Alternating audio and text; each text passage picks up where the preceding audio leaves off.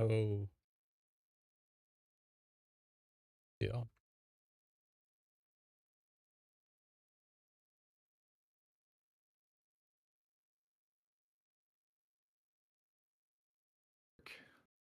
Oh yeah, I for sure. when I was grabbing some VODs, I stopped by for a sec.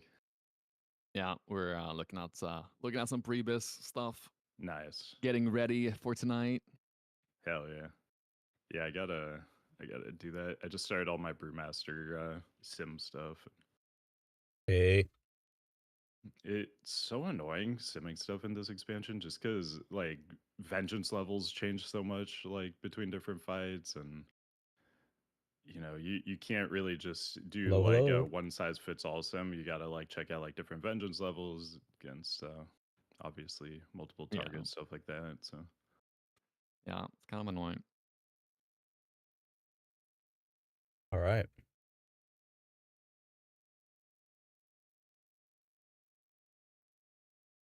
Let's see. I'm gonna do what we did last time, I think, which I'm just gonna have Subtle and Randy. I'm pretty sure he said he's starting, but maybe I misunderstood. But let me put a little overlay, I think, to make this really nice. See if this works. It does. Then can I... What happens if I make this a little smaller? Nothing, huh? Interesting. All right, so yeah, we're getting ready to have a tank talk about Brewmaster and Prop Paladin and MoP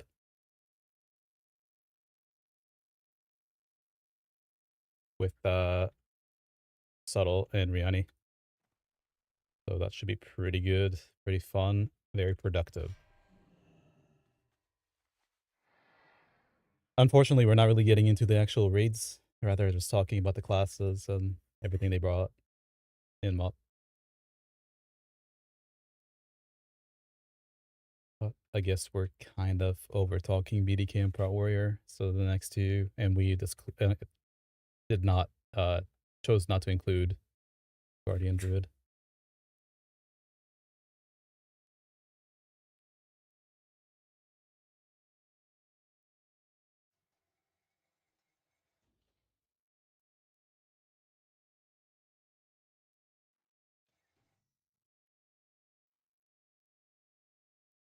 So we'll see about all that in a minute here. In the meantime, while they figure their stuff out.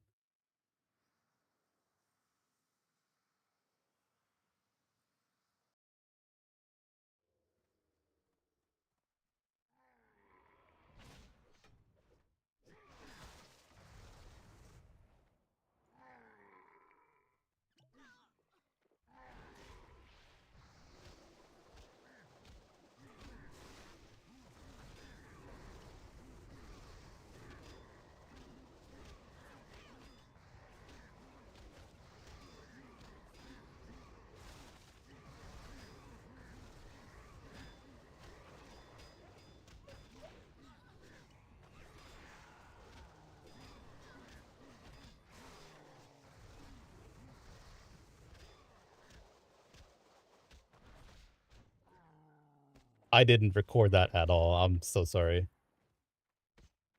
Yeah, I was just hanging out, doing 10 men.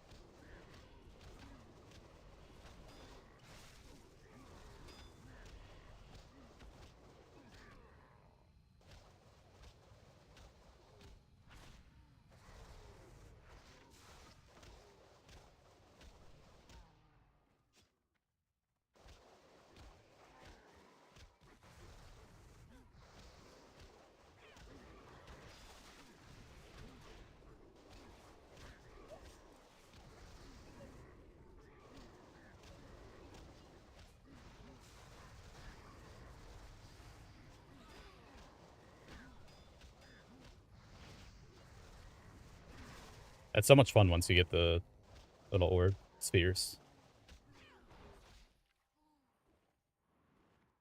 Crazy to think we play without it.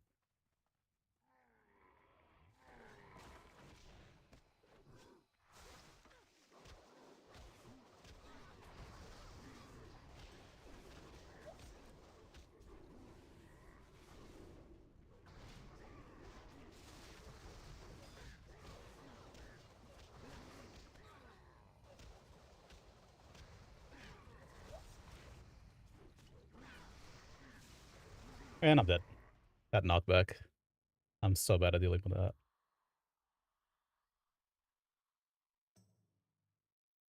I've been here for five levels now. I still haven't figured out how not to pull the casters. But I think we're gonna start the talk now, so. Do you want to knock?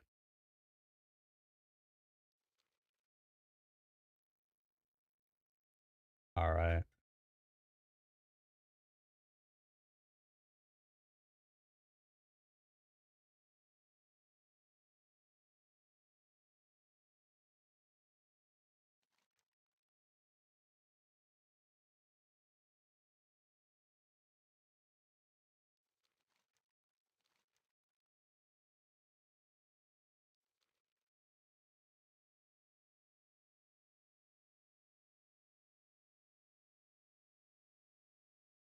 Alright. All right, so you guys both all good? Yep. All good. Cool, cool.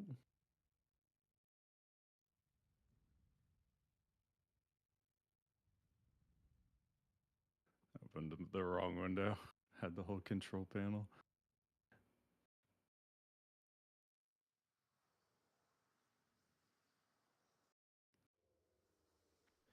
All right, guys, welcome to another MoP Tank Talk. We are back with Riani and Cow. Today we're doing Ooh. Brewmaster and Prop Alley. Very Probably, excited about this one. These are two of my favorite classes. Riani, how have you check this been? out. There you go. And tell us a little bit about your experience with both Brewmaster and Prop Alley. Like, Aw, what kind of raids have you done on them? Stuff like that. I'm gonna be honest that Brewmaster is not one I have prioritized because we've been running another experienced Brewmaster in our raid, and me personally, I've been taking the back seat on that one.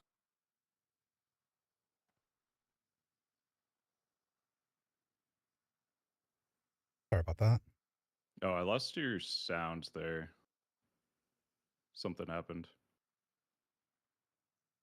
Cannot hear you right now. Well, that's not great. There it is. We got you back. Okay, sorry about that. No worries. Yeah, so I've been taking a back seat on the Brewmaster. I've been prioritizing the Prop Pally and the Blood Decape. And but the Prop Pally, I've been clearing everything, full heroic, and it's been fun. It's been fun. A lot more fun than I thought, and a lot better than I thought too. So I'm excited to talk about it, and of course the Brewmaster wise, I think I'll get some tips from you. Even though I of course have looked into that too, but not as deeply as some of the other tanks. Sure. And at the end, I think it'd be pretty good if we, reevaluated maybe our rankings of all the tanks because we had talked about them last time quite a bit. But I mean, since then, there's been so many tank changes. And I mean, we all just have more experience since that Blood Decay and Prot we were talking now, too. I agree. I think it's time to take another look at that tier list. Unfortunately. Let's do it. Yeah. Cow. Same thing to you. Welcome back. Thanks so much for joining. And what kind of experience have you been having on the Brewmaster and Prop Alley? Hey. So in raids, I've only done 10 men on Prop Paladin. It wasn't on stream or anything because it was complete strangers at times that weren't really stream friendly for me.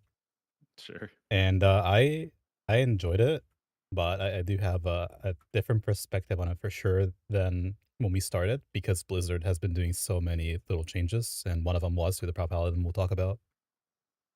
And then in terms of Brewmaster, only leveling, I haven't, or 5 men's as well, but I haven't touched raids with it. Okay. Have you had brewmasters in your raids at all that you've been playing with? Yeah, so luckily our off tank is Okay. a MoP expert, and he played Brewmaster Monk, so I got to in-depth look at his logs, see exactly what he did, and all that as well to prepare. Okay. Very nice. Yeah, we're definitely in the same boat there. I think both Cow and I. Cool, cool. Yeah, I think we have our bases pretty covered then. For me personally, I played a bit of Brewmaster P1 on private server. I played one a lot in the early beta. I only did MSV on Brewmaster on beta. I did one Heart of Fear run on P server on Brewmaster. So limited experience, but overall, I've played it quite a few hours. Just need to rack up those raid hours for the most part. But let's just hop right into the Brewmaster right now. So, first off, let's talk about how it performs overall, both the raids, challenge modes, just everything. So, most people would say that Brewmaster is like the tank for challenge modes. I'm not sure how you guys feel about that. Do you think Brewmaster is significantly above the other tanks, or it's pretty close, or maybe something else is even better than it? So I think that it is actually like Brewmaster is gonna be the tank that is gonna be the fastest, like have the best time for sure. However, I don't think that they will be the ones that will be the easiest to complete gold on. If I'm gonna be honest, I have played it on. I've done gold challenge modes on the beta on a lot of tanks, and you'd be surprised by how easy the gold challenge mode Hey, what's up, is for Sam? some of the Welcome classes. back. Even though they might not be able to go Appreciate the as subscription. fast Announce that DK as is the dead. Brewmaster, Please no. going just for gold, I I will don't never. think they will be the easiest tank to do that on. But they're certainly, they're extremely good. They will probably be the top dog for the absolute highest level of play, the speed runs. Yeah, I don't think that you can only do it on Brewmaster because that's definitely not true. Yeah, absolutely. Like every tank I feel like is gonna have a pretty easy time golding stuff. And yeah, I could definitely see that. Like higher floor on some of the other classes, higher ceiling on Brewmaster. So, Um, if you were to ask yeah. though a little differently and say, would Brewmaster be the one to set the realm record every time on every Hmm. realm? Would that be a different answer than Riani? I know you say it's not as easy, maybe, to achieve gold, and maybe it's because the timers are so lenient that you can do it on any tank. But I feel like it's undoubtedly, in my eyes, the top dog for challenge modes for sure in the long term. Yes. So when I say that, my statement was merely just saying that I think the other tanks, not only I think especially like Prop Pally, for example, I feel for me personally, um, there you are gonna have an easier time, I personally think, unless you are a skilled player, at getting gold with a Prop Pally compared to a Brewmaster. Very much so because they're very lenient on the time. However, obviously, when we're talking about the top dogs, the big speedrunners, you are obviously, yeah, Brewmaster is going to be the play. There might be some certain instances where you can have other tanks that are a little bit gimmicky and perform well in that regard, um, but yeah, you're not you're not going to see any other tank than Brewmaster probably in the very very top rankings. No. Yep. I would agree with that.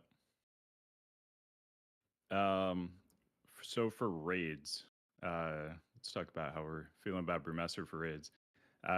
For me, kind of Pot Warrior, Blood DK, Brewmaster, I think are all like super super solid. Can main tank, do great on AOE, all that stuff. Very very good survivability. And we'll talk about like maybe Prop Value too now even. And so for me personally, this is one of those times you can sort of just pick whatever you like the most. I do think Brewmaster's a little bit better on 10 man. I feel like the Ox shields are a little more valuable there. But I mean, overall, it's a really strong tank. I feel like if you like the class, you can just play it if it's your favorite tank. Do you guys feel like it's, uh, you know, uh, weak, strong? How do you guys feel about it in raid right now? You want to take this one, Cal? Sure. So I think Brewmaster has a lot of hidden potential past all the already great things about it. If you let it get to high vengeance levels, like you said about the raid heals, as an example, you can really abuse that if you know what you're doing to help your healers out or your comp even. Uh, at least in my eyes experience in 25, more than Prot Warrior at the time. I think Propelli is going to serve a different purpose than that. But yeah, Brewmaster is very, very good right now. Yeah. Uh, yeah. So I'm gonna say that I don't think that they're in a good spot. I think they're in by far the best spot. Um, I I was I'm gonna jump ahead of a little bit here. We're talking about rankings, down the line that we're gonna talk about that. Currently, there is no way that you don't run a Brewmaster as your main tank in a progression environment. In like a high end progression environment, there's no way you run anything else than a Brewmaster. You can get Wow. away with anything else, but I think that the Bloody K that we were talking about earlier is dethroned so far from that spot, 100%. Okay. You feel like Brewmaster better than Prowler even? Because for me, Prowler is actually my number one now.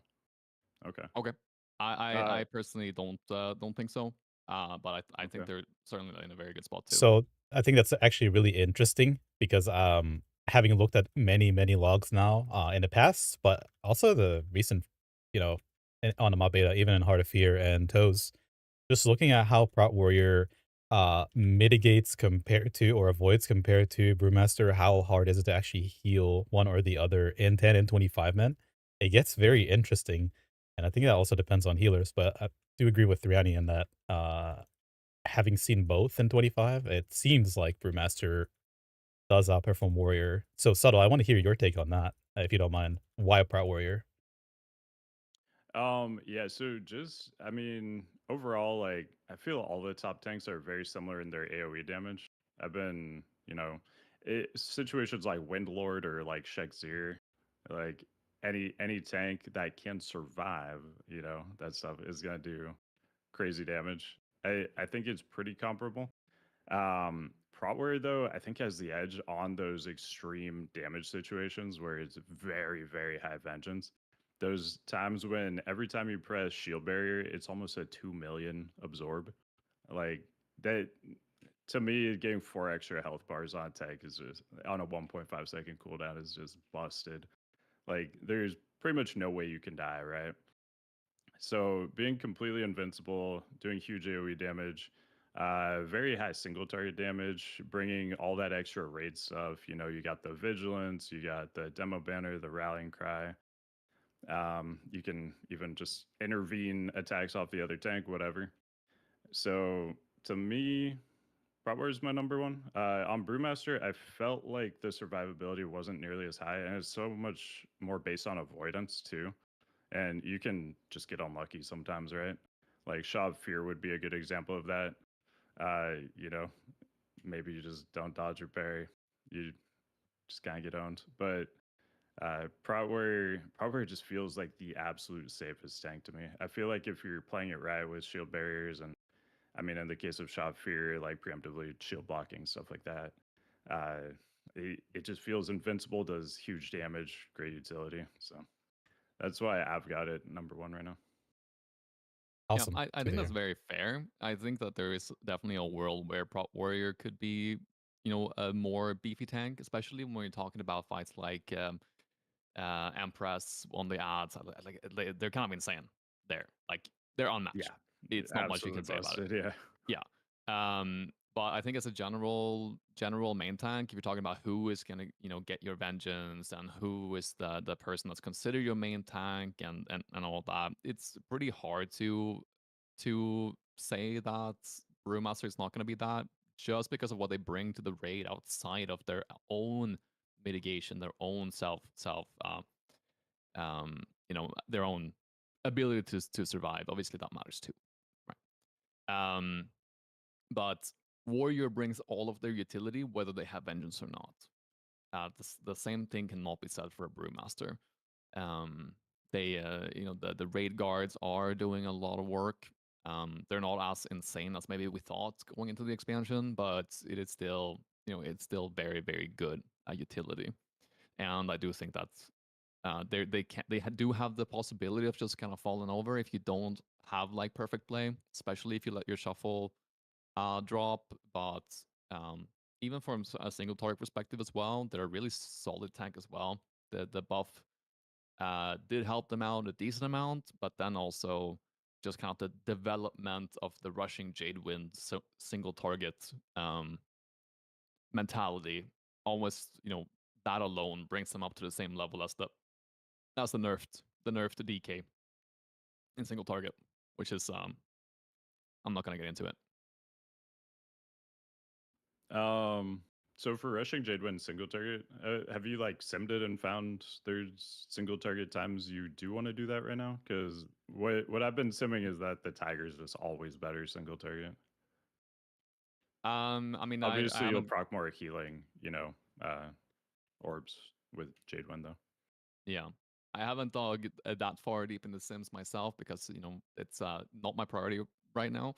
Sure. But from with the proper APL, rushing Jadewind is a sizable increase. But of course, it depends on vengeance and all that. Okay. Yeah, I'll have to play around with that then, because I've just been using their defaults that they have on there, which might not be optimal. Yeah. Okay. So we're really high on the Brewmaster now. That's awesome. I guess so. Big brew fan myself, so good to hear. So let's look at stat priority. So for Brewmaster, like every tank, you're going for hit cap, you're going for expertise hard cap. That's pretty much across the board. Although we did talk about I think it was blood decay, maybe soft capping it. So I'm gonna we're gonna get into them on the Prot pal, but I'm less less gung ho on hard cap for Prot Pally too. But we'll Okay. save that one for later. Okay. Okay. Sure. Yeah. We'll get into it. So hit cap, expertise, hard cap, and then generally you're going crit and then haste. Some people do like to have a little bit more haste for more energy regen, but like kind of the number I've seen thrown around a lot is like 4,000 haste. 4,000. Yeah, but that's really just kind of a preference thing because simming it performs way worse than crit. In terms of damage taken per second and damage done per second. Yeah, I think a thing to So keep in mind there is that yeah, the 4,000 number is supposed to be a way to make it easier to always have 100% uptime on your shuffle. But if you play well, you need 0 haste to keep up shuffle. yeah, And the Sims obviously play well. But if you know that you maybe don't play things too optimally, then maybe it is worth picking up some haste over crit. But yeah, generally let's not gear for bad play. yeah, yeah, definitely. And if you are like running the tag, so the only time it is difficult at all to keep shuffle up is if you're using rushing Jadewind on less than 3 targets, not getting your chi from it. If you're running like the Tiger and you're just doing a pure like jab rotation, shuffle's gonna get over a minute like duration on it. Like it's not something you even got to think about unless you're running rushing Jadewind on 1 or 2 targets. So that yeah. And I would actually recommend that for probably 95% of Brewmaster players. Like, even if rushing Jadewind single target is a little bit better, just the ease, like, if you're learning all these fights, just the ease of the rotation when you're running Tiger and don't even have to think about shuffle. It makes it so much easier to focus on all the mechanics of the fight you're trying to learn and stuff that I would recommend most people just do that starting out. And yeah, like I've played I never go for extra haste. I mean pre-bis gear you're playing around 1,000 haste. The way I reforge and gem. I think it gets I don't know maybe 3,000 in like MSV bis something like that, but not going out of my way for it. And the difference between going for like 4,000 haste and just sitting on that passive like 1,000 haste you get without trying, it's it's a little over 40 energy a minute, which is one jab. So you get one more jab a minute, and it's just not that impactful, right? And in place of that, you can get 5% crit, which is pretty awesome. Like at high vengeance, just doing double damage is the best thing you can do. So is there a world where you try to value haste more after a certain point because they are when you have higher crits because they kind of synergize off each other. So you're like, well, I really don't want to run haste a lot in the beginning, but perhaps when I have 6,000 crit, I prioritize per point haste up until certain value. Yeah, I mean, it really is just coming down to the sim on that one. That's interesting. So far, I haven't found a level where you actually gain DPS or reduce your damage taken per second by going haste over crit. It's very possible there is some point that exists. When we get to extreme gear levels later in the expansion, you can actually crit cap on dual wield. Like you get to a point where you can, no longer actually gain auto attack crits because of the combat table. You're just capped. You can't go above it. So, I mean, that would be a point where, I mean, you either switch to a two-hander, which has a higher auto attack crit cap, or, you value haste a little bit more at that point since your crits not applying to your auto attacks. But yeah, for so far, the things I've simmed is just you go pure crit. Unless you do have like some preference that like, oh, I'm not getting enough energy, sure, you can pick up some extra haste, but I personally have not found that to be worthwhile. Yeah. So in the Guardian Druid Discord, there is some major copium going on around prioritizing dodge as a Huh. way to bring down your damage taken and chance of death. Obviously, that comes at a big loss offensively. But is there any stuff like that going on Brewmaster that's worth considering on a fight like let's say Shaw or something like that? I mean, on a fight like Shot, I wouldn't go into the dodge part of it. If you absolutely need survivability, you could go a little bit into mastery. That's not something I really recommend. I mean, you have so many other options to survive. All these externals, we just have an embarrassment of riches, basically, especially in 25 man. But even in That's insane. 10 man, I mean, you bring a single paladin and you have two sacks right there. You have like lay on hands. You have, if it's a prop out, you have devotion aura. You have so many good options. I definitely like reforging and stuff for things like mastery or dodge. That would be like an absolute last ditch effort if for some reason like your raid, just isn't getting it done with all the tools in your toolkit. But That feels yeah, like to me, baiting more than anything. Does it not? I mean, Yeah, yeah. I mean, yeah, I've seen some interesting things on some of the discords before, so you never know. But uh, That is not baiting, by the way. Like that is the mentality oh, of the Discord. yeah, So not you. The people who are saying so are people have always done this, by the way. You really started seeing it in TBC and Classic, right? Where people came back to the game and we ran Fury Prot, and it's not going to go deep dive into our history, but people thought you don't need any hit on a tank in TBC, whether it's a Feral, a Guardian, so to speak, or a Warrior or whatever, to go with, 1% hit and 1% expertise, and you're good to go. Just survive, forehead. But having played Cheyenne 25 with 3 tanks and doing the rotation properly on that boss since we brought it up, right? I severely disagree with avoidance already stacked on top of what a Brewmaster has to offer if you just keep your buffs up properly and have AECD running. I've not encountered a log where a Brewmaster just dies. You have, Yeah, I you agree. know, elusive, shuffle as well, and mischance. You just end up having like 65% chance to not get hit baseline before you're either guard or any other thing on you at all. It's very hard to die. oh yeah. I mean, it's even higher than that. I think 70 is like the minimum I've had on my Yeah. brewmasters. So Uh, you gotta throw in miss as well, right? You true. get the 4.4 there. So So yeah, yeah, it's it's just it's incredible to watch, you know, somebody with you as a BDK. I'm not gonna bring it up too long, but you're playing the BDK, and then there's a Sprout Warrior or a Brewmaster in our case, and they're just not getting hit. They're just, you know, and you're dying every time, but they're just not getting hit. And that's without gearing anywhere towards not mastery, not dodge, not parry. yeah, But yeah. yeah. I definitely wouldn't advise going for either of those. But yeah, so just to like summarize all that, basically priority, you're going for hit cap, expertise, hard cap, crit, then haste, and that's it. Like on some of your gear, you'll end up with random mastery, whatever. But it's not something you're really gonna go out of your way for.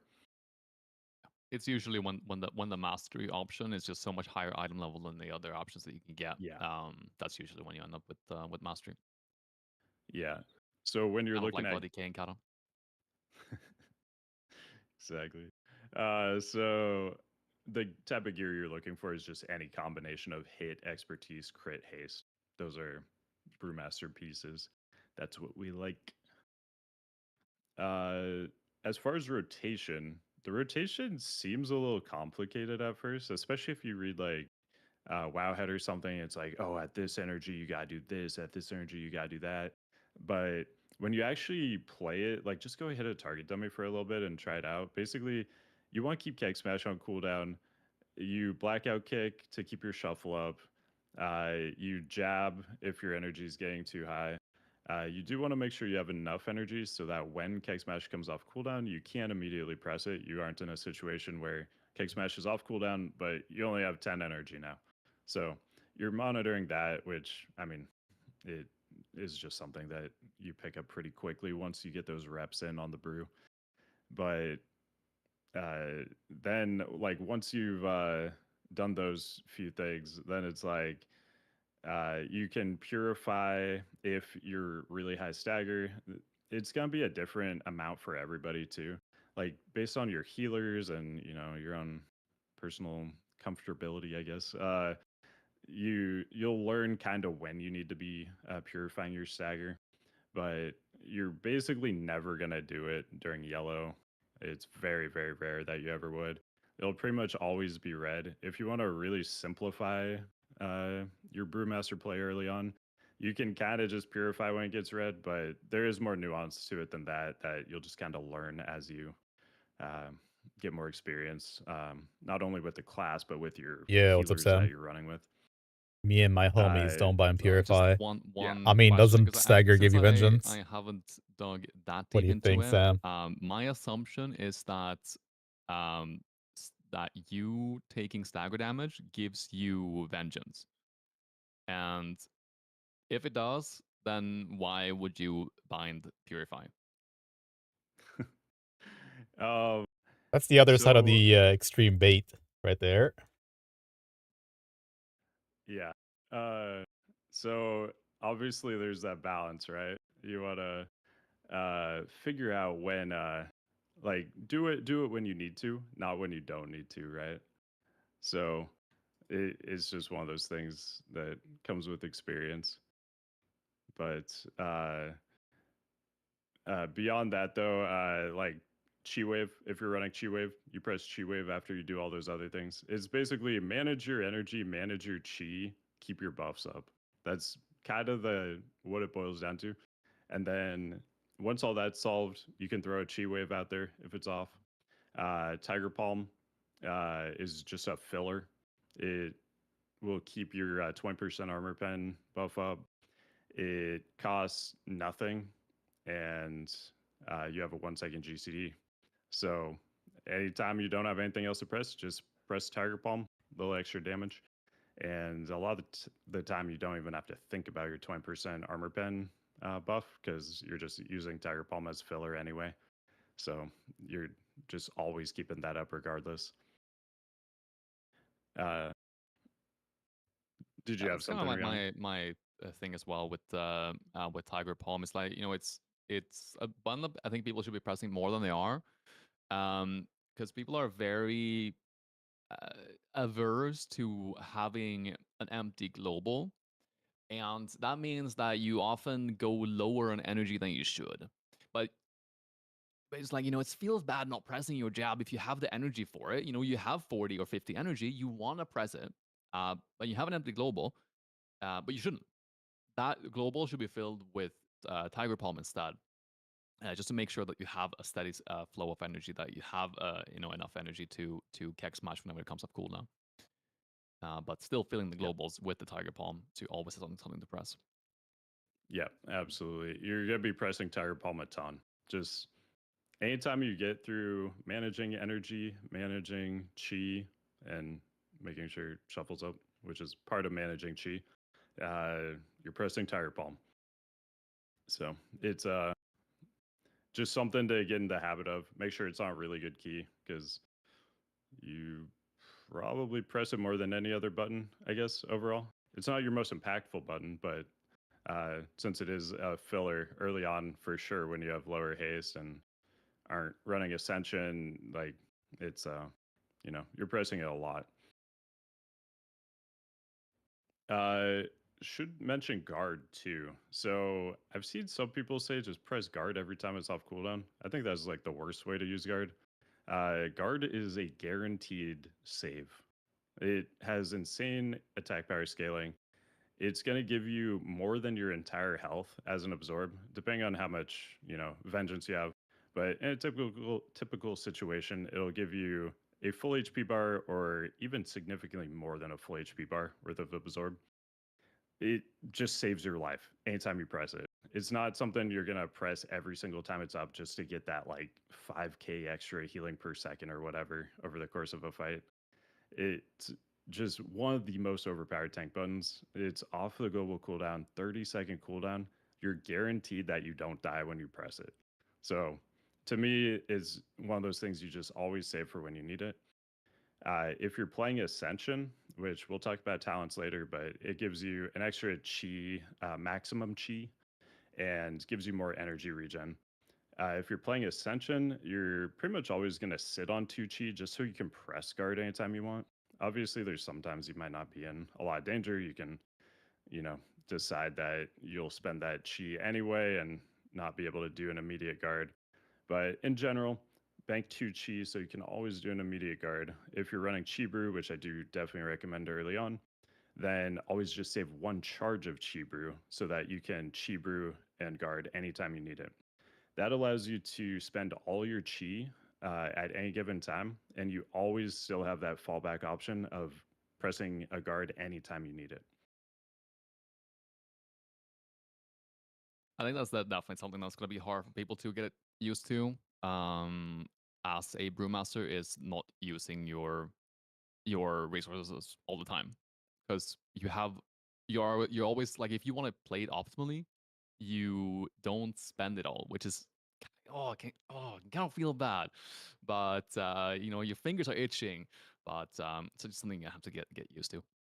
But yeah, I agree with guard. You know, if you want to maximize the amount of damage mitigated over the course of a fight, absolutely, just press it off cooldown. What are you doing? But that is not how you are become a good tank. If you want to, you know, reduce your overall damage taken, you know, then you should rotate externals literally from the start of the fight all the way through. But that's not how you play a tank. The way you play a tank is to minimize the chance of death, and the chance of death is minimized by using your cooldowns properly when you need them, and that includes guard as well. Absolutely. Should also mention Elusive Brew. I haven't talked about that as much yet. So when you auto attack crit, you're going to gain stacks of elusive brew. And then you have an ability elusive brew that you can use to consume those stacks. And for every elusive brew stack you have, you get 30% dodge. So 1 in 3 attacks will not hit you just by pressing that button for that duration. So this is one of the reasons crit's so good for us. As attack power gets higher, crit's just incredible for damage already. But you also get that synergy of getting those elusive brew stacks from getting those auto attack crits. So you're not only increasing your damage done, you're also increasing your survivability by quite a bit, getting that extra crit. And you pretty quickly, when you're crit stacking, can reach a point where you're basically 100% uptime on elusive brew, especially with like chi brew to help you, bridge the gap a little bit, since you're getting that 6 extra elusive brew stacks every, I forget, 45 seconds, whatever it is. So, elusive brew, typically the way I play it, just anytime I'm around like 6 or higher, I'm generally pressing it. If I know there's like a high damage part coming up, though, I'll just bank it to make sure I have it for that. Uh, I mean, one of the things that really jumps out is like Will of the Emperor. That's a really, really nice brew fight because Yeah. during the whole dance phase, you're just accumulating your elusive brew the whole time. And then as soon you really want to watch like the timer so that you're pre-pressing elusive brew before you actually take that first hit. But right when that dance is about to end, you pop your elusive brew. You're gonna have 30% extra dodge the entirety of the tank phase. So like you'll need to refresh it a little bit towards the end because I think tank phase is like 20 seconds. Full stack of elusive brew will be 15. So you'll refresh it toward the end, but having 30% extra dodge that entire dangerous part of the fight is just incredibly valuable. And we should also talk about Ox Statue. Ox Statue, you put it on the ground. Anybody within 40 yards will get absorbs on them based on the damage you do. Every X amount of damage you do, they get a absorb shield. So we talked about this a little bit earlier. This is one of the most powerful parts about Brew. It could very well be the difference between you dropping a healer or having to bring an extra healer, which means a lot less damage if you're having to bring that extra healer, or a lot more damage if you get to drop that healer. And especially in like a 10-man environment, if you can drop a healer and bring an extra DPS, the bosses just die so much faster that it's very, very impactful there. Something that I find very, very ironic about the dropping a healer thing with Brew is that we have heard so many times over the past few expansions that gear as defensively as possible, because if you can gear defensively enough to drop a healer, then that's going to be better for your raid. Realistically, that has never been the case. But now, because we because the Brewmaster scales with their raid healing with offensive output, it actually is the contrary argument to where you want to stack as many offensive tools as possible in order to give as much raid healing as possible, and being able to drop a healer because of it, not because you as a tank are defensive. Yeah, that's definitely one of my favorite parts too. Just like, I mean, Vengeance, this expansion is insane on its own. And then you get all this like defensive, offensive synergy from tank sets now. I mean, we talked about Riposte in the last chat where, you get 75% of your dodge and parry as crit. So you just like across the board, tanks just get a lot of double dipping on offensive, defensive.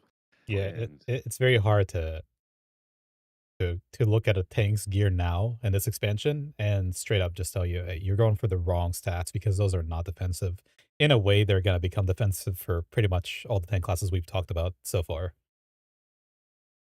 yeah, Yeah. it's There will be fights where I think if you're certain classes, hint blood DK, you do want to cuck yourself a little bit offensively and go defensive stats for certain fights. But yes, generally like defensive stats, not a thing in this binary. yeah, absolutely. It's pretty much just do as much damage as you can. Pump those offensive stats. which in turn will increase your survivability even. Indeed, indeed. One thing I want to bring yeah. back. I'm sorry if I'm interrupting you in the middle of the Dave discussion. You know, Dave is of course our statue, the nickname which was fondly given to it. But on the topic of elusive brawler, elusive brew, Elusive brew. yeah. Yeah. A thing that I get asked a lot, and I think I have a pretty clear understanding of when you do this and when you don't. But just for everyone else out there, um, when do you go one-handers versus two-handers, and why is one better than the other at certain times? Sure. So generally, you're just going eye level. It's like whatever eye level weapon you have. If you have higher eye level dual wield, you have higher eye level staff or polearm. You'll just use the higher eye level one usually. Dual wield is going to be more damage. You get that extra weapon enchant. It's going to be a little bit more damage. It's going to be a little bit more consistent elusive brew generation since the procs are coming from two different weapons. The overall elusive brew generation will be a little bit lower though. So it with the one hand or the dual wield, it's going to be more consistent but less overall. With the two-hander, you're going to do a little bit less damage. You're going to have burstier elusive brew generation. You're going to be getting 3 elusive brew from each proc instead of the 1.5 basically. And Isn't it just flat one? Since you uh, have the I 2.6 I attack could be speed. wrong. I could be wrong. I thought it was 1.5 and the game, rounded it. And so sometimes you got 1, sometimes you got 2. I could be wrong on that though. But Now I'm pretty sure it's 1, but I'm so sure someone it, in the it chat could can be. It could be. I would have correct to, us. yes, I would have to verify that. But you're going to get more total elusive brew generation from the staff. So if you absolutely need to min max your elusive brew generation to survive, you can go for the staff. But either way, it's not like a huge difference going one way or the other. So, Thanks. if you absolutely got to Tuna. min max that elusive brew Awesome. gen, do Thank the you. staff. But in general, use whatever's higher eye level for you. If you are playing Orc, also Yeah, you definitely there's can ask fist weapons questions while throughout he's the whole talking for game sure. to utilize the expertise bonus from Orc. If you're playing Orc, then obviously you're gonna tend to favor that dual wield even more than you normally would to benefit from that. Indeed. And then so we talked a bit about the single target rotation. Should mention for multi-target. If we're talking 3 targets or more, you'll be running for sure Rushing Jadewind, which will just fully replace your jab. Because at 3+ targets, How it's can it going be to when give people you a have chi glyphs so you every can't make time you it? use it. That's a good question. So Can you you give me an don't example of lose what any glyph chi you're looking at? generation by using Rushing Jadewind, which is the drawback on 1 and 2 targets. So basically, anytime you would have jabbed, you're now using Rushing Jadewind. And then as kind of your lowest priority thing, you can throw in Breath of Fire as well for 2 chi, assuming it's not going to prevent you from casting Blackout Kick to keep stagger up. You want to maintain, or shuffle, rather. You want to keep that shuffle up, be able to guard. But if you're running Chi Brew and sitting on your 1 stack, you'll always be able to do that anyway. And that's all that really changes. It's just replace jab with Rushing Jadewind, and as your kind of lowest priority thing, just above Tiger Palm filler, basically, would be Breath of Fire. Yep. Yeah. I think it's also worth keeping in mind with Breath of Fire is that it has an on-use damage component when you press it, and then it also has a debuff that it leaves on the target, assuming that the target can be slowed. And obviously in a raid setting, that is not a lot. which does push it down, way further. And I think it's how many targets do you need to have to press a Breath of Fire versus a Blackout Kick, and and for it to be worth it without the debuff. Um, Yeah, I don't know the exact number now after the blackout kick change. no. Most of my brew play was before, but Glyph of Endearing Healing. a I don't lot of the know. time too, you actually will. I have Fortuitous. Well, no, I shouldn't say a lot of the time, because like something like Stone Guard you wouldn't, but something like Empress you do get the dot. So you just kind of gotta look at it case by case basis. Yeah. But if you are getting that dot, it's super worth pressing, basically. I think even on single At all target, it would times. be a DPS increase then, no? It used to be with the blackout kick Ah, change. right, I'm not right. sure now, but yeah, it did used to be for sure. Um, yeah. So I mean, rotation doesn't really change a whole lot there, but let's see.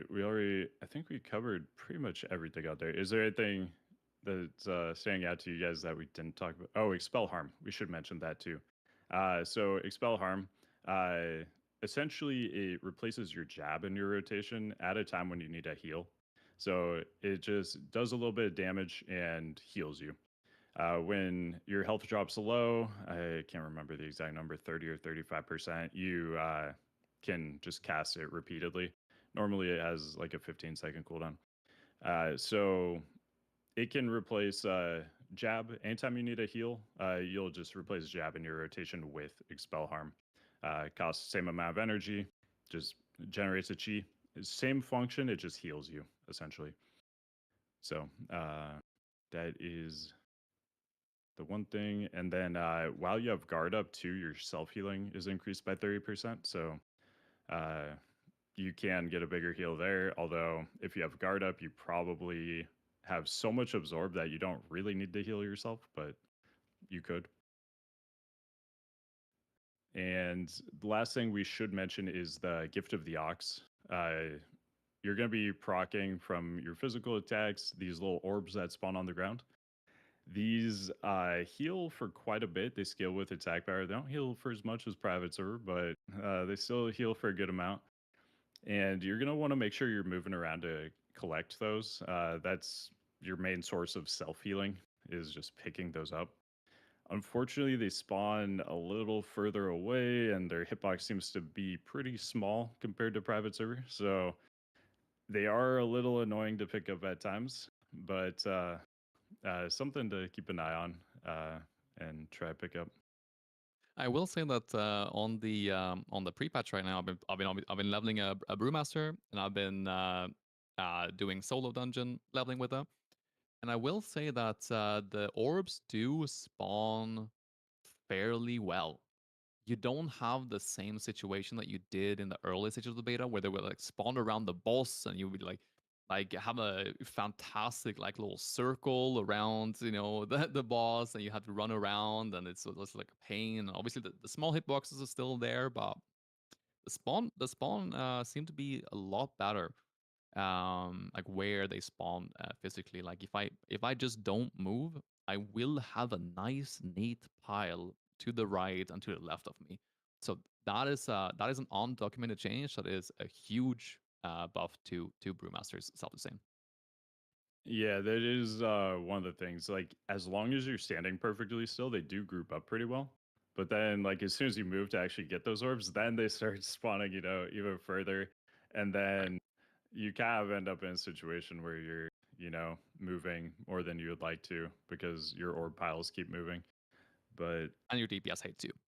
yes, yeah. And like solo dungeoning, obviously, pretty different environment. You don't really care where the mobs are facing. And how many like mobs are you pulling to? Because I've found it was more annoying like with more mobs, like some of the orb placement. But if you're only pulling like a couple mobs, maybe it wouldn't be as bad. Oh, I tend to go pretty big. Okay. Yeah. It's only bad when you All get right. knocked around. Yeah. Yeah. True. Right. Anything else you guys could think of on rotation? I think we We maybe didn't covered. really talk about the opener, but it is a talent, and we are gonna get to it, the Chi Brew. Because if you are taking Chi Yeah, Brew, that becomes a solid part of your rotation that you need to know when to use and how to utilize, especially Umple. yeah, definitely. Yeah, we can talk about that really quick, just like the opener. So if you're running like Chi Brew and Chi Wave, those are two pretty standard things to run. On the pole, you can throw the Chi Wave. It has long range. It's gonna bounce around everything, and it's something you can press before you're even in melee range of stuff. So obviously you're pre-potting, you're popping your Chi Wave going in. Make sure your Ox is down before the pull. He can aggro things, so don't drop him too close. You're gonna have to, kind of figure out on boss by boss basis, like the best spot to pre-drop him at. One thing to mention too, you can actually taunt off the Ox. If you use your provoke ability on your Ox statue, it'll do like a AoE taunt around it. So that's a little trick you can use sometimes.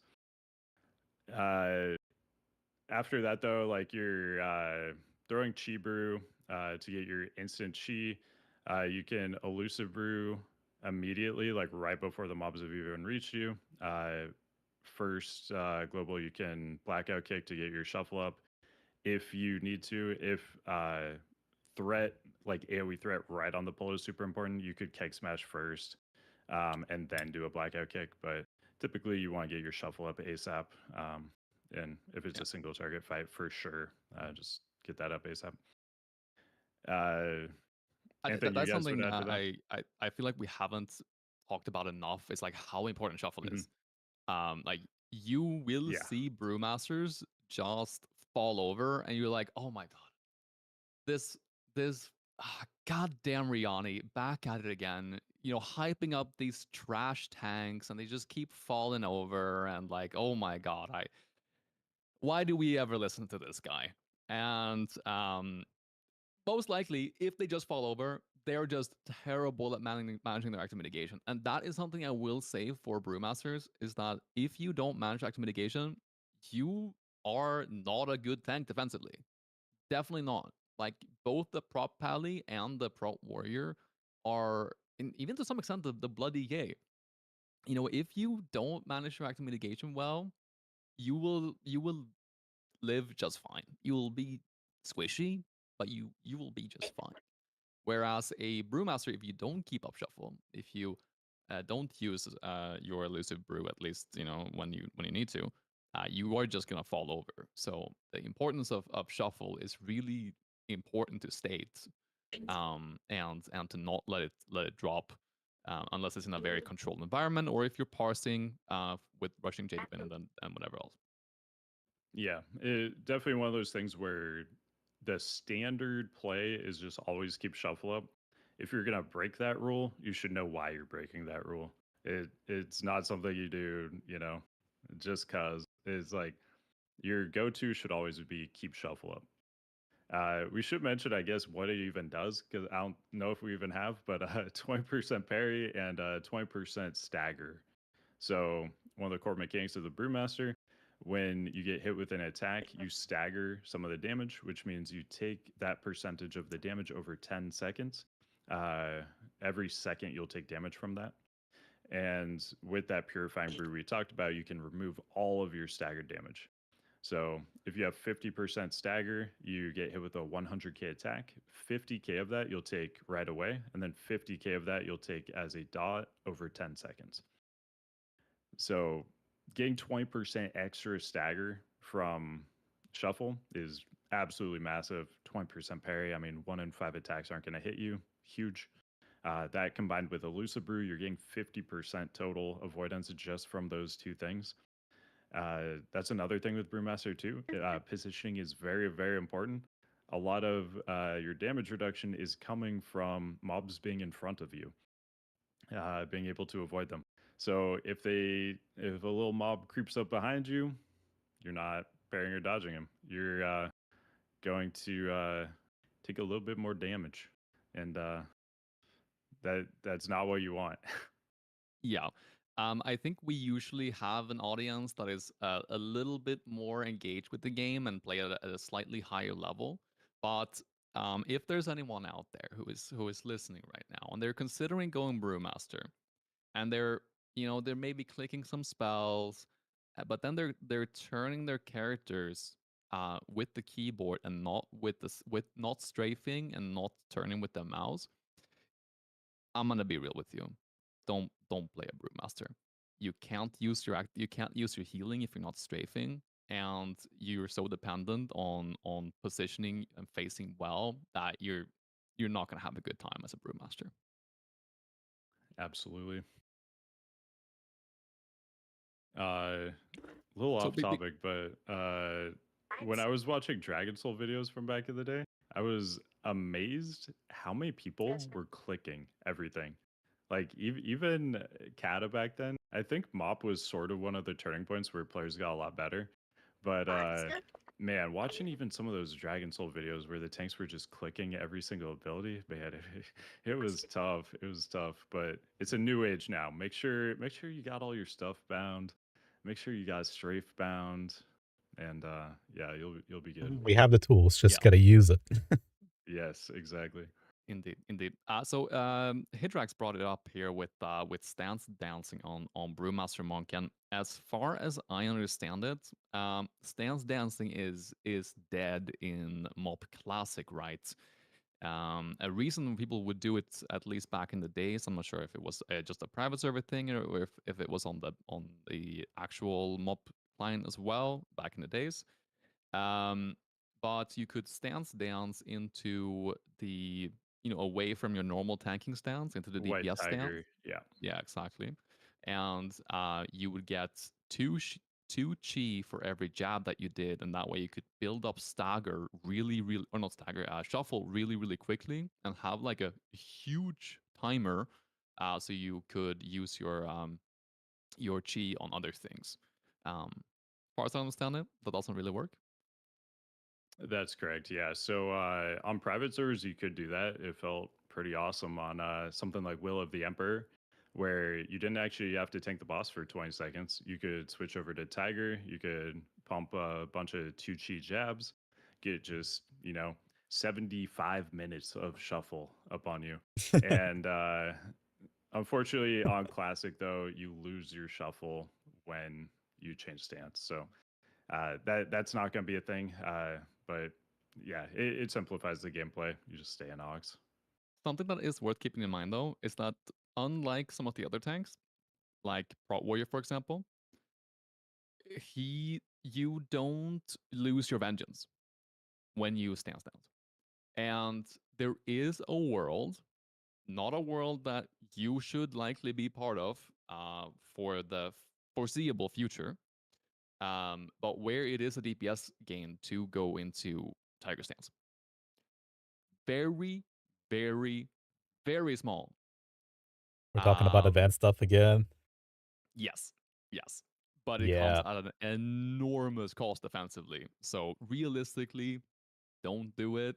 I'm just saying there is a world.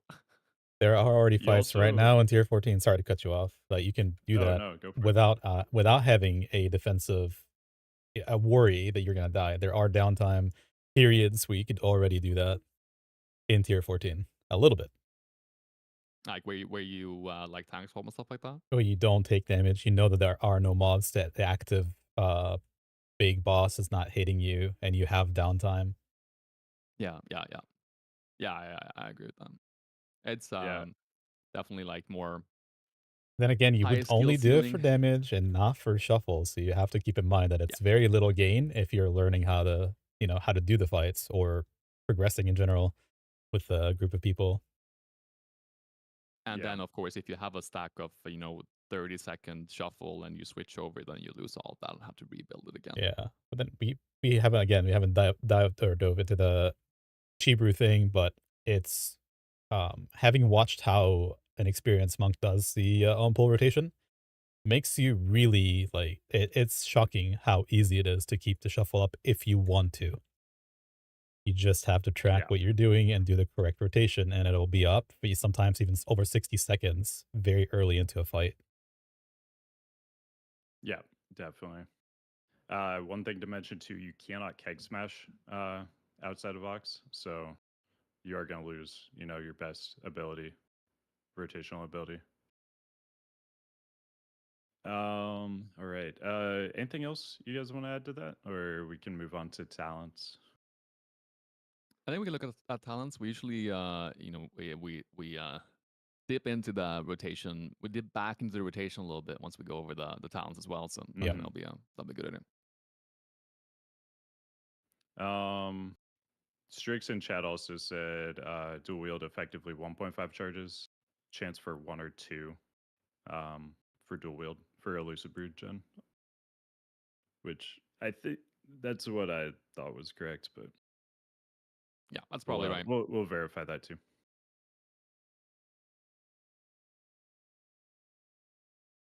All right, let's get our nice little Wowhead window open.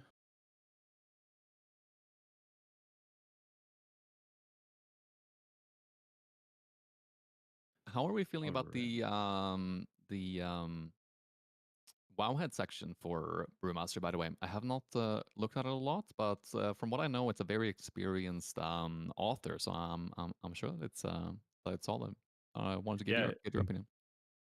Yeah, everything I've read through on there, it looks really good. I mean, the only thing I really disagreed with that I saw was like the whole haste versus crit thing. They recommended, I think, the 4,000 haste. I think that's not The really ancient stone worthwhile, tablets but speak through him. The good old ancient text. Yeah, we know them well.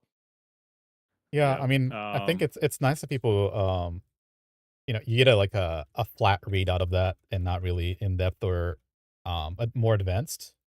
So now that you have this new author who's doing the BDK and the Prot Warrior, and it goes super in depth in all aspects of that tank, of that class and spec, going to other authors and getting that flat level is a little.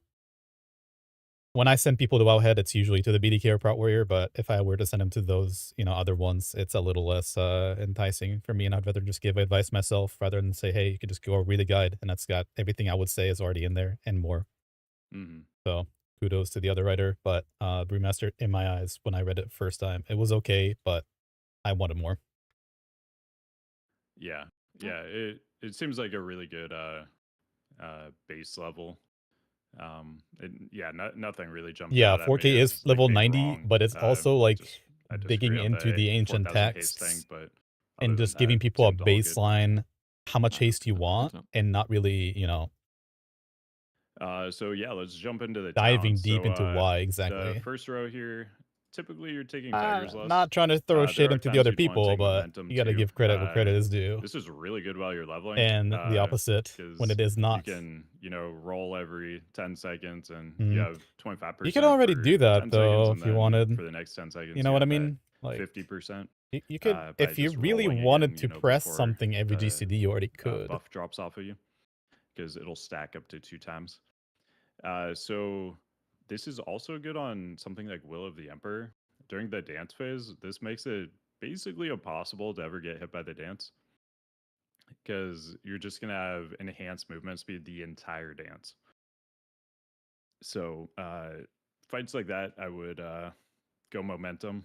You could definitely get away with Tiger's Lust there, but momentum will just guarantee that you never get hit. Yeah, How many fights do we actually go? Sorry. Okay, you go first. Oh, I was just gonna comment on the Emperor thing. Like, people might think that, oh well, this high speed of burst is gonna be really good for this fight. But in actuality, like, you can do the fight very easily without movement speed. So just having that little bit of constant movement speed is gonna trivialize the entire dance, and you're never gonna fail. Right, if you can do it on BDK, you can do it on any of them. Yeah. But I was going to ask, Right. Subtle, you have probably, a fair amount of tier 14 experience at this point with Brew. How many fights or trash fights in the raids have you used Tiger Lust on? And thought, that's definitely the way to go. I need that. Are you talking about the clearing the roots portion, or just Well, like just in movement general, speed? something that obviously that's like the big benefit, right? Is that you have that extra hidden mechanic in it. Yeah, it does have that like blessing of freedom essentially mechanic. Very, very nice. I can't think of like an exact moment. Like I mean I use it like all the time. I would say I use it on like probably every single pull, but nothing's like jumping out to me as like, oh, this is like you gotta have Tiger's List here. But just having a, sprint Haste will be constantly interesting. on Yeah, 30-second cooldown is just invaluable, I think. you're right. The biggest gain of Tiger's Loss is that you can use it on your immobile Blood Decay tank. Yes. Yeah, that's a great thing to mention. You don't even have to just use this on yourself. You can put it on other people. So, yeah, it can definitely be helpful. Uh, Also, other times like people in your raid might have to kite something like Garrelon, for example. You could throw it on your kiter. Not that they should really need it, but I should have a camera on for this because I was smiling the whole time you're talking about helping other people with the Tiger's Lust. Yeah. Yeah, so I was wondering because I do have some people who are asking, what type of mechanics exactly can we expect from bosses that have that? Maybe you know how some mobs have a slowing effect on you that also damages you. I know there is a lot of yeah. lore about abilities you can use that on to counter it with Tiger's Lust on encounters. If you know of any. Um, I don't know Vayne myself right now, but it's possible they're out there for sure. All That right. is, yeah, that is a consideration for sure. That was what was it? Syndragosa's breath kind of jumps out as something that I believe it was the Wrath version of toughness reduced the duration of like movement impairing effects on you. Mhm. And so if you had that, it reduced the duration of Syndragosa's breath ability, which reduced your attack speed. So yeah, mechanics like that where it has a like movement speed component to it, but like really the more important part of it is whatever the other effect is on it. Yeah, anything like that Tiger's List might be able to remove is it's gonna be very valuable there. But I don't have anything off the top of my head right now. Tiger's Loss is on the GCD, right? Off GCD. Oh, okay, good. Okay. Yeah, really nice. So next row, Chi-Wave is kind of the default. I honestly haven't played around with the other two much, but Chi Burst situationally can be useful. You can do like big burst healing with that.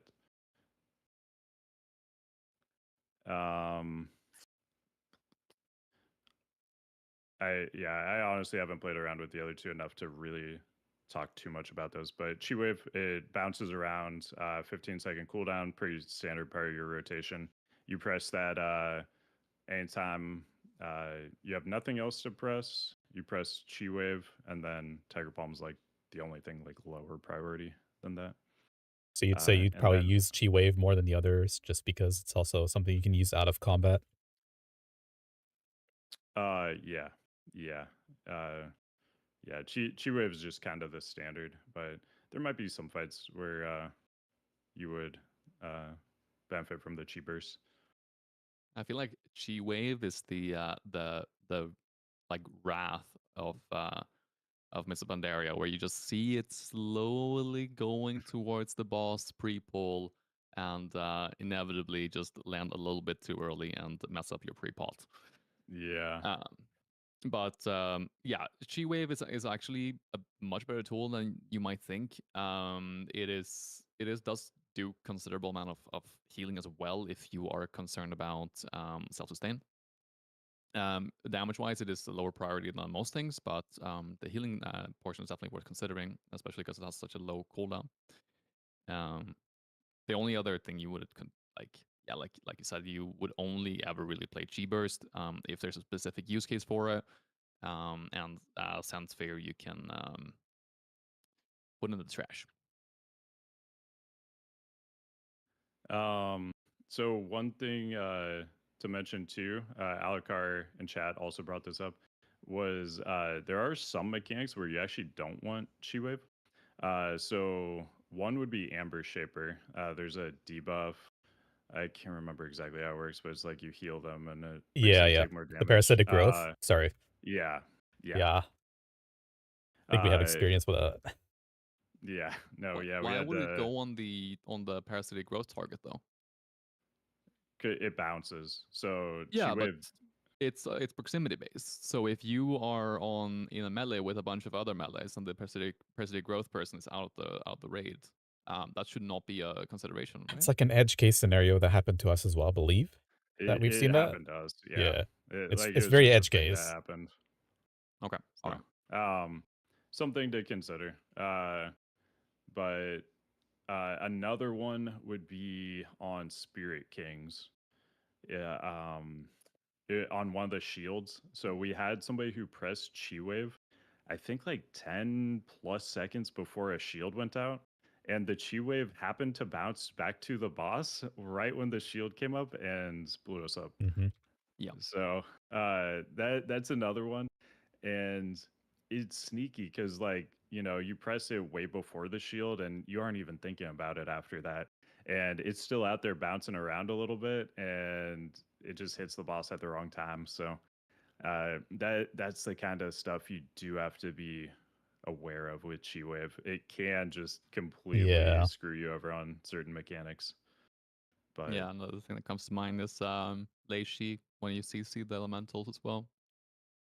yeah, that'd be another one. Just breaks a paralysis or whatever. All right, on to the next one. So on this tier, typically you're gonna want to take Chi Brew. This gives you 2 charges of an ability that gives you 5 elusive brew stacks and 2 chi. So All since right, it this gives is you the 2 chi, you can best just row use a right guard here. anytime you want. You can use a blackout kick right away to get shuffle up. This is super, super good. And brew is really weak on the initial pull because you don't have your stuff running yet. But this allows you to get all your stuff running ASAP. You actually, with the pre-pull changes, I think now we just start with 2 chi also. Yeah. So that is a big change that came recently.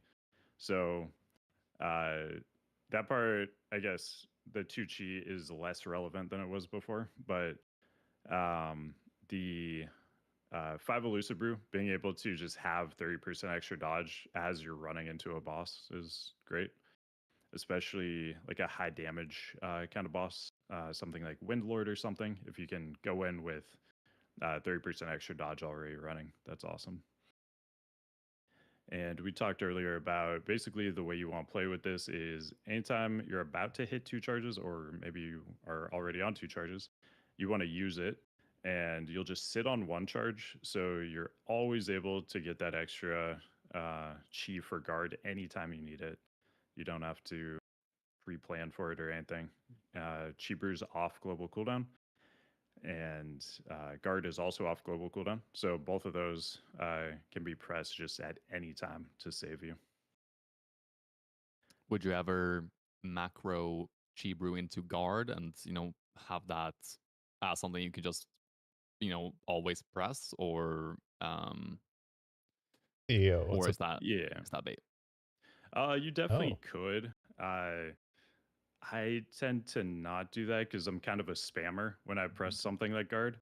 So like if I spammed that button, it would use both of my charges of Chi Brew. Mm-hmm. Off Uh, GCD, no cost, yeah. yeah. So I personally wouldn't do it just because I know my own habits and I know I would just waste Chi Brew stacks. And I have my bind set up so that pressing Chi Brew and pressing guard How's it going, basically at David? the same time is very, very easy for me to do. Um, that is something you could consider though, if you aren't like me and you aren't gonna just spam like that button and waste some Chi Brew. But I'm gonna be real though. You probably should be a button spammer. it's hard to get It's away just better. from. You Yeah. don't even need to get away from Yeah. it. It's just Hey, a David, better I way to was play the wondering game. actually. Oh, You don't yeah, have if to you worry want a about any giveaway, that's latency obviously issues what or we're all anything. here But you just for. like Yep, that's what I'm just here spam your for. But buttons no, as you should. I was wondering, Yep. are you guys still doing your 10 man and MoP? Also on this row got I know you were doing Ascension. it with Chicken Ball at the So time, this is one that scales really well. but now with 15% Classic more coming energy out, regen. Chicken Ball So gone. I don't once know you who get higher else. haste levels, you're gonna have more energy regen, and you'll get 15% additional on top of what you get from that haste too. So this can definitely be useful later on at higher gear levels. Chi Brew, very powerful early on though, when you have lower elusive brew I generation see, I and lower see. chi generation. And like we talked about before too, it increases your max chi by 1, so you'll have 5 total chi that you can bank. But you're gonna be spending it as you get it for the most part. You do want to bank 2 chi typically at all times though, just so you can guard anytime you need it.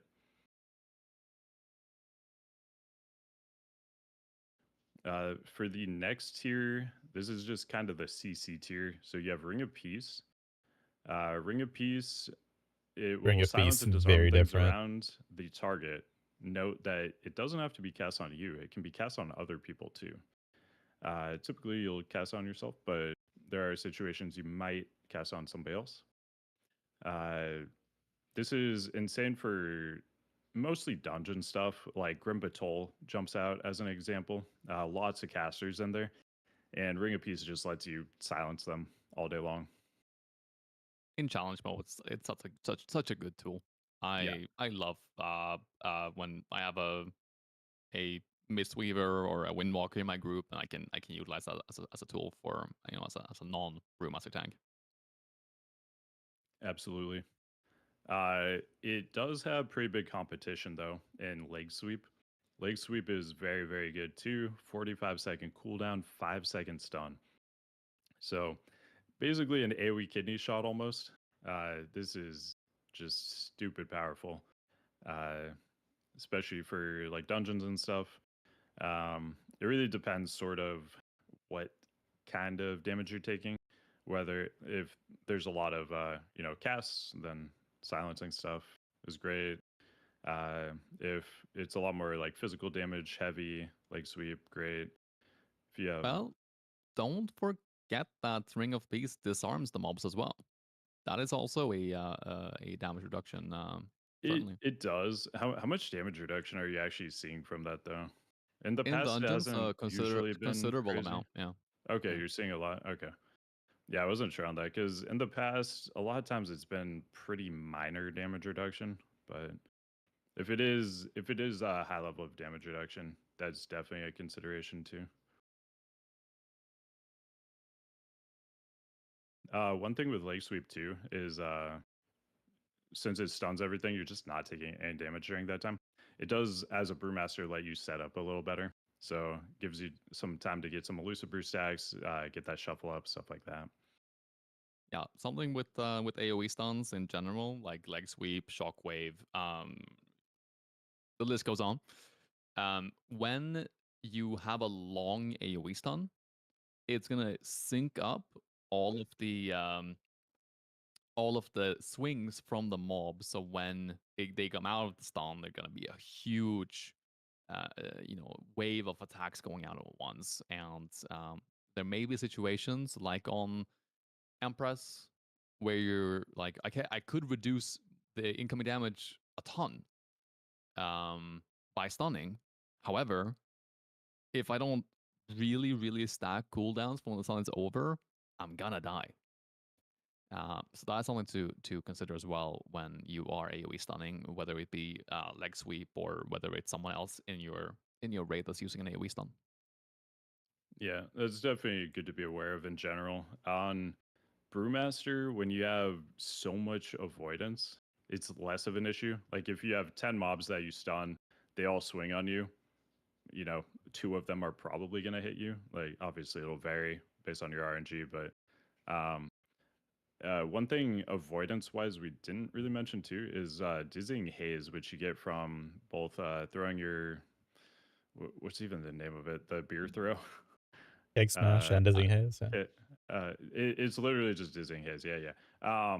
Dizzying haze and cake smash. Yeah, with debuff they put up, it also causes 3% of attacks to reflect back on the attacker. It does not work on bosses, but it does work on like trash mobs and non-boss mobs for the most part. There might be some edge case scenarios where it doesn't, but in general, that's another 3% avoidance you're getting because those redirected attacks don't hit you; they hit the mob for a little bit of You'll love damage. disciplinary So tanking. when Yeah, you're already at that's significant peak avoidance, tank gameplay. getting that extra 3% is That's as huge. good as it'll get. When you may have Unless you're 80% talking about Mythic avoidance Plus. between dodge, parry, and miss, you throw that extra 3% in. That's 3% off that remaining only 20% chance to be hit. So another thing to consider. I didn't even consider that one in regards to the vengeance change that miss can give vengeance to. Yeah, I'm guessing that's disproportionately buffs Brewmaster. So I don't, for the 3% thing, I don't think it counts as a miss. I Okay. think it's just a attack redirect. So it I honestly don't know how that works with vengeance. Whether it gives you like the full vengeance as if the attack had hit you still like other forms of avoidance or not, but But would be now something to it look at. doesn't matter since misses do give you vengeance now. If it's classified as a miss, I don't know if it is though. But then for the next row, dampen harm, diffuse magic. Those are kind of the two. Typically, if like the huge damage you're taking is magic damage, diffuse magic is great. Dampen harm if there's a mix of physical and magic, or if it's just physical, can go dampen. One of the really nice things about dampen harm is it lasts 45 seconds. It only has a 1.5-minute cooldown, lasts 45 seconds. So it's only going to reduce damage of 3 attacks. Any 3 attacks that do 20% of your health or more do half damage. So this is really nice because these charges aren't going to get used on like really low random damage. And since it lasts 45 seconds, you can kind of cast it early and get more value out of it too. So a situation like Will of the Emperor, you cast it early. Like if you cast it right at the beginning of the dance, 20 seconds is going to come off the cooldown, and you're still going to have 25 seconds of your buff after for the tank phase. So that'll cover you for the whole tank phase. You'll get 3 attacks that do half damage, and you will have taken off a large amount of the cooldown during that time, so you can just use it more. So yeah, there's certain situations where you will want to like look to use that in advance.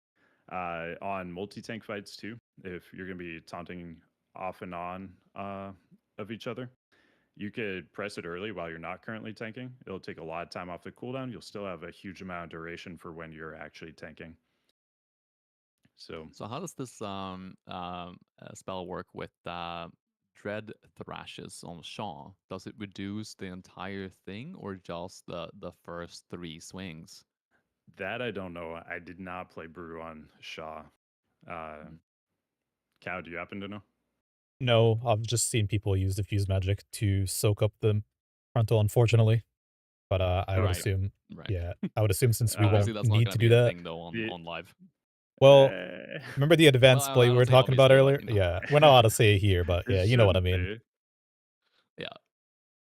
Yeah. People like to see gains of damage through vengeance over defensive, since they can just use externals. So that's why I haven't seen any. Yeah. Okay, now you Right, get it. right, Okay, right, okay. Right. Yeah, that. I was saying obviously as in terms of like you're not gonna have to soak it because of Yes. the The bug will not you know, exist, therefore we should be able to have at least attempt to have dampen harm to see if it actually makes a big difference or not.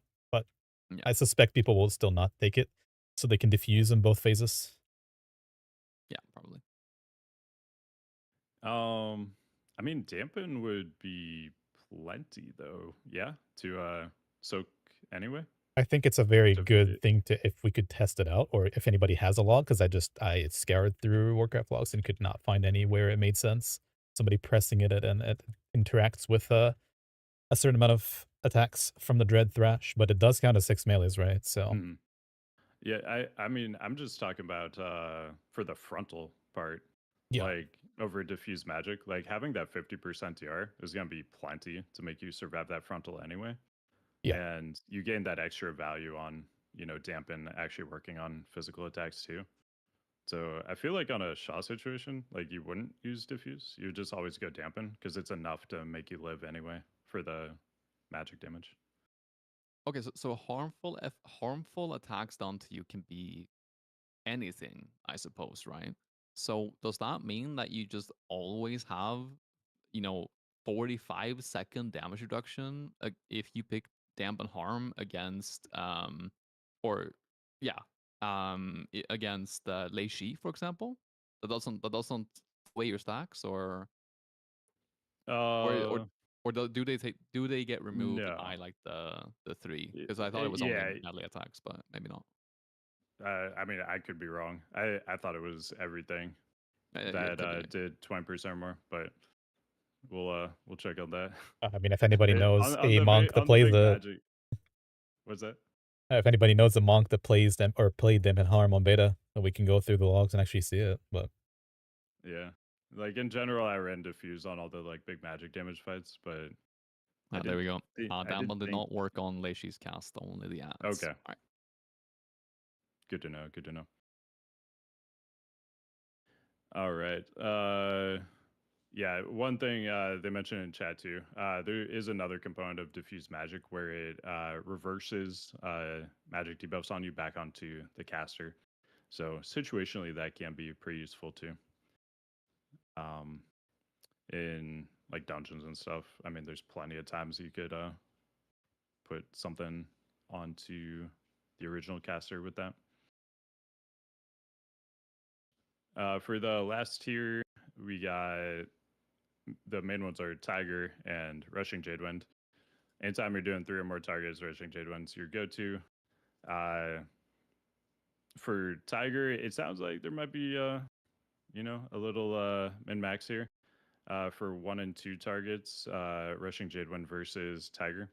So we'll have to figure that out on the sim, like exactly when it makes sense. But for 95% of Brewmaster players, I would recommend early on for sure, while you're like learning the class, you just go Tiger.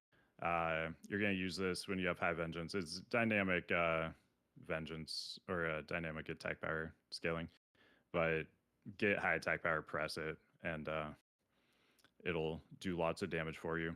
And then you don't have to worry about fitting Rushing Jadewind into your rotation. That's not actually giving you chi on 1 or 2 targets.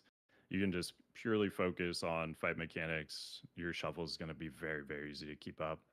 But yeah, you can get into some min-max later. Once you feel really good on the class, can get into some min-max later with the Rushing Jadewind too on 1 and 2 I targets. was wondering on the Tiger though, so you said dynamic attack power. Does it scale with anything, or scale slash dynamically obtain stats from you, anything other than attack power on the Tiger? I don't know for sure.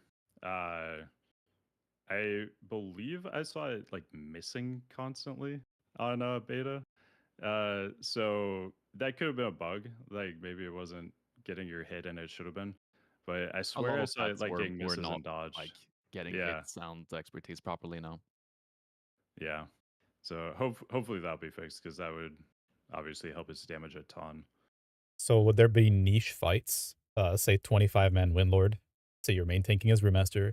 Would that be considered a niche fight where you still want to take Tiger for the damage amp on boss, not Rushing Jadewind? Ooh. Yeah, so from what That's pretty I've seen, interesting. the top Forest Lords are running Suen on Windlord as well. I'm gonna assume that it's if they're able to cheese Vengeance enough to where they can drastically reduce the kill time by going single targets on the boss. Because the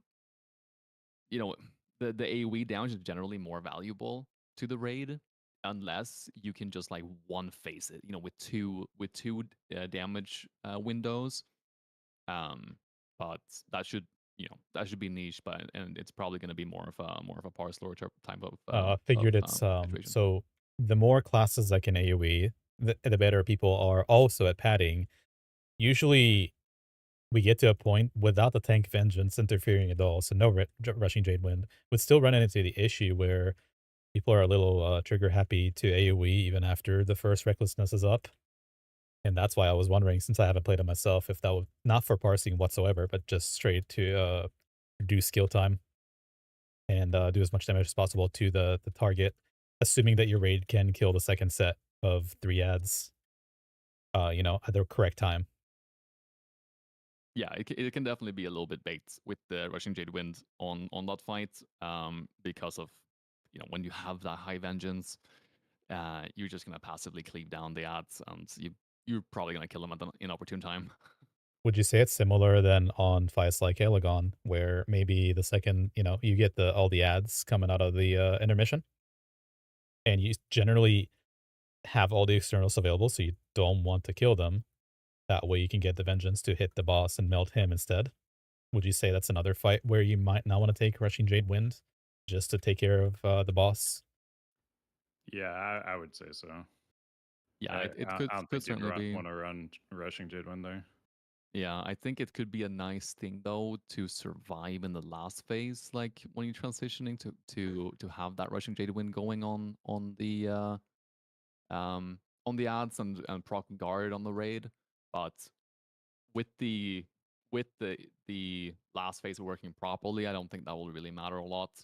It's right now on the beta when you're not getting the buff and just taking crazy amounts of damage in the first portion.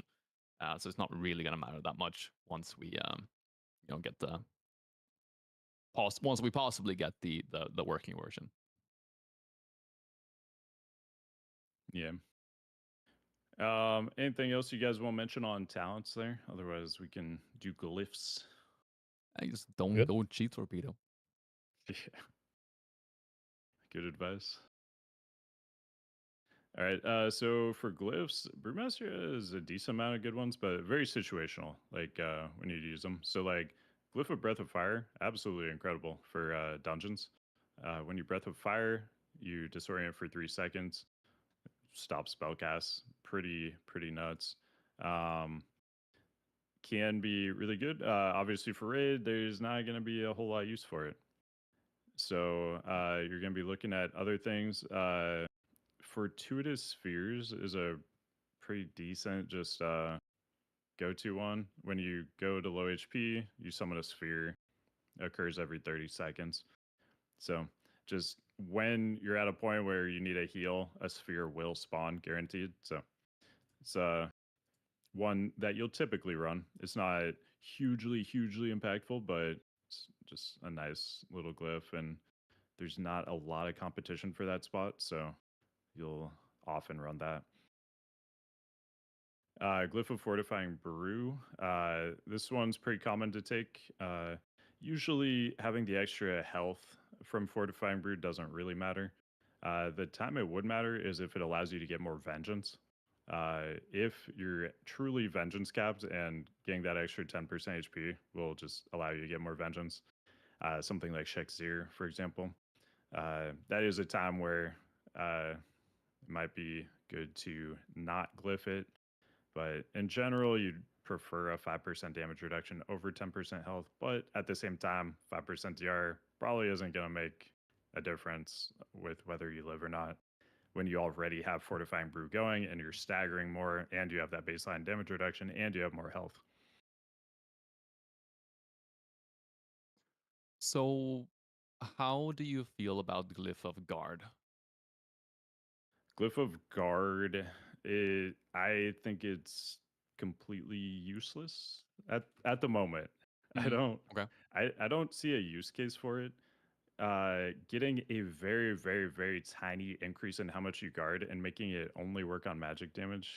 I maybe there's a fight out there I haven't seen where this would make sense, but Well, that's kind of the point, right? uh You want it to reduce to not reduce the damage, not absorb. Because you have a 30% increase healing taken when you have guard active. So if you have a mm, fight where you're not okay, actually taking magical damage, you can keep up the guard and yeah, just gain 30% increase healing. Um, okay, yeah, that's an that should angle be I approved. hadn't thought of. That is Yeah. actually interesting. Yeah. Um, yeah, good consideration there then. Yeah, I And looked yeah, at it as just you know, it limits what it can absorb and gives you almost no extra value from it. But yeah. yeah, the healing angle on it, I definitely could see that. Glyph of Enduring Healing Sphere. This one's actually, I think, all right. Just with how orbs kind of spawn on Classic. Normally they go away in like 20 seconds. This makes them last, forever. So with orbs being a little harder to pick up on Classic, I think this actually gained quite a bit of value because you don't have to, get to an orb right away. Like an orb that might be in a bad spot now, it'll stay there forever, and then maybe that'll be an okay spot to be later, and you can pick it up at that point. So I think this actually has some value now. I felt like with the P server version of the healing spheres, it didn't really matter at all. But I do think this is actually decent now on Classic. So Um, and yeah. that does work with with your orbs that you spawn, and it's not only from the healing orb spell itself, right? Sorry, I missed that. What was it? So it does work with the orbs that you spawn from your rotation, and not only the actual casted uh, orbs, right? I should verify that on P server. That's how it worked. I Right, just right. kind of assumed that's how it would work here, I mean, of but course, then. now that you mention it, I haven't actually tested it on beta. So, Okay. um, yeah, it should, but verify that. Right. Another potential one, Touch of Death makes it not cost chi. Normally costs 3 chi. Pretty hard to use. You really gotta like plan ahead for it. And usually Touch of Death is only usable in the last, zero point 0.2 seconds of a fight. Uh, one time it can be used a lot earlier and be really impactful would be like Garajal. When you get sent below, you have 3 ghosts to kill before you can go up. One of them only the tank can see. The other 2 everybody can see. So you can kill your ghost very, very quickly if you can Touch of Death it. Uh, so that is a Heck yeah. use case for it, Thanks but for tuning in. it's not something I use a ton. Glyph of Zenmed, actually pretty nice. Normally your Zenmed, so it's channeled. You take 90% less damage while it's channeling. If you move, it breaks the effect, and if you take a physical attack, it breaks the effect. So being able to move while you have 90% DR, pretty nice. But it depends on the fight if you're actually going to gain value from that or not. If moving while you have Zen Med matters, but something to consider. A use case for it would be that's really strong on is when the the first phase of Shaw of Fear, when the Death Blossom is happening on the platforms and everyone else is hiding, Mm, and you want to reduce the damage taken while going around and catching all the orbs and everything like that, and you get the damage reduction while also being able to move. It's quite insane for that. yeah, yeah, that's a great example. Um, Cow, any glyphs you want to mention at all? No, I mean, I don't think there are many extremely useful ones other than the niche or case Mm, use situations, so we kind of went over them. That's why I haven't really said much. I mm, do think Zen meditation sure. is very good to almost permanently have it on Yeah, over the others. yeah, it is one of my most used. I mean, typically I'm using like Fortuitous Sphere, Zen Med, and then the other one is kind of variable And depending on what I'm doing. it just frees you up from having to think at all. Like you said, you're a stemmer. I am Yeah, too. And I've encountered a lot on yeah, the MoP beta that I would just not have the glyph on because of the glyph bug actually that kept resetting our glyphs, and I would just move instantly and die where I should just live or my friends should live. yeah, sure. One other consideration too is if you can move with Zen Med on, that means you can still pick up your healing spheres. So Huh? if you're stuck in place, you also All can't glyphs were heal bugging on the yourself beta, with your not on the spheres at that classic. point. So Yeah, this it unlocks didn't let that us keep drawback. them. You'd have to relog to apply them again. All right. Yeah, that's kind Very of bad. the like standard Yeah, took them a long build time to fix that too. you'll run. Moving on to races. Oh yeah. Just before we leave the glyph section, Sure. Alakar brought up a great point with spinning crane kick glyph. If you are not running Russian Jadewind, oh my god, it is Yes. so rough Yeah. to have the slow when you are Yes. spinning crane kicking. Yes. And on that topic, Um, do you retain your movement speed enhancements while spinning if you precast it? So any moving enhancement you have on you, including momentum, you would just move faster with spinning crane kick. yeah. Yeah. So situationally, if you are using spin crane kick, this is definitely a must have. Anybody who's like leveling a brewmaster, this is Yeah. the first glyph you're probably gonna want to get. You don't get spin crane kick to I think like 46, but you know, it's definitely the most impactful glyph you get early on. Yeah, if you're solo leveling the orb that spawns as well when you get to 25%, that one's pretty solid too. To the sphere, exactly. The Fortuitous one, yeah. The which one? With of That's Fortuitous spheres. yeah, the Oh, one that you gotcha. had on. Yeah, yeah, sure. And somebody mentioned glyph of detox also. Heals target for 5% when it removes a harmful effect. They mentioned Sulong specifically for that one. All right. Moving on to race. So basically top races for Brewmaster.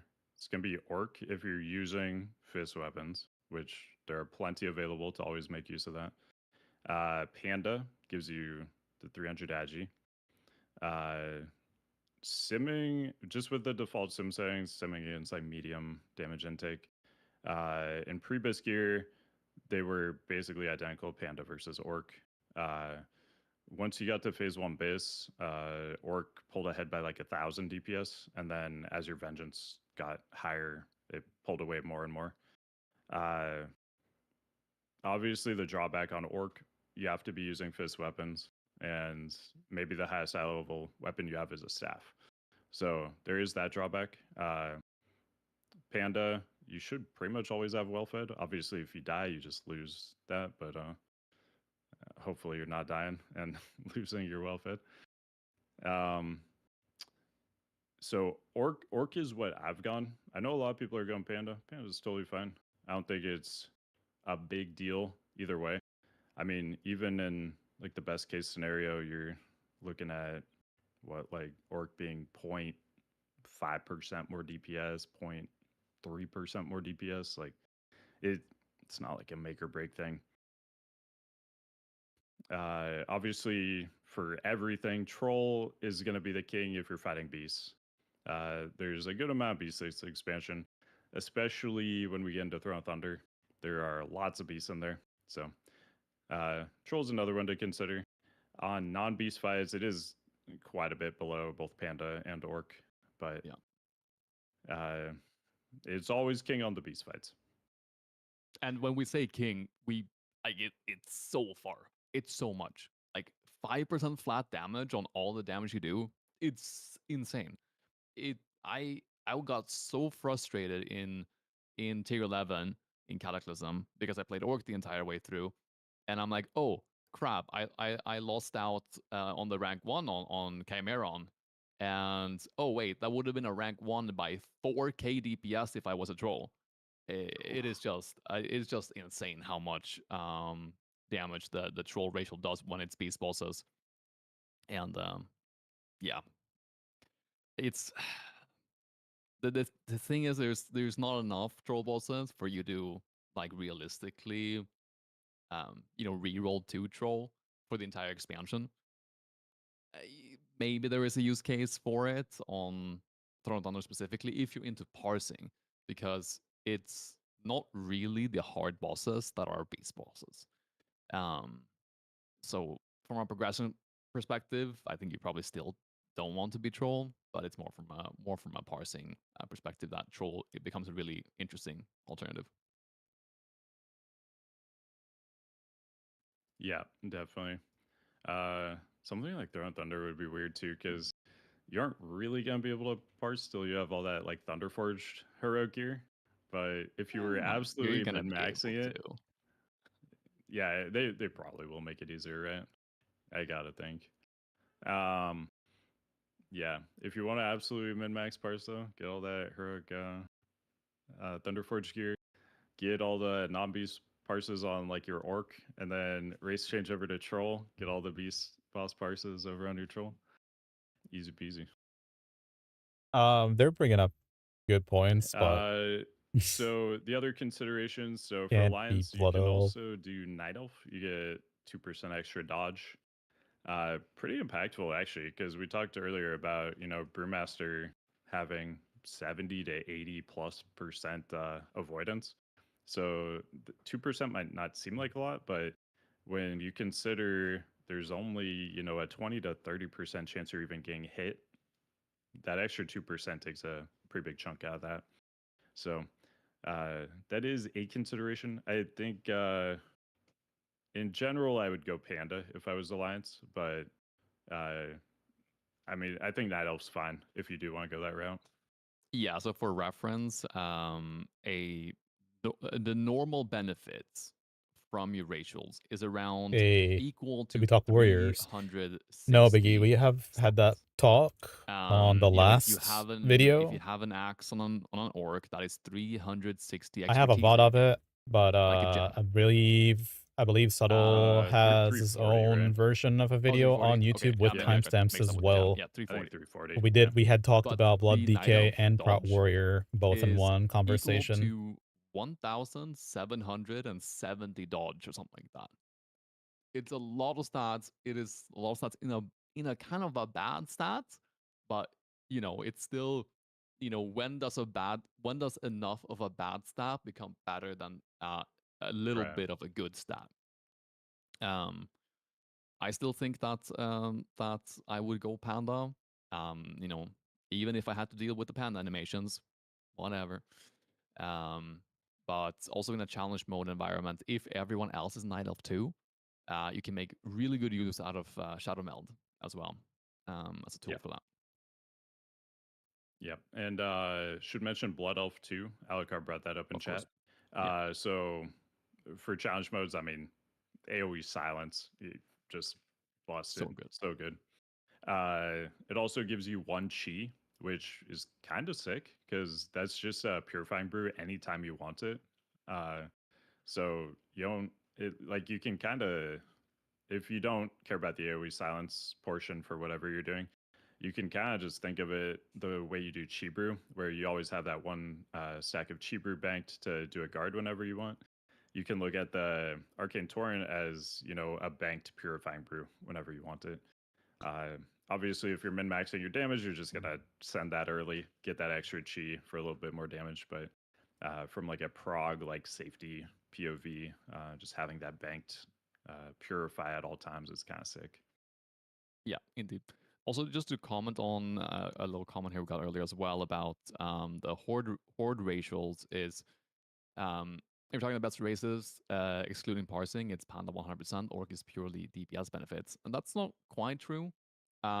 Since your expertise is obviously a stat that you prioritize in from a defensive perspective as well, and if you can reduce the amount of expertise you need on your gear to get the gaps, that means that you can put those stats into other stats that also benefits you defensively. So um, it's essentially just comes down to when it comes to orc versus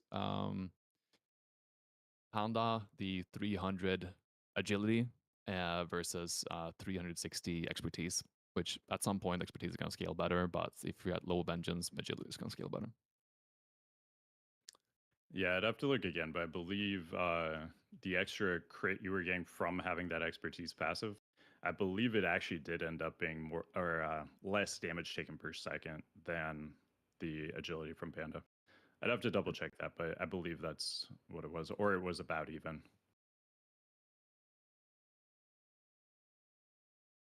All right. Any other races to mention? I think that's basically it.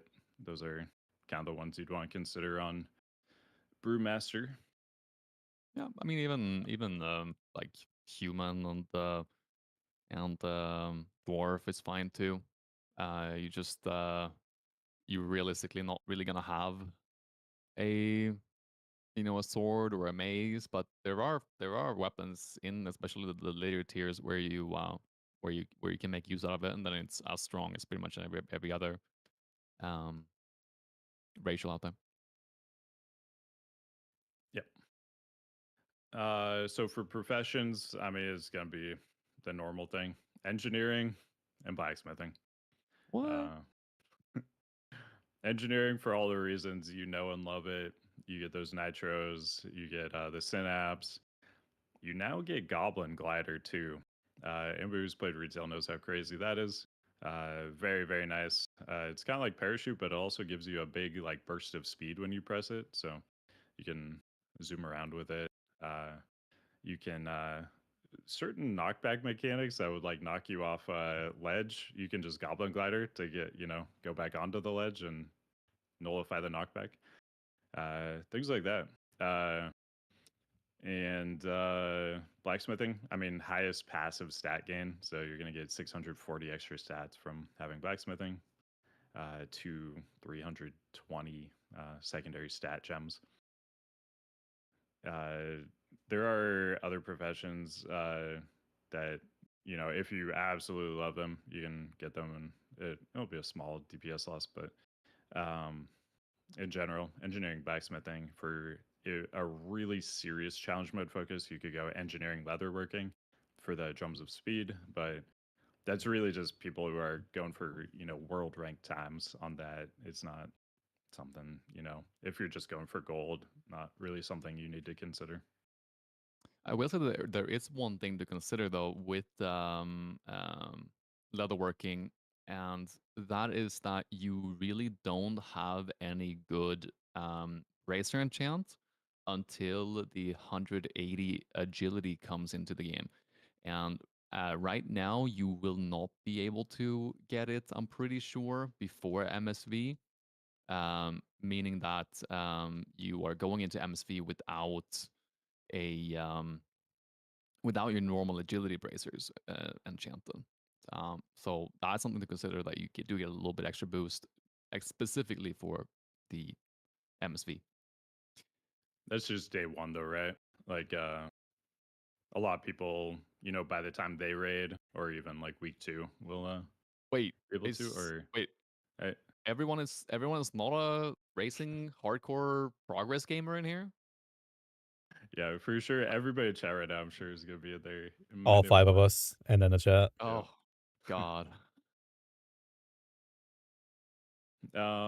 Yeah, I mean, on that topic too, we should mention Dancing Steel won't be available going Yep. into MSV also. So, So So you what gotta what are tell we us what you're rocking? gonna Are we pick. rocking Yeah. the what's it called? Wind Wind Song, not yeah, Wind Song, yeah. yeah. Yeah, as far as I know right now, Windsong is the best pick. It's crit, haste, mastery, proc. It's random which one it procs, but I think that's the best option right now. I could be sleeping on something, but I think that's what you go for. Because I mean, we love crit, haste is great, mastery, but prog, who cares if it occasionally procs mastery.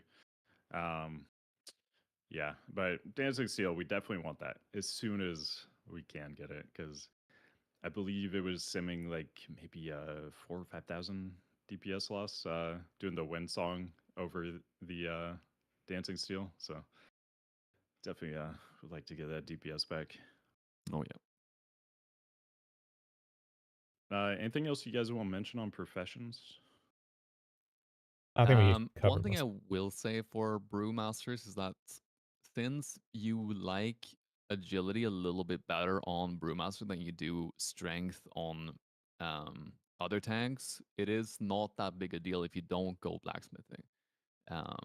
Like every tank should go blacksmithing, and obviously every tank should go engineering. That's not even the question. Um, but if you don't want to run it, it's really not that big a deal. Especially as a brewmaster and also a guardian druid, I guess. I Who? kind of forgot to.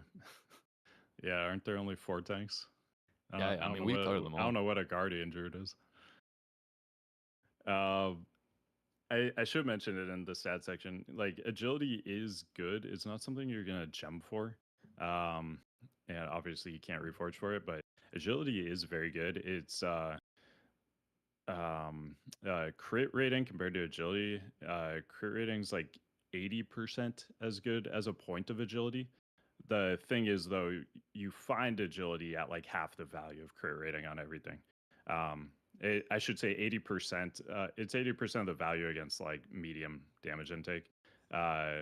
Crit gains value. Like the more vengeance you have, agility loses value the more vengeance you have. But yeah, like you on gems, you find it at half value. You get 160 agility, or you get 320 crit rating. The crit rating's just better overall.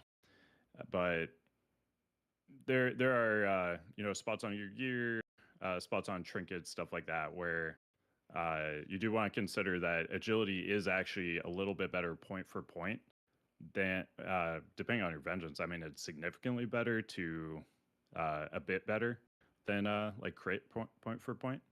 So keep that in mind too. Agility is very good.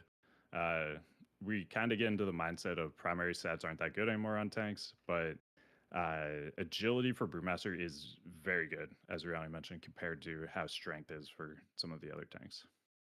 Yeah, I agree. Also, should mention from crit rating, you get twice as much actual crit as you do from agility. Obviously, on agility, you're also getting attack power. You have some agility modifiers that increase your agility, and you're getting some dodge from it too. All true.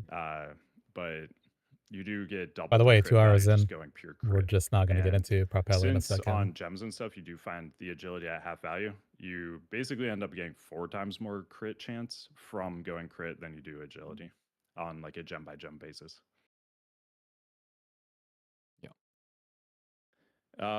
Let's look at tips and tricks.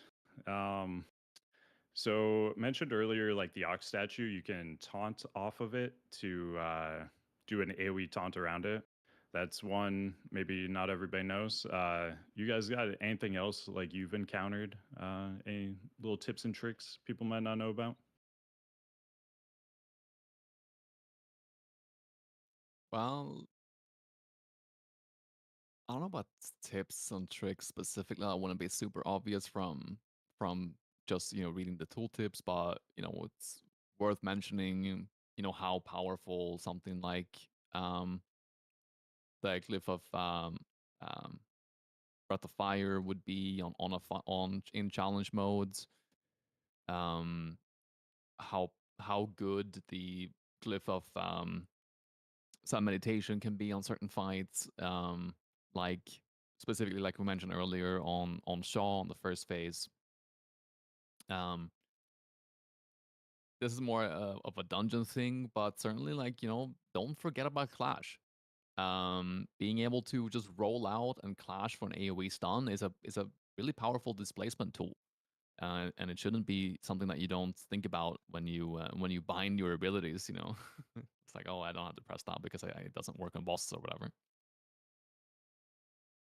Um, be comfortable with going with strafing, with going back and forth, and get comfortable with tracking all of your active mitigation and get good weak auras.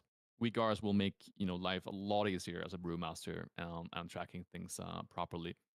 Ooh, and it's actually like Alakar said, the taunt does give a 50% movement speed to whoever you're taunting, so that can be situationally incredibly good, and can make a mechanic easier, but it can also increase your raid DPS to bring in a mob that you would otherwise have to wait for to arrive. Yeah, yeah. The extra move speed is definitely a huge thing to consider. You can just get mobs to you way quicker. On the flip side, I mean, in the past we've had certain things like ping pong taunting, like heroic Lich King during Berserk, Right. for example. Right. That's a situation it would really suck to have the mob moving quicker towards you. So something to keep in mind. But in general, it is really awesome that it just makes things get to you quicker. And yeah, if you're trying to move a boss somewhere, uh, maybe you aren't even currently tanking the boss, like you could taunt to just help move that boss quicker too. I think there's Cow, a you lot running a lot of anything? little tips and tricks for tier 14 especially, but it does have to do with mostly reading the tooltip. So one thing we haven't talked about pretty much at all today is Nimble Brew, right? I Yes. agree. Yeah, Nimble Brew. Nimble Brew, and in similarity, also the effect that we talk about dampen harm versus diffuse magic, but diffuse magic not only does it provide almost a cheat death for you for a big set, tank soak mechanic. Let's say even like a tank buster, if you will, like too long, you could consider that one. You're taking multiple breaths, and you know that the last one is going to probably kill you. You could just completely avoid that. But there is a second component to that that you touched on a little bit, that it removes the effects, or reversing them rather, on diffuse magic. I haven't really considered how that could help you, but it could. Definitely not just on bosses, but in dungeons as well, if you were running diffuse. And Yeah, be let's not forget about Transcendence either. Can be a very powerful tool that's, on challenge modes, yeah. You can also especially use challenge it modes, yeah, but even in in raid. Heart of Fear. I've seen us use it in a good way with the, for example, just as an example is, Zorlok platforms, Yeah. and such. It's not as useful for our off tank, but have seen it on other fights as well, where he had used it. Yeah. Definitely a We really haven't fun talked. one when you do Oh, get to use it. um, we haven't talked the biggest external we give to the raid, other than the healing and utility, is an actual button. Yes. If you want to go Avert ahead, harm. do the honors. Yeah. Dampen or avert harm. Wrong harm. Avert harm. If you played a prop ally in Wrath, you're probably used to this. Is basically divine sacrifice. Uh, it'll redirect damage taken by the raid to you. So usually you want to combine this with a cooldown, otherwise it'll probably be too much damage and you might die. So look to call for something with this. One thing I do recommend, if you don't already have this, have something that tracks external cooldowns. By this point, you probably should anyway, but this is the expansion where it just becomes even more important because there's a million of them. So make sure you're tracking pain suppression, vigilance, demo banner, rallying cry, hand of stack, iron bark, probably other ones I'm not thinking of right now, but you want to be able to track all that stuff so you can just really easily see it, call for it whenever you need it. Especially on Brewmaster, where you don't have that many personal cooldowns compared to like a Prot or a Blood DK. Brewmaster, I mean, you've got Dampen Harm slash Diffuse, you've got Zen Med, you've got Fortifying Brew. That's it. You have your guard every 30 seconds, and you're really going to be reliant on those externals. All tanks are, but even more so, I think, on Brew, where you don't have as many personal options. So make sure you've got all that. And when you are pressing Avert Harm, probably make sure you got some coolies running with it so you don't just fall over from it. It does also have a fairly small radius as well, doesn't it? Trying to remember. Yeah, you pretty much want to be stacked when you use it as a raid CD. It's, I Was think it it's like 10 10? yards. Yeah. Yeah, 10 10. yards, Yeah. yeah. So you just want to make So sure a you're lot hitting of the right fights, person. yeah, a lot of fights you'd really have limited use for it, but on a fight like Stone Guards, for example, when everyone is Yeah. stacked to an explosion, Yeah. it's Yeah. it can be fun. Everybody's going to be stacked. So uh, Non-sacrifice, so definitely be aware of that. It will cancel the effect if you reach 10% HP, but there is a good chance if you reach 10% HP, something else is going to kill you. So, Yeah. Have you you had know, the be aware purgatory of that. effect, guys? The purgatory effect just completely not cheating death and you dying through a lot of different mechanics, just one shot. Yeah. Which I think it's like a server batching issue still, even with a much faster polling than it was 5 years ago. So I don't know. I don't actually know if avert will kill you or not, so I wouldn't rely on that not killing you, that little portion of the tooltip.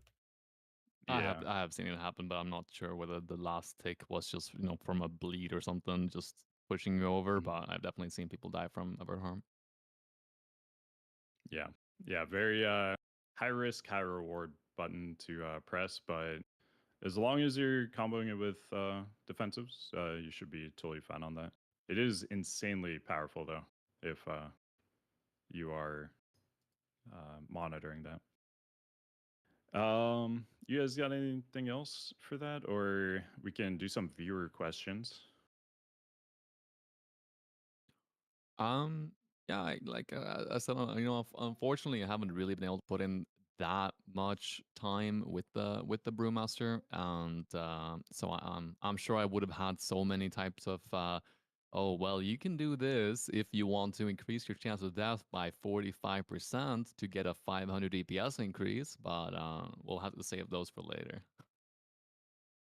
For sure. And the expansion pack, Brew Talk. Exactly. That'll be the next one. All right. Yeah, if anybody in chat has any Brewmaster questions right now, now's the time. Let us know if you got anything. And we are going to be doing the giveaway as well. Oh, snap. Giveaway? Yeah, we have a little MoP Classic Epic Edition code giveaway that we're going to be doing. John F. Blizzard himself gave me these codes. Yo. And yeah, these are straight from the source. We're going to be doing 2 code giveaways, and we're going to be doing the first Where's one David in at? just a couple minutes. So, yeah, be prepared. Now's your warning. It's happening very shortly. Thanks, Irene. Yes, thank you, Zarian. Transcendence on Dark Animus lets you ignore the orbring mechanic for quite a while. Okay, good comms on that. Set a reminder for a few phases from now. Yes. Adding that on my phone right now for I don't know, when do we think Throne is? Probably January. Adding it for January. No way. I mean, we got staggered raid release. That's the thing. So like look at we're probably getting Terrace at the end of August, right? Because we're getting MSV first week of August. Probably mid August is Heart of Fear. End of August is Terrace. And then that'll probably be what we got for 4 months, I would say. So I don't know. Yeah, we'll see. See what happens. But Yeah, I mean, we're probably not going to get I think a around release January. over Christmas. So, Yeah. I mean, it could Yeah. be that either that or earlier, in November. So we'll see. Mm. Also to consider, I guess, like TBC Classic, probably launching, I think, like early 2026. There So are maybe the Reddit what do you call it? Nostradamus. The prophet has spoken a couple of months ago already. Yeah, it looks like it'll be early 2026 for TBC. The Prophet. Throne of Thunder January, TBC Classic February, maybe something like that. That's what it's looking at right now. Yeah, or looking like, I should say. So with the question from the chat about explaining the monk healing on a meter subtle, if you could elaborate on that, and then I'll add another question on top of that, maybe. Sure. Yeah, so Solomon's got a question. Could you explain monk healing on the meter? I've noticed your tank stance is on healing, but what is that healing coming from? It's just stagger. Basically being in Oxidants of David. like That's staggering funny. damage. and for some reason that's counting on the meter. That's my understanding of it. So it's not really healing. Like it's like if on a Prot where your blocks were being shown on the healing meter, More like basically. defensive stance. Like Yeah, the damage reduction for defensive stance if that's shown on the healing meters. yeah, It's I don't know. It's just something with how things are being recorded. The actual healing from your stances is not actual healing. That's just part of your damage reduction toolkit as a tank. And so that can completely be disregarded if you want to track your healing as a yeah, brewmaster. yeah. You just ignore that sturdy ox stance healing that you see on the meter and just look at the other things. So, to add to that question, what all healing, literally what all healing, does a monk give to their raid and not to itself? What all healing? Yeah, what kind of healing does the monk give to the raid? What actual healing do you give to the raid? If you're looking at the meter and you say, okay, that this is a self heal and this is an absorb, what actually goes to the Mhm. raid of that portion? It's the raid guard with the statue with Dave. Yeah, you want to know like actual like HPS numbers though.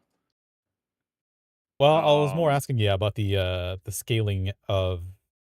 So there's like an attack power scaling where you do enough damage and it procs a heal, correct? An absorb, yeah. Or well, yeah. So you're you'll talking see about the that on ox the healing statue, meter. right? Yeah. Yeah, yeah. Um, yeah, it really varies like fight to fight. I'm trying to pull up my logs right now so I can give you an Or do we know exact the answer. formula for it? Yeah, so It basically the interesting thing that we haven't really talked about is that the you might think that, oh well, the more vengeance I get, the more I'm gonna be able to pump out guards. It could, because I'm gonna do more damage, and it's tied to how much damage you do. So if you do more damage, then you get more guards out on the raid. That's not really the case because it scales with your attack power as well. So if you get more attack power, you need to do more damage to proc the guards as well. But of course, the attack power scales with how big the absorb is. Um, that can have some interesting effects as well, because that also means that on fights where you have damage amplification, like Windlord, like every boss in Heart of Fear, pretty much, you also proc your guard way, way, way more, um, which obviously increases the value of it by a lot. And of course, AOE, when you have AOE, that's it scales really hard as well. Yeah. So I just pulled up a couple of my beta logs. So for a fight like Stone Guard, this was 2 tank also, just because we each didn't have a DPS spec, but absolutely a good solo tank fight. So on that fight, over 50% of my healing was the raid guard, and it was about 44k HPS just from the raid guard. So pretty damn good. But then you look at a fight like Fang, where you're getting a lot less vengeance and less damage going out. It was 8k HPS on that one. It was 27% of my total healing. So it varies a ton, but like the times it's good, it's just insanely good. Yeah, and then of course, absorb is always going to be stronger than a heal is. So even in single target situations where generally bloodworms from bloody case do heal more, a absorb is almost always going to be a benefit over a heal. Almost always.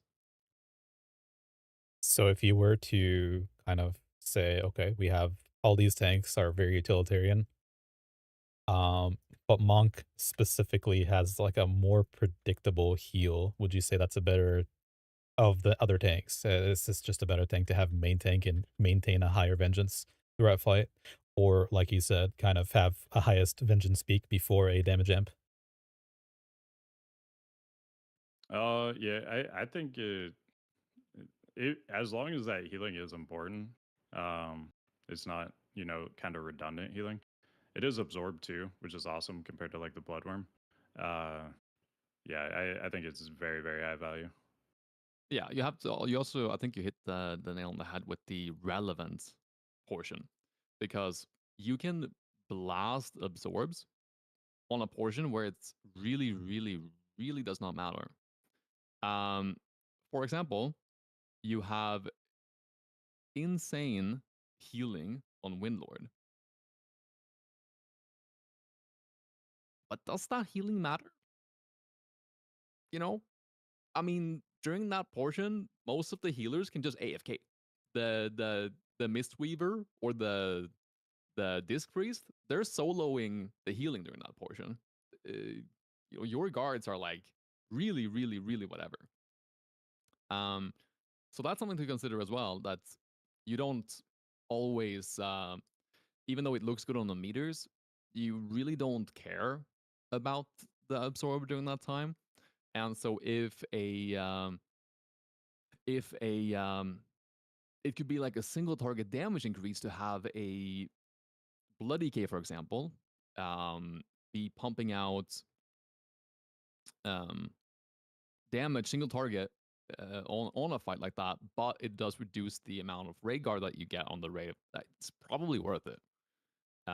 So yeah, you have to consider when it's actually useful, but I mean, realistically, raid absorb damage is generally going to be useful, but it's not always just instantly going to be insane.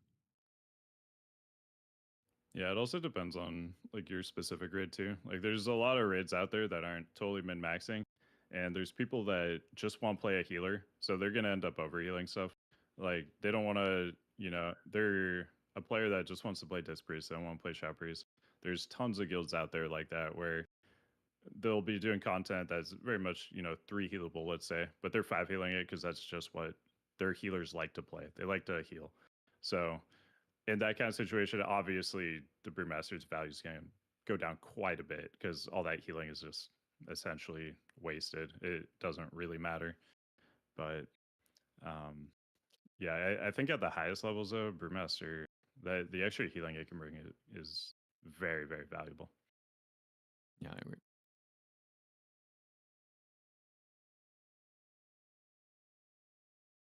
All right. Did we have any more questions come in? Questions from are mostly yos in the chat right Yeah, now. yeah. There's a lot of yos in the chat. They're hungry. Really hungry. John Blizzard is it's providing here. Yannick asks, could I go crit mastery as monk so I have a stronger stagger effect if a hit is getting through, or do I need too much mastery to notice an effect? I pretty much would never really go for mastery. Just stick to crit haste. That's going to be the best overall for The yo increasing keyword, your damage friends. done and reducing your damage Andrea, taken you should type yo in the chat too. as a whole. The best Type yo in my overall chat. approach. If you truly are just getting insta killed and you feel like there's nothing you can do about it, you could go mastery, but there's pretty much always something you Look at could do all the about it, like yos added going for up. externals, Hell using yeah. your own cooldowns better, things like that. So I would not really bother with mastery. I would look at what else you can do to survive. Yeah, I agree. Any worth on healing sphere use like Death Pact for DK? Uh, Potentially. There's some use. It does heal for a ton. You can drop them like on yourself. In dungeons in particular, I use it all the time. You know, going between packs, if I'm not full HP, I just drop a little sphere, heal myself up. Running some of these Twilights in pre-patch with pug healers has been very interesting too. They aren't necessarily always there, and when they are That's there, they taking my aren't words out of always my mouth. pressing the right healing buttons. That's So funny. I did run into a few times in Twilights where I They're might not be really 3-manning a there. That's boss exactly the with no experience. healer, and to keep the whole group alive, I was literally dropping healing spheres on my DPS and sometimes myself. So yeah, it is something you can look to do. Uh, just to clarify for people too, healing sphere is an ability you can use, but it does also just proc passively from your gift of the ox. So there are two different ways to get healing spheres. You can also pre-place it too Yeah. before the fight, in case I think it's up to 3 maximum, so that you always have something you can just go over in case you don't Yes. get any procs. Yeah, that's a good calm too. Uh, Pre-dropping those can be very beneficial.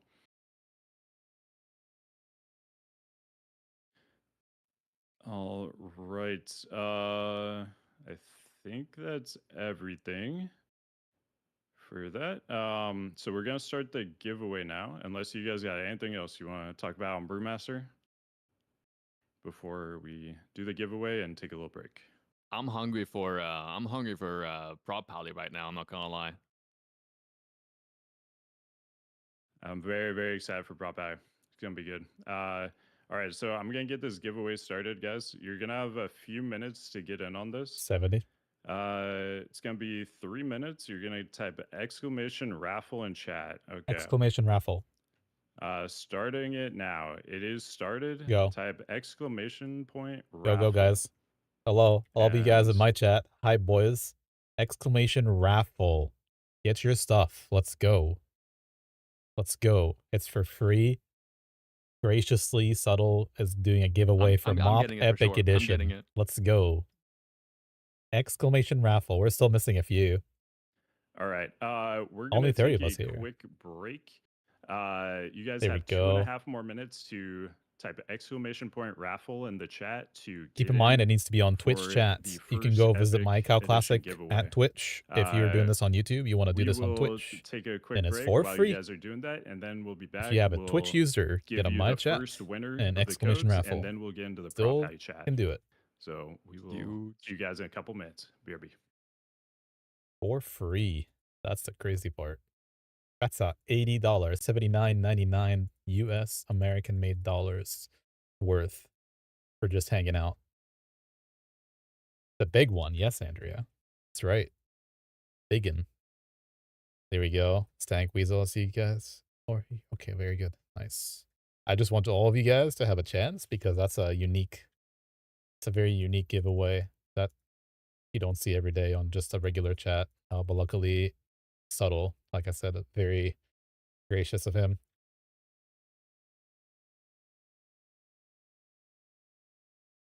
David, call the troops.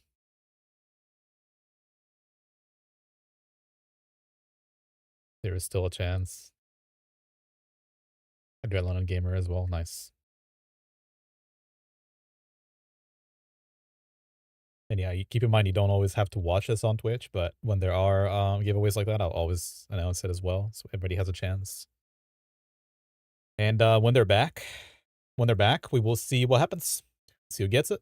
Hopefully it's one of us, right? One of you guys in the chat here. Homeboys. I wish I also had a giveaway like that to give, or a gift like that to give, but unfortunately it's Subtle.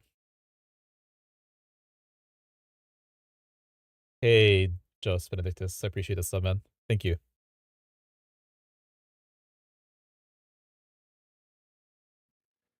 The biggest takeaway from this chat so far is that Brewmaster is probably the highest skill ceiling of all tanks for phase 1 for, tier 14, I would say. But has got 15 more seconds. Exclamation point Did raffle, you raffle to enter. Good. 50 more seconds. He's taking it off. Let's go. Last couple raffles. There you go. All right, and he stopped it. All right. Good luck. It should announce it in chat here, hopefully. Announce it in chat. I will. Oh, he went full Yoda on us. I will show you guys the window. So you know there's no fine business. He's showing the window on his channel. So Oh wait, I think I need for some to reason when I have that window show open, it my mic through him. won't queue up. Okay, so I'm gonna wait till Rihanna gets back before we announce the winner. Okay, But so I'll I have the window up as well. What he's showing right now. think we locked in. We could I think we can still allow entries actually for a sec Yeah, let's till go. he gets back. Yeah, Andrea has a knack for winning. Really. There you go. If you Okay, have you not guys typed can keep raffle, typing exclamation point raffle till exclamation Rihanna gets raffle. back. That'll be I know we missed a that'll be couple of us. the cutoff.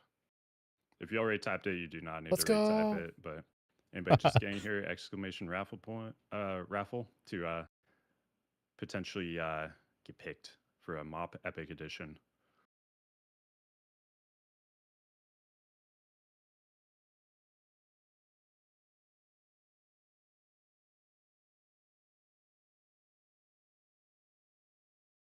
Yeah, raffle boy. I don't know. I don't know what wires got crossed there, but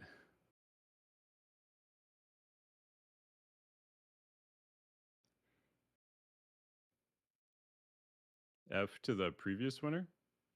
What do you mean? We haven't drawn it yet. Yeah, you're just adding people, right?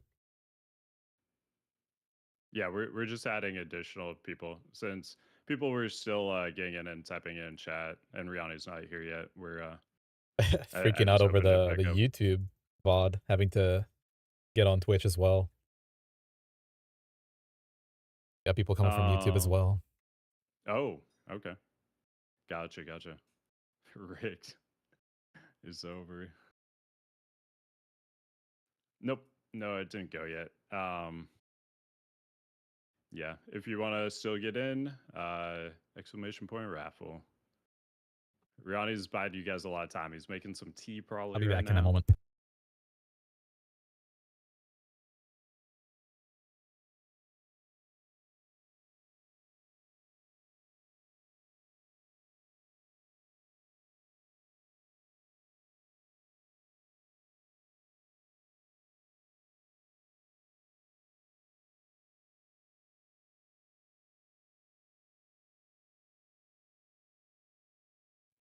He's reading a quick prop alley guide. Yeah, I mean, just up until the podcast, I saw he was simming prop alley stuff and doing his homework. Should be a really good chat.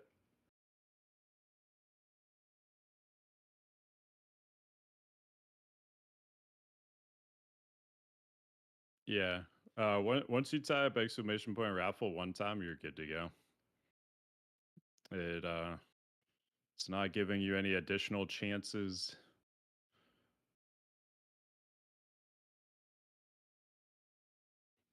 Don't trust the AI garbage.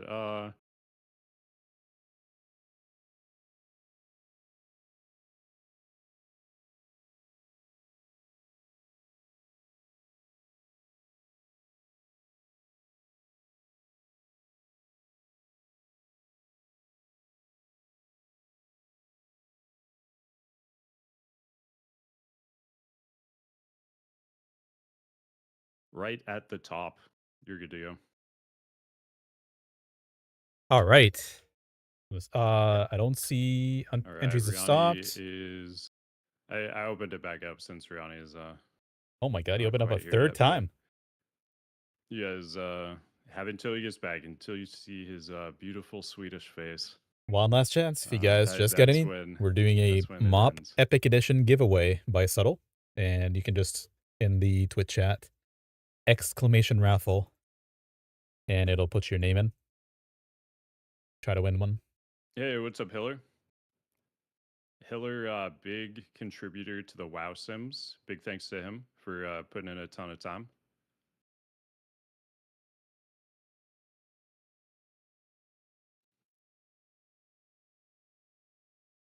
Very nice.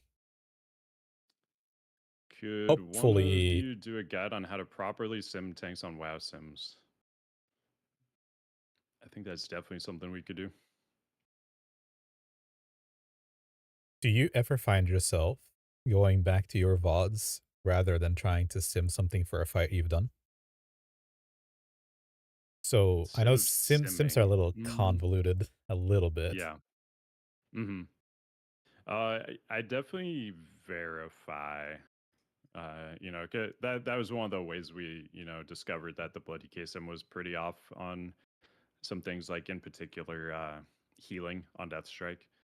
Just comparing like real logs to what the sim was saying, they were very very different. So especially at this point when the sims are in alpha, is really really good to look at your vods, look at your logs, see what the real world performance you're seeing is, and see if any difference might be you playing it wrong, or possibly the sim has something it's not quite calculating correctly. Yeah.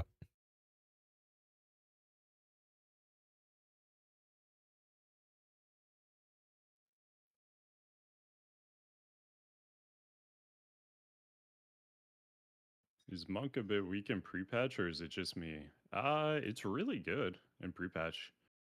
The big thing is missing is the rushing Jadewind, and a lot of the content you're doing right now is dungeons, so you feel that quite a bit. But it outside of that, it feels pretty good. We have Although Prowler felt completely godlike. yeah, we have the rest of the tanks just fully outperforming Monk right now. Yeah. Yeah.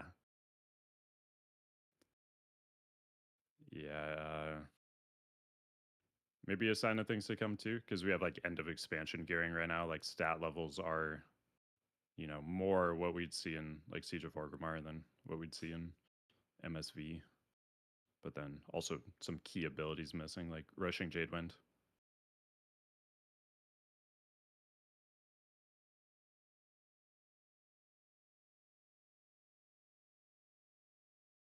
Yeah, I think Riani might have fallen at the toilet. RIP. He was so excited for that prop value chat too. It's a shame to see him go so young.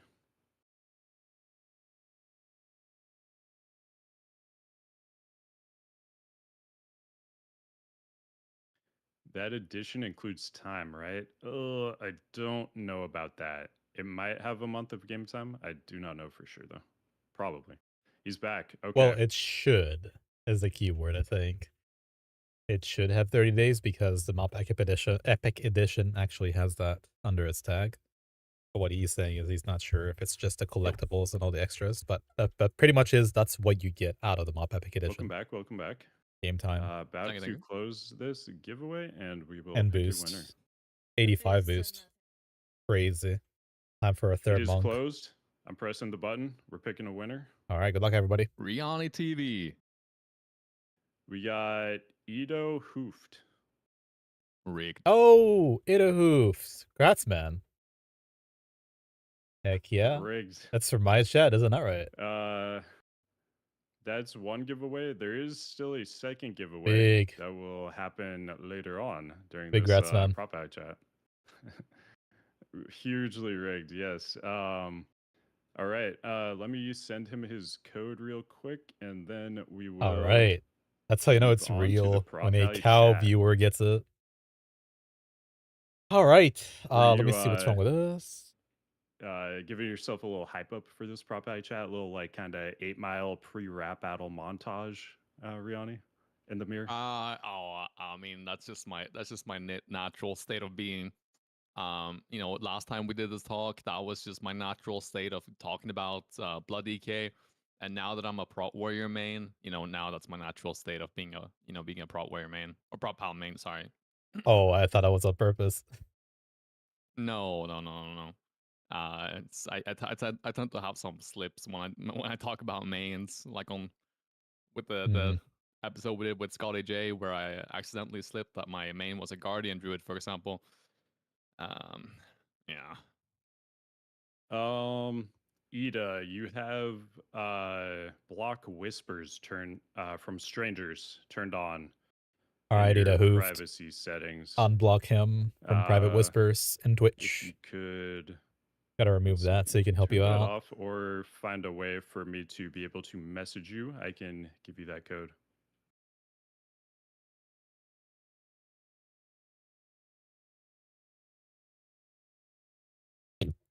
Wow.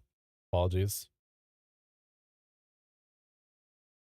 Yeah, reroll, reroll. I mean, that All just right. guarantees that the next Yeah. viewer for me is gonna get it. So David has to Untrusted sit this one through. whisperer. Okay. While he's figuring that out, I'll keep an eye on chat so we can get that to him. But while he's figuring that out, we're gonna start the Prop Alley chat. Ah, This jeez. is one we've been excited for a while. Prop Alley wasn't in the best spot in Kata, and Prop Alley stonks pretty up, I think, especially recently with some of these tank changes. So really excited to get into this one. Obviously, you guys know TBC and Wrath. I played a ton of Prop Alley. It'll be very fun to get back into that. And let's just start off really basic. Riani, how do you feel Prop Alley performs overall? Raids, challenge modes? What do you think his strengths and weaknesses are? Prop Pally are really interesting because I did not expect this, even with the buffs that we got, because I felt like the buffs were kind of minor. So I did not expect the prop pallies to actually have their stonks way up. Um, for some reason, prop pallies are just invincible. They do lack a little bit in the single targets department for sure. But if you want to have an unkillable beast of a tank, like that, you will never have to worry about. They won't die. They just won't die. Then you will bring a prop paladin to the raid. You have a lot of good utility. You have, yeah, you're probably realistically only gonna have one sack as a prop pally because you're, um, reducing your own damage taken with what's it called again? Reducing the divine protection cooldown by 50%. You're Sure. really strong, right? And so you bring one sack, you bring a lot of raid healing and absorb if you are able to utilize your holy power or snapshotted sacred shields on your co-tank. And then of course you have divine protection. No, not divine protection, divine DSAC. It's called DSAC. You talking about devotion aura? Devotion Aura now. Devotion aura, Yeah, yeah. Yeah. exactly. If Exactly. you're a past Prop Alley player, just getting used to some of these renames and rebrandings is going to be one of the battles. Yeah, indeed. Indeed. And yeah, I'm really surprised. I was bringing my prop pally into a challenge mode run with some other streamers to just have some fun. We were doing a non meta challenge mode run with only recently buffed classes. So we had like Demo Warlock, we had Prot Pally, we had Mistweaver Monk, we had a Windwalker Monk, I think, as well, and an Enhancement Shaman as well. And I was just so blown away with how good they were defensively in there. And I'm like, okay, I need to test them in raid. I need to do it. And so we were doing a 10-man run on the Friday. It was late here in the EU. I set up my character because I wanted to try it on Windlord. And I was so surprised with the results of how good they felt. I kept playing it afterwards as well, and you could just survive everything. Um, I'm really shocked by how good they are doing defensively, and I would not be surprised to see them represented in Mhm. high end rating, even in the first rate tier. So TLDR, I'm pretty. My stonks are pretty up on the prop pal for sure. All right. So I have done very limited prop value and raid. 25 man, like Ah, 2 bosses. jeez, That was it. Bay. Welcome in. This was before the buff, the 5% more DR and the Sacred Shield buff. Are you On saying it's more Stoneguard, people I chatting? wasn't really taking any damage. Felt great. It was good. Then on Fang, I got insta killed just from him applying his little debuff. It like his instant attack, and I was like, "What the fuck is this?" Because on all the other tanks, it was just run of the mill damage, nothing special. And then the prop guy just instantly died. And I was like, Are you talking about the shadow uh, one? Sorry, just to clarify. just like his dot application thing. You know, his attack where he like applies the stacking dot on you. Yeah, which phase was it? The first one, Oh, and okay. also the second one, because I got res. I like got insta killed, and then I got res, and then I got insta killed again from the same thing. And I was like, what is going on? It's bugged right now, And or both of them is bugged. like on the other tanks, they just live for free They on that. said they Like you know and didn't they're really gonna need to think fix it. about it. And down probably I like Agreed. instantly died. I was like, what is going on here? But Hence yeah, why you only did 2 bosses, huh? that is why I only did 2 bosses. Because after that, I was like, okay, there's no way I'm playing this. On race. It was more of a like due diligence thing on the last day of like MSV testing. And I was like, okay, I'm not gonna be playing this, so I'm just going on Prot Warrior Brewmaster, and went from there. But have you like looked at the damage reduction buff like before and after? Like I'm kind of wondering if like maybe it is more than it should be or something. Because I don't know. That Fang's encounter was just so weird to me. How it instantly died on just pretty routine damage. I mean, if you want to send me your logs, I could take a look. But I didn't see a single prop pally log pre buff, so it's been hard to compare. Okay. Yeah, I could show you that. Yeah, because I mean, it felt fine on Sogard, so that I've never even seen anything like that. Just how quick it died on something like inconsequential. Like we weren't going to crazy stacks or anything like that. It was just like, oh, first debuff application, instant dead. So that was a weird thing I saw. But Fang does have a set of palms on him in that phase. His melees are really like unexpectedly hard hitting, as well as a dot if you're trying to stack that on you. But a yeah, first phase, I don't know. because yeah, it was really weird because I've tanked it on every tank except Guardian Druid, and all the other ones it was like okay, yeah, he applies that, you're fine, whatever. Probably just instant dead. So I don't know. It So might have just been a really weird like one-off thing. just to clarify, because I know Rihanna likes to do a sales pitch, and now everybody is a little interested in hearing the story of what exactly makes you unkillable. Can you go over the MoP beta change to Prop Paladins that actually brought them to everybody's radar for phase one?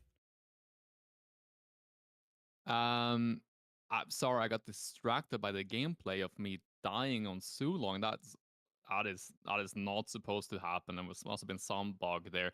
Anyway, I thought they're invincible. What happened? it must have been some bug. It must have been some bug. Anyway, so yeah, so the change was that you have a baseline damage reduction as a prop paladin, which is originally 15%, which got bumped up to 20%.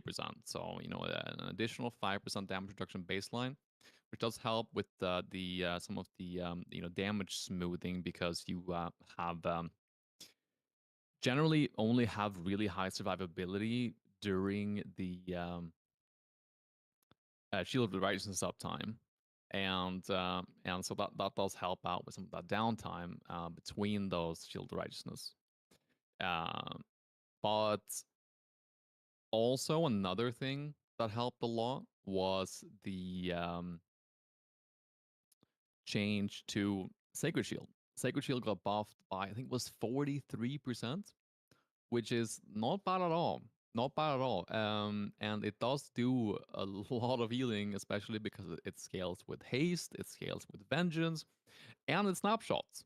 So if you can play around it well, and you actually track your Sacred Shield, it does a lot of work and the meta has kind of been to play with Eternal Flame.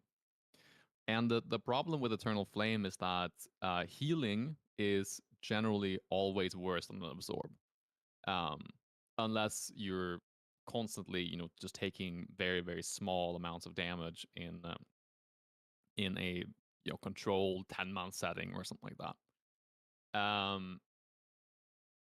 But now with the buff, and now with people actually putting more thought into Sacred Shield and stuff like that, it is really changing up the survivability a lot. And I'd be surprised if I don't see more people play it. If I'm honest.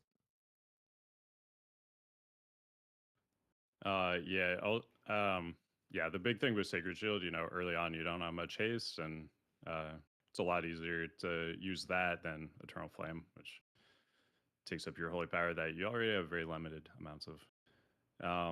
Cow, how are you feeling overall about the prop eye? So I'm a Prop Alley main as well, just like you from previous expansions and retail.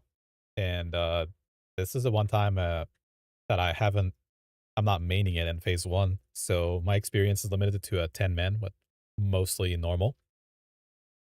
But I have played it. I have, the UI set up. I've played it extensively by myself or in dungeons and not challenge mode. So in that perspective, it definitely is a big step up from Cataclysm, but we're gonna go over the things that are maybe little annoyances to me, but things that still affect Prop Paladin for phase one at least, before the big haste stack.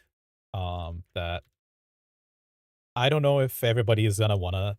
I mean, I know there's like a sales pitch for it, but I don't know if everybody's gonna want a Prop Paladin for phase one in 25 men. 10 men could be a different situation. So I'm mixed on it still, even after the buff for phase one. I agree. I Oh, don't think that everyone is gonna want one, or even if it's going to be a meta, pick for 25-man for sure. But I'm more saying that previously to changes, we would not have seen a pro paladin brought in pretty much any of the top 30 guilds. Whereas now I'd be surprised if we didn't see prop pally on at least certain fights or in certain raids. Um, yeah. yeah, definitely think there's a strong possibility, and it's just great. I mean, that it's even in the conversation is awesome because we've Yeah. played a couple expansions, where there's one tank that's just so far above everything, and the others are kind of an afterthought. So finally having an expansion where there's actual debate about which tanks you would bring, and that I think that's kind of refreshing. Nice change of pace. I agree. I agree. Now you can Uh, now you can honestly bring all 4 tanks and you'll be fine. all four, yes, yes. No more than four. There are only four tanks in the World of Warcraft. Miss of Pandaria. So let's talk about some changes from Kata. So people who may have played a Kata prop alley and were probably feeling pretty bad about it. There's a lot of changes that happened between Kata and MoP, and makes prop alley a lot better. We can kind of go around and throw some in, but I'll throw out the big one. I mean, haste. Prop alley gets crazy haste scaling now. You have an ability where your haste melee haste reduces the cooldown and global cooldown of pretty much your entire rotation. So prop allies just get crazy haste scaling. The more haste you get, the better prop ally feels. You start being able to pump out way more rotational abilities, getting way more holy power, which then lets you use your holy power spenders more, and feels really good. Rihanna, you want to throw out some of the big changes that stand out to you? Yeah, I mean, obviously the biggest change is that you got active mitigation, right? Um, in in Kata and obviously in Wrath of the Lich King as well, it didn't really matter, what spells you pressed because you were ultimately at the mercy of the healers. Where it really is not like that in Mists of Pandaria. Your Shield of Righteousness still functions the same way as in Cataclysm, where you need 3 holy power to unleash it. But when you do so, you get a 3-second damage reduction, which is baseline with mastery. I think it's like 40%, something like that. But it's realistically going to be higher with the buffs and if you gear for some mastery and stuff like that. And then it's been taken off the global cooldown. Praise be. You already get lower GCD with haste. So I don't know if I told you. I don't know if I told you this before, but with enough haste, the Prot Paladin can get a 1-second GCD. Wow. Are there any other tanks that get that? No, they're all dead. And then your Word of Glory is also off the GCD and has had its cooldown completely removed. But you might not always want to use um, the Word of Glory, off cooldown, whenever you can, because, well, one, you are competing in resources with your Shield Righteousness, which is your active mitigation, which you want to keep up as much as you can. But also, when you use Shield Righteousness, you get a stacking buff, um, something Bastion. Bastion of Glory, I think. Yeah, there we go. Exactly. And it is stacks up to 110% increase healing, I think, at 5 stacks. And when you offload it, even if you're not at 3 stacks of holy power, you heal for a ton. So it's a good type of, in case of emergency type of heal, or if you are dealing with a mechanic where you don't really value the damage reduction that you have from Shield Righteousness.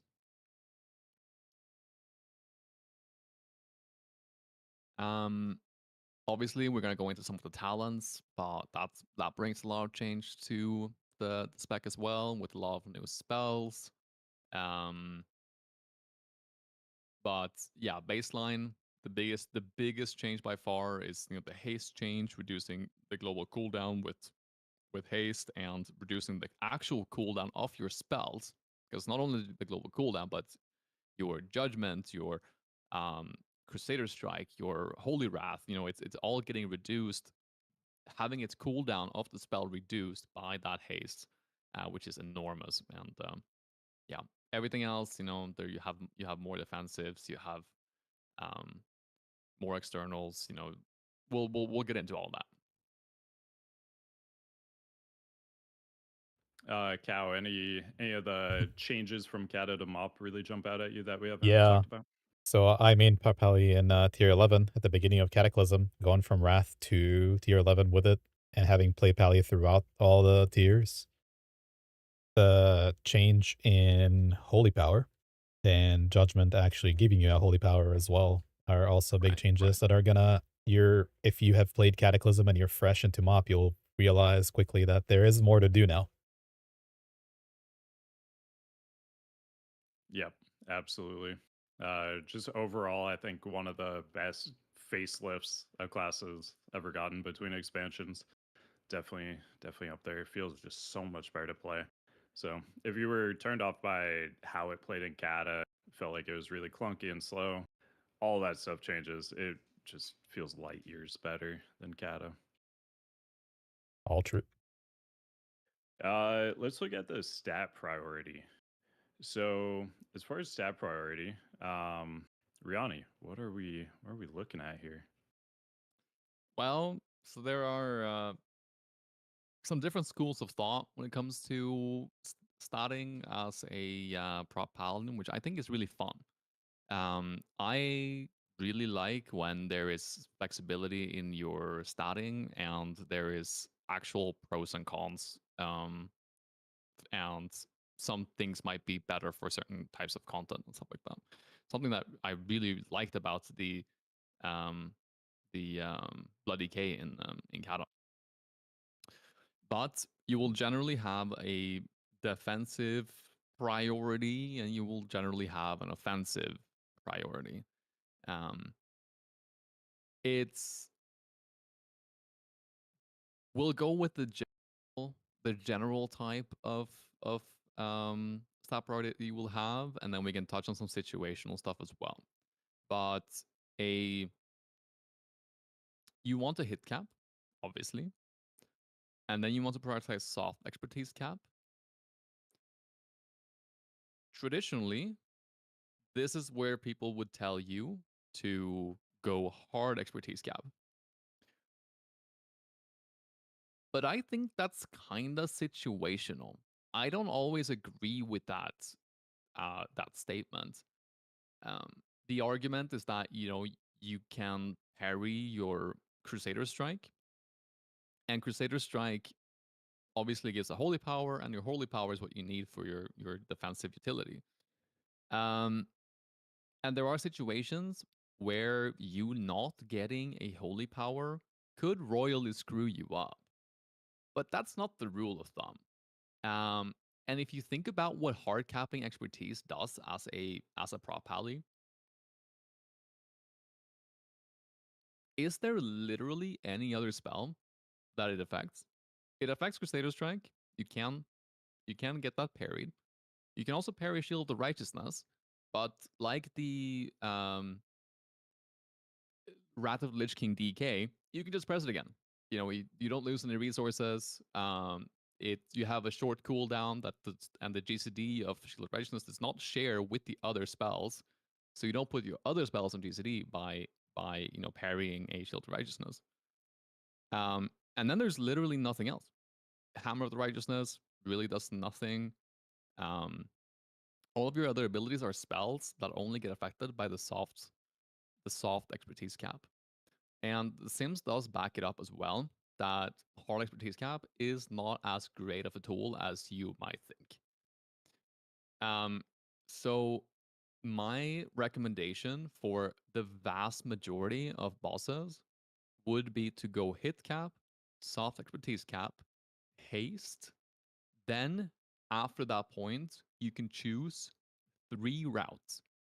You can either choose to get hard expertise cap, which will be kind of like a balanced type of approach where you get offensive utility and defensive utility. You don't get the most offensive utility, you don't get the most defensive utility, but you have something in between. Or you could go crit, which is your highest DPS stat by far, and also benefit some of the healing aspects that you have, especially when we go into Eternal Flame, possibly later on. But also you're healing from Arcing Lights, your level 90 talent, and obviously damage as a tank. That's something to consider. Or you could go down Mastery. Now, I personally think that Mastery is kind of bait right now, at least on Prot Paladin. But there are very good situations where you want to have high mastery. For example, on Shaw of Fear, where you can completely negate the thrashes by simply having Shield of Righteousness up, and a somewhat decent amount of mastery as well. And you will never have to worry about using even a single defensive cooldown at all during thrashes if you have it up. But apart from that, I'm not a big mastery believer at all. So, contrary to what the ancient texts would suggest. So that's kind of the rundown in my opinion. Hit self expertise cap, haste, and then choose your own adventure. All right. Yeah, that's pretty much what I was doing. I was doing hit, then soft, then haste, then expertise hard, then crit, then mass. Doing that approach, I think I ended up with MSV BIS maybe like 13% expertise. So I was like almost hard capped anyway. still prioing haste, but getting expertise as the secondary after that. Yeah, yeah. Um, I'm not totally sure I'll go down that route once we get there. But it is certainly a option for sure. Cow, how are you feeling about prop ice sets? I don't know how modern of a thought it is to expertise cap, but even in Cataclysm, the thought process was always the same. I strongly disagree with expertise hard cap and I never win it on the same premise that you are losing a combo point whenever you get parried. Therefore, you should definitely do your best not to lose it. However, it's like Randy said, it's a very common thing. The only thing that gets affected by it really is your either Hammer of the Righteous or Crusader Strike. Really, the rest of them are spells. They're not going to get parried. They can still generate holy power. And if you really are that starving for Shield of the Righteous, that's just something you're going to not be able to spam nonstop. For example, like you said, with the Thrashes from Shadow of Fear, it's not something you just want to spam. It's something that you want to prepare for, that you understand that you're going to use that as active mitigation with preemptive thought. So I do agree with that. And haste being the main game changer, really, especially in the early phases when you're going from really none to higher. So yeah, I wouldn't go for expertise cap or anywhere near it, to be very honest. Okay. And so in general, going haste crit essentially is the idea. I would say, yeah. I think so, yeah. Especially since we're already kind of struggling with damage. We're we don't want to necessarily put ourselves too far behind the other alternatives, in my opinion. Also, the thing to keep in mind with mastery is that you it's kind of like it's a little bit lopsided because mastery is a really good tool to increase your defensiveness when you have shield rightness up. It increases your damage taken, or decreases your damage taken while you have it up, and that's really powerful. Uh, but your problem as a prop paladin is not when you have shielded righteousness up. It's when you don't.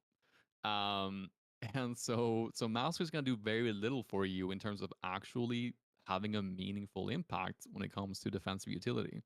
It does bring defensive utility, even if you don't have this up. It does have the block portion still, but it scales very, very poorly as a non shield righteousness uptime type of mitigation. Yeah. Yeah, I feel the same. Like that baseline 40-ish% damage reduction that you're getting from Shield of the Righteous, taking that from like 40 to 45, it's not really gonna make a difference. That Yeah. 40 already made you unkillable, most likely. So, yeah, I'm pretty low on mastery as well. Cow, any different thoughts on mastery? Nope. I Okay. I mean, it's self-explanatory, I think. Yeah, fair enough. Yeah. I Wouldn't think hit that expertise soft cap be more important than MoP than ever before? it Yeah. is Yeah, Cleo. But we're talking about it is also important hard cap. to not forget about strength and stamina and stuff like that as well. Um, because obviously you have strength, you still have the things we talked about in the last episode when we went over the DK and the warrior. That's strength has really really powerful parry modifiers, and parry is actually a somewhat decent thing to have because it means more resets of your Avenger Shield, which is your major damaging ability, and will often be the thing that differentiates a top pars between a 95 or below. Um, and stamina is still a really good thing to have to not die.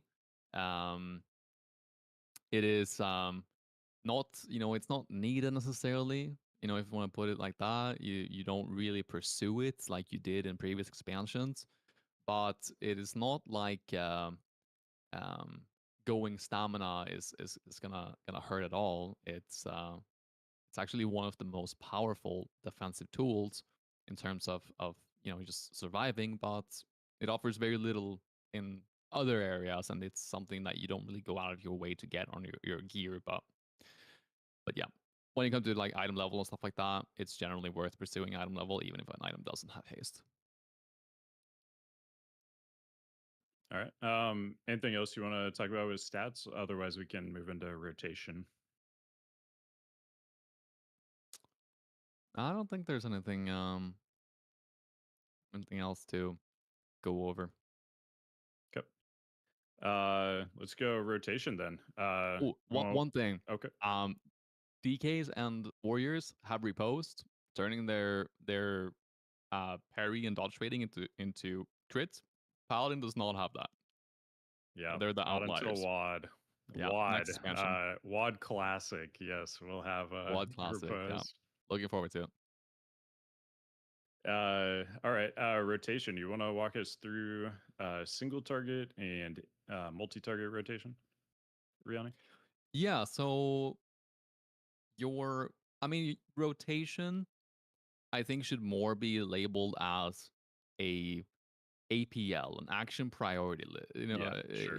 Yeah, sure. A priority list of spells that you press.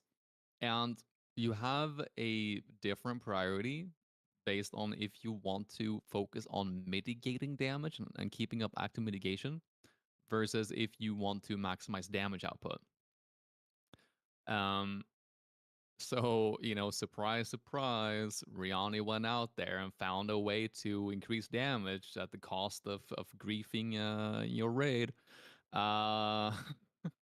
But yeah, so the normal kind of standard rotation is to focus on putting Judgment on cooldown.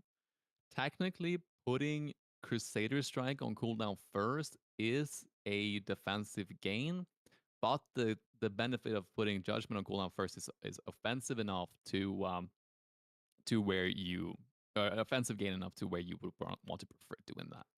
So Judgment, Crusader Strike, Avenger Shield. Obviously, Avenger Shield, if you have a proc of your what's it called again? I'm not good with the names here. Grand Crusader. I forget that. Yeah, that's it. Yeah, when you have Grand Crusader proc, you want to prioritize that over everything else. And when you have a non Grand Crusader proc, you Avenger Shield after the Crusader Strike. And then after that, you prioritize your Holy Wrath. Then after that, you prioritize your Hammer of the Righteousness. And then, your active mitigation, your Shield of the Righteousness, your Word of Glory. Come again? Did you mean Hammer of Wrath over Hammer of the Righteous? Oh, yeah, Hammer of Wrath. Yeah, names. We're at it again. But your active mitigation and your healing, they're off GCD, so you're weaving those kind of in as you get the appropriate resources. And then during execute, you prioritize your Holy Wrath a little bit higher as well, if you have the glyph for it. There are some deviations, of course, like if you have a Holy Avenger, one of the talents that we'll look at later, where your generation, holy power generation, is increased by a lot. Of course, consecration is above Holy Wrath usually. So you have Avenger Shield, Consecration, Holy Wrath, unless it's Execute, and then Hammer Wrath. Yeah. So it's actually a good spell now, Consecration. Just flew over my head because of the Cataclysm mishap of Consecration.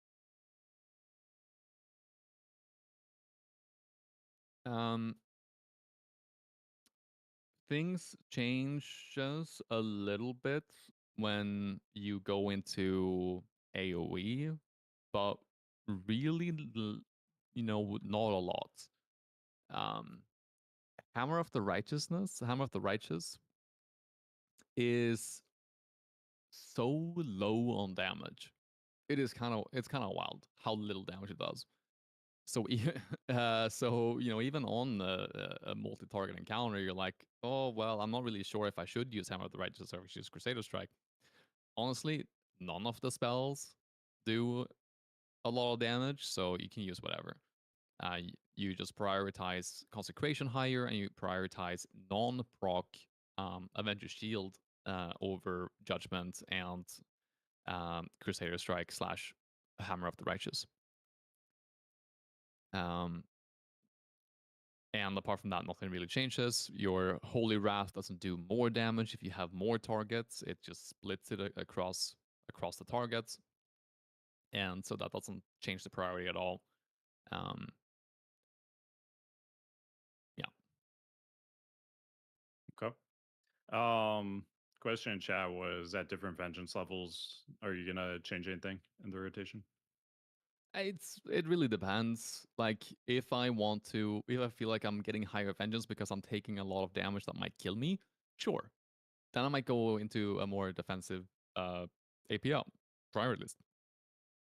But if I have a lot of vengeance and I'm not if I'm not gonna be dying, I'm gonna be changing up the way I prioritize my spells a little bit. Crusader Strike, while it's good for holy power generation, literally does no damage. Yeah. It is wild. You can have like 200,000 attack power. I'm not exaggerating. 200,000 attack power, and your Crusader Strike does 30,000 damage. It is the most useless spell on the planet, and even if Blizzard buffed it by 100%, the damage would still not be competitive. The thing is, though, that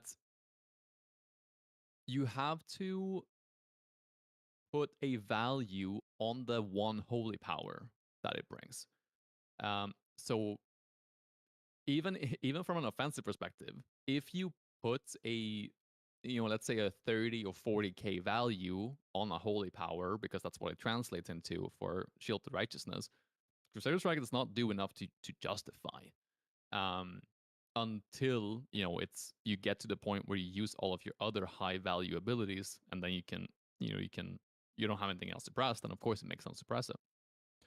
But from an offensive perspective, you want to prioritize Avenger Shield first with proc, then Judgment, then Avenger Shield without proc, then Holy Wrath,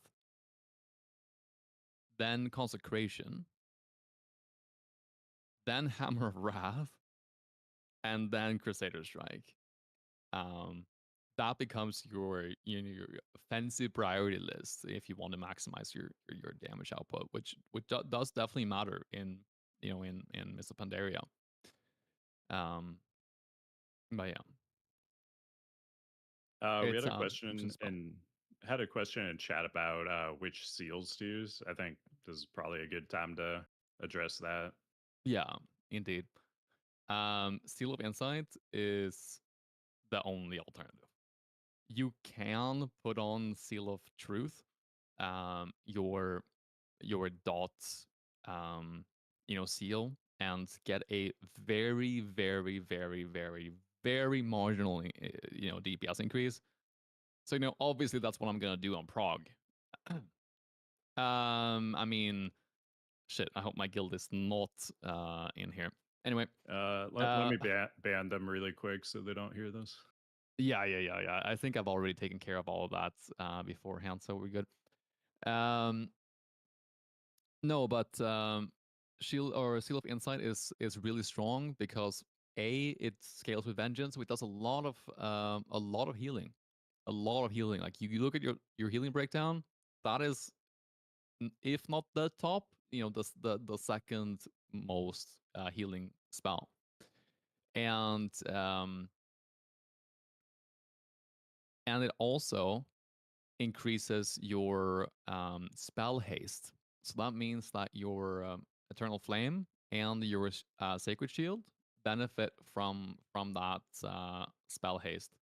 So it does have an additional defensive component compared to just the healing that you see in the logs. So definitely Seal of Insight. The ancient texts, they are correct on this one. You do run Seal of Insight. And Seal of the Righteous, we had a question of whether or not it actually does more single target damage than Seal of Truth. I'm not sure if there's a attack power breakpoint for that, or is that true at all? I haven't really looked into it, but even on AoE, the Seal of Righteousness is very pitiful damage. So It's not yeah, a lot. yeah. One thing I don't think we mentioned it was that Seal of Truth actually does 80% less damage for prop values. That's one of the nerfs that came at some point. So that's kind of the reason it's not that good. It literally just does 80% reduced damage. So yeah. I honestly Insights. think that reverting that to do full damage would be a good change, because right now the thing that Prot Pally has going for it is its defensive utility, and turning it into an option where you can go for that beefiness compared to the the good single target damage that you would have with a non-nerf Seal of Truth. That would have been I think a good thing. Give some agency and some choice, because every other tank pretty much has that choice of going full offensiveness or like full defensiveness, and like finding a balance there. Um, Maybe even seal swapping would have been a cool thing to do. Maybe twisting, who knows? Um, and Yeah, I think that would have been a cool thing to see, and I think it would have addressed some of the single target deficiencies that Prot Pally has right now. Mm-hmm. Just to clear up for Excelsis, not a troll. Inside actually insane. Crazy scaling. For all the reasons Rihanna mentioned. The DPS seals don't do a whole lot of damage. The healing seal does a lot of healing. So just kind of better overall value. Yeah. Flex is asking about battle healer glyph. Have you played around with that at all? It's a think kind of what's the disc priest healing called? The It's kind of like an atonement type of thing for Prot Pallies, where instead of healing yourself with Seal of Insight, you heal nearby targets. The problem is that the glyph doesn't scale with vengeance, and it already gives you a reduced healing done during the when you have the glyph active. So it never really becomes worth it, and it becomes much more about being a sustained tool than it is about giving your raid utility with battle healer. All right. Anything else on like rotation stuff? Otherwise, we'll move into talents. Um, yes and no. I think we'll cover a lot of the other things that is worth talking about um in the talent section. Sure. Yeah. Cow, did you have anything you wanted to add for rotation stuff? That was a little extensive, and there's a lot of things to think Yeah. about from what he said, but, I don't have a sim that I went to test what I did. Rather, it was just Warcraft logs and playing. so I don't want to add anything else right now. But I think that's very Okay, insightful, if you will. sure. All right, let's look at talents.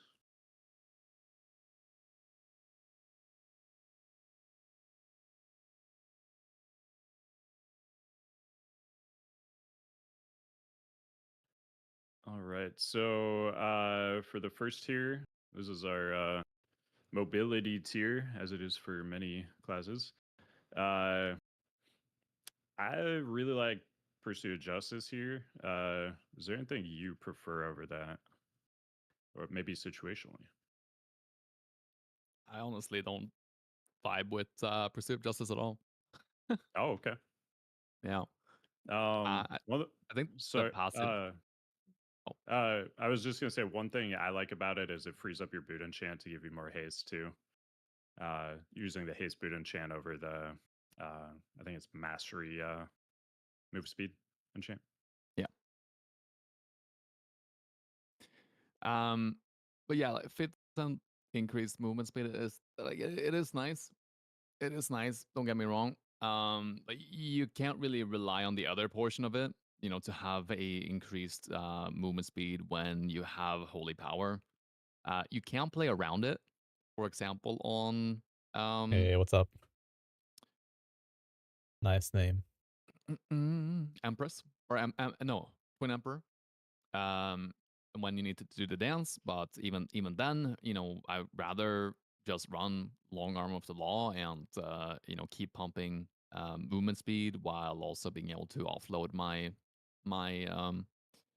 shield righteousness into damage. Okay. Um, and the other two also have an interesting interaction with nitro boots. So that's something you also miss out on with Pursuit of Justice. Um, that you can use Speed of Light and Long of the Law when you have Nitro Boots for an insane movement speed. Is there any situation you feel like that's useful to have more than just the baseline nitro, 500 or whatever percent? Yeah, so one example where it's kind of insane is like we just saw our 10-man Pepega group wiping on Sulong, but having a really fast nitro boots and either long arm or speed of light into resetting your stacks without messing up, you know, the positioning of the boss, and really does help a lot in that scenario. But other than that, it's of course more about covering, you know, distance. So it could be in, you know, when doing trash and stuff like that, or if you're doing challenge modes, or yeah. If you do go long arm of the law, do you feel like you still go the movement speed boot enchant with the mastery, or do you feel like this is enough that you can just go the haste on there anyway, and there's not really a trade off? I think that the base movement speed of the boots is kind of like during progression, it's worth so much. I wouldn't go out of it personally, but Hmm. once you get enough haste, you can have almost 100% uptime with this buff, and then you definitely don't need it. And then, you know, the haste could certainly be nice. That is a good thing to mention too. Like this, it just gets better and better. Like the more gear you get too. Yeah, on a fight like Shaw in the first phase, it is really a powerful tool for running around and picking up orbs. Um, I can tell that, you know, playing both Pally and DK, it was a lot nicer to play that fight on a Pally. I can tell you that. Yeah. Um, Looks like my Wowhead window is like frozen right now. Let me see if I can get that back. Wow, head, huh? Uh, the next one though would be the Fist of Justice, Repentance. Evil is a point of view. If you want to talk about those, I mean, there's not much to talk about if I'm gonna be honest. sure. It's kind of very uninteresting. talent row where I generally default to Fist of Justice, but Repentance can have its uses too. But maybe more so in challenge modes if you do not have like a second um a second what's that monk CC spell called? Paralysis. The names again. Paralysis. Yeah. Paralysis, exactly. So if you don't have a second paralysis type of effect or sap or something like that, then that could be a really powerful tool to use. Okay. Let's see. Next one would be Eternal Flame, Sacred Shield tier. If you want to talk about that. Yeah, so you only have two options here, and it's Sacred Shield and Eternal Flame. Eternal Flame turns your Word of Glory into a new spell that does the same thing, as in like it does the same healing and everything, but it also leaves a healing buff for 30 seconds after you cast it. And this thing scales with Vengeance. It scales with your Bastion, your healing increase stacks from using Shield of Righteousness. It's it's a really quite powerful heal. And before the change to Sacred Shield, there would be an argument for running Eternal Flame for pretty much all content in the game. Um, However, it does fall victim to the fact that it is a heal. And as a tank, we always prefer to reduce our damage taken compared to healing up that damage afterwards. Um, the good thing about Eternal Flame is that it scales really well with haste. Both as a it will tick faster, um, or does it tick faster? I think yeah, I think it ticks faster. I believe it ticks faster. Yeah. Yeah, And yeah. the duration, I think, The duration's the goes Out of the same. down to. comfort zone. Oh, does it? Yeah. Okay. Typically, those kinds of spells just happen quicker, like overall, like the duration goes down and the ticks happen quicker. But maybe that one isn't like that. I'm almost I'm 99% sure at least. Okay. Mm. And well, when you have quicker ticks, you have quicker regen of holy power. You don't always need to push that holy power into your shield of righteousness. Then you can use it as a really, really powerful raid tool, especially in a Tamman environment. If you can keep Eternal Flame up on several people, that now we're talking reduction of the need for another healer, because you basically become another healer. It is quite insane, but you don't really get to those values until later in the expansion. So for now, it's a situational tool, and it's more so a tool to use when you are going to be isolated during the fight and get limited healing, and where you value um, the self-sustain that it gives, but not a general, rule of thumb type of heal.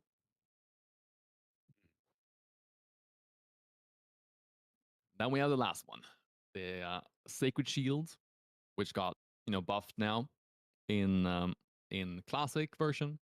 I think it was 43%. Really, really, really quite powerful spell. It gives you a buff that lasts for 30 seconds. And during those 30 seconds, every 6 seconds baseline, you get an absorb. And this absorb is based on attack power. And so that means that if you have a lot of vengeance, you also get a fat shield. And not only does it scale with attack power, it also scales with haste. So while it has a baseline of proccing every 6 seconds, the more haste you have, the more frequent shields you get. But also what's worth mentioning as well is that every time you get a shield, it doesn't, dynamically update with the current vengeance that you have. Rather, when you cast the original shield, when you cast the spell, the 30-second duration, that is when you snapshot your shield. So really paying attention to your vengeance tracker and popping it in a moment where you know you will have high vengeance. You can keep refreshing it all the time. It has a short cooldown, but it is something you can keep spamming. And so even if you have it up and you feel comfortable with what you have, if you get 100,000 more vengeance and you can just spend a global to increase the absorb of it by double, then you do that, and then you try to not reapply that sacred shield until it's about to fade or it's already faded. Obviously, that's important to keep in mind for when you're tank swapping. If you know you're going to be having less vengeance, right when you tank swap, you can put your sacred shield on your co-tank. You just spend a global, and then you basically put an absorb for several 100,000 on your co-tank, making them more tanky, which is an argument to be made for when you have a bloody You K-tank, guys which stay is, obviously for the next giveaway, just going to fall over every time. All So good. they need some extra help. But yeah, Sacred Shield. I really like the spell. I think it's great.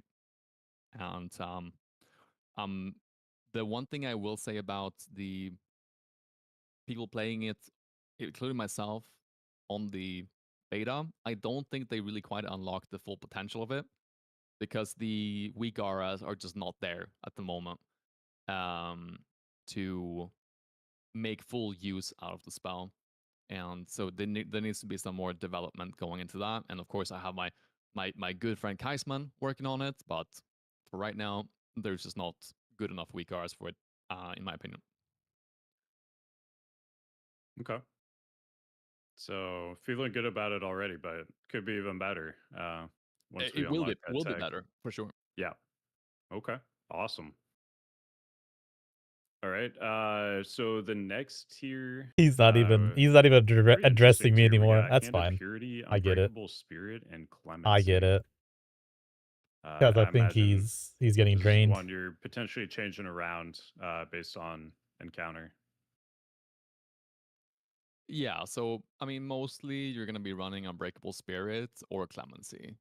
Hand of Purity is, of course, situational, but the other two are really quite hard to give up. I mean, Interestingly enough, I can't really Hand of interrupt Purity his train can of be thought because that's like utilized his new thing. very That's his well new obsession, it if you seems have like. a Brewmaster monk, So I'm just letting him, do his thing. because the damage reduction from the ticking over time damage is indeed does indeed work with Stagger. stagger. Yeah. So basically allows the monk to not purify if they needed to, even if they're at red stagger during that moment. Yeah. Pretty awesome. Yeah, can definitely be good on a fight like Empress when you're tanking the odds. So Unbreakable Spirit, this is mainly for reducing the cooldown of your Divine Protection. Having that 30-second Divine Protection, that's nice.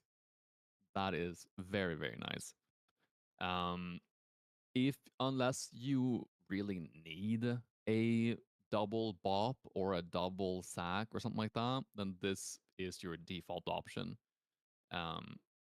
Having a reduced cooldown on Divine Shield can be situational. If there are stacks you want to clear, because that's something that Prop Pally is really good for. Yeah, And I'll get you that right now, actually. then, of course, Sorry, I fell asleep there for a second. Lay on Hands is a good tool as Hold well, on. but the likelihood that you're going to be using it You're going to see a black more screen here than for a moment, once and I'll every 5 explain it minutes to you. pretty unlikely. We get the beta actually. It's even better. Right. But yeah, it's There we go. nice. So And what he's talking about right if here you is on if you get Unbreakable it, Spirit you versus get Hand of Purity versus Clemency. it. And so the right side Clemency, is on a the double other bop, hand, basically is double every a hand. Double Hand of Freedom, Protection, Sacrifice, tool Salvation. that is The middle one is more of like a personal very gain, good, especially if you which you have your are Divine Shield not Protection only on a hands, reduced by Prot Paladin. 50%. If And then you're a there's Hand of Wrath Purity, or which you talked Holy about at Avenger first. insta-lock type of thing. Basically just allows you to use your Hand of Protection, your Sacrifice, and your Freedom twice, which double the value, double the fun. And that's a thing that's it's worth keeping in mind for all the tanks, is that you can call for um How do you feel about that, Cleo? hand of sacrifice 2 times, not just the 1 time. But as a prop paladin, you really value the reduction in the divine protection. But Clemency. Yeah. Clemency is very good for many yeah, it can be fights. used situationally, especially if you're Very, very good. Basically, if you can think about like a Koshimo that your other takes it for tank needs you, a little bit of imagine if you were the Koshimo as the Prop Paladin, because you're now psyching people, Yeah, you're now bopping for people. sure. Alucard mentioned too Hand of Purity on like Amber Shaper for the healing debuff. So yeah, just some different Kind of sack. little fight Nah, specific man. mechanics you can Wait, look which to get expansion some are you value thinking on about? that. Yeah. Which, what? It For was the Divine next Sacrifice that was rows, 20%, Holy right? Avenger, This has always been Sanctified 30. Wrath, and Divine Purpose row. Personally, I've been playing with Holy Avenger. Feels absolutely amazing getting, 3 I holy mean, power every I time you're could give a lot of input pressing on anything boss that fights generates, and you and can just which stack up one a to lot of take, Shield of the but Righteous. it's very hard Even to. get I don't some want to interrupt Word of Glories out there Subtle too. or Yanni.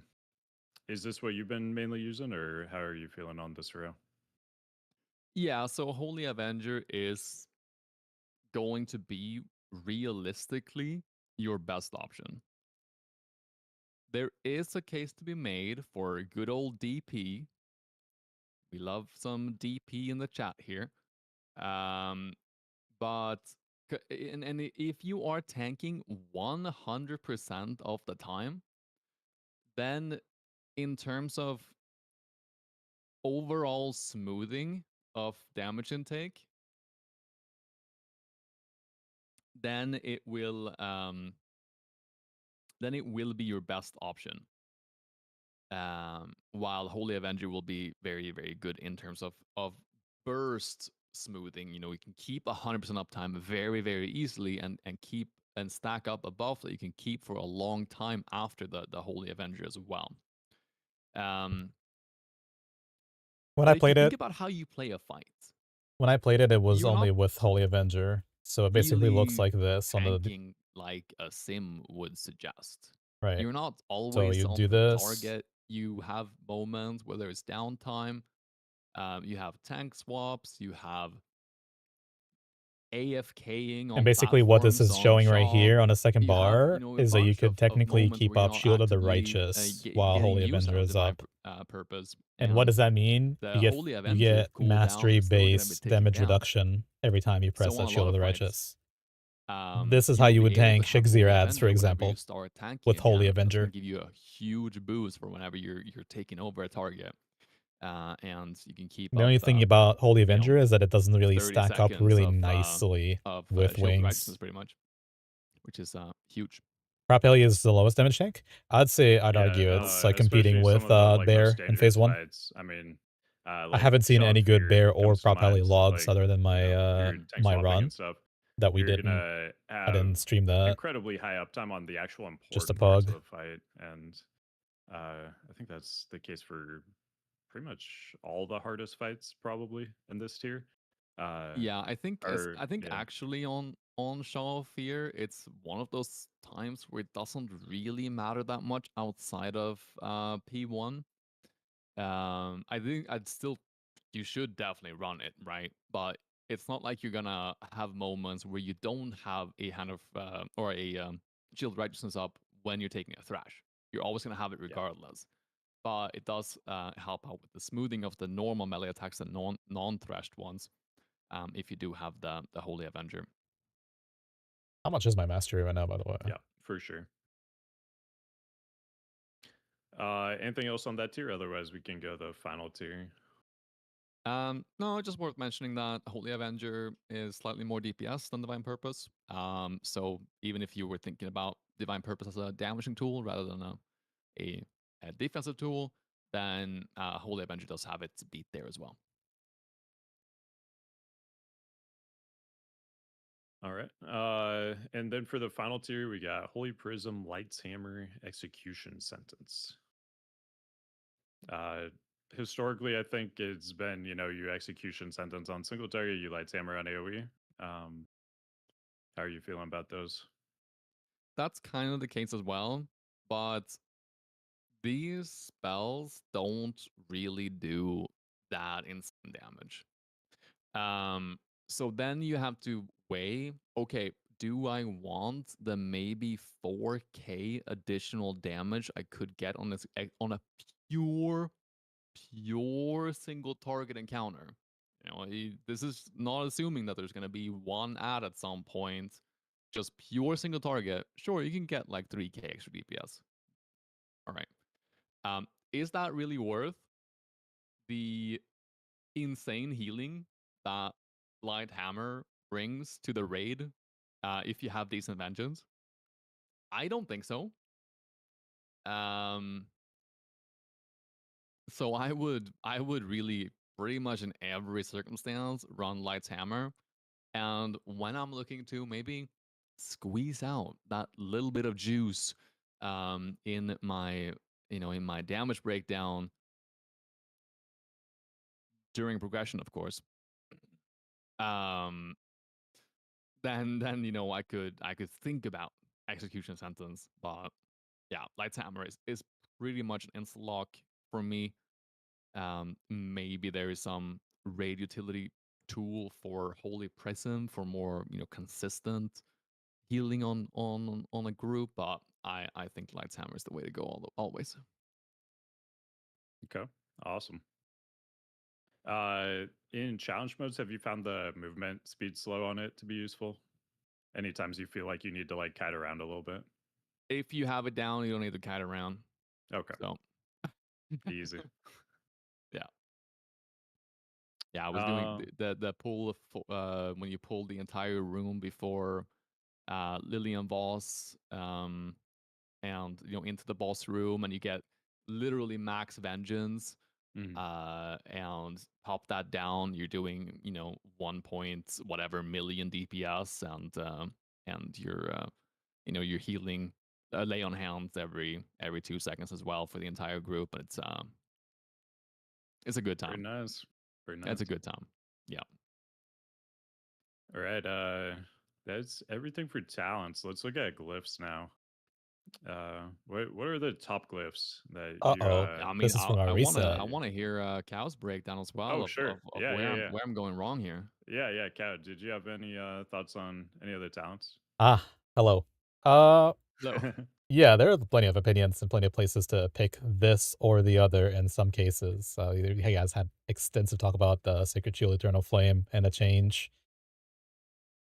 I think Sacred Shield is really good for anybody to just take and kind of figure it out, similar to House and Wrath, compared to Eternal Flame, where it takes more thinking power, and you can just wog yourself anyway, or your friend if you needed to. So it just gives you that extra layer of mitigation really quickly.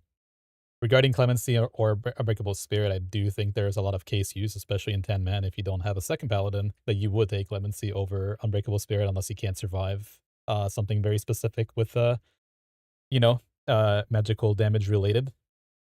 I didn't do Heroic Leishi as an example, I would say, or too long, where you could probably, really benefit from your own Unbreakable Spirit for Divine Protection, but Clemency does definitely have its case uses in multiple fights, so you might want to check either for another tank's Hand of Sacrifice or Bops are useful.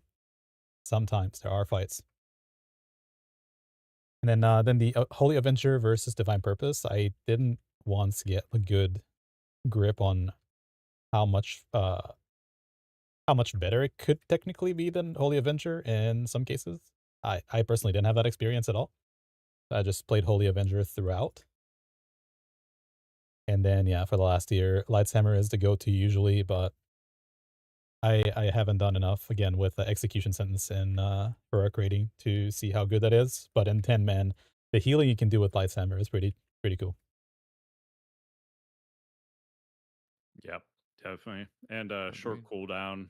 Um, Also, usually the big AoE damage happens in like burst windows. So something like Stone Guard, for example.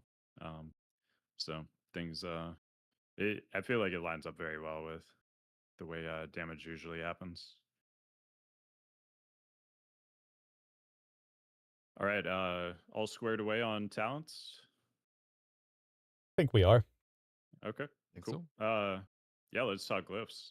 Cal, you want to start us on this one? Like, what glyphs have you been running I that? I tested most of them, and, Mhm. obviously consistently it's a glyph of the Alabaster Shield that we're gonna get, right? So what that Sure. does is it increase it when you successfully block, it increases the damage of your next Shield of the Righteous for free up to 30%. That's 3 stacks. You're usually not I don't know, again, in a heroic setting, on prog, if you would ever hold it as much as you can all the time, other than just instances such as Thresh where you'd use it.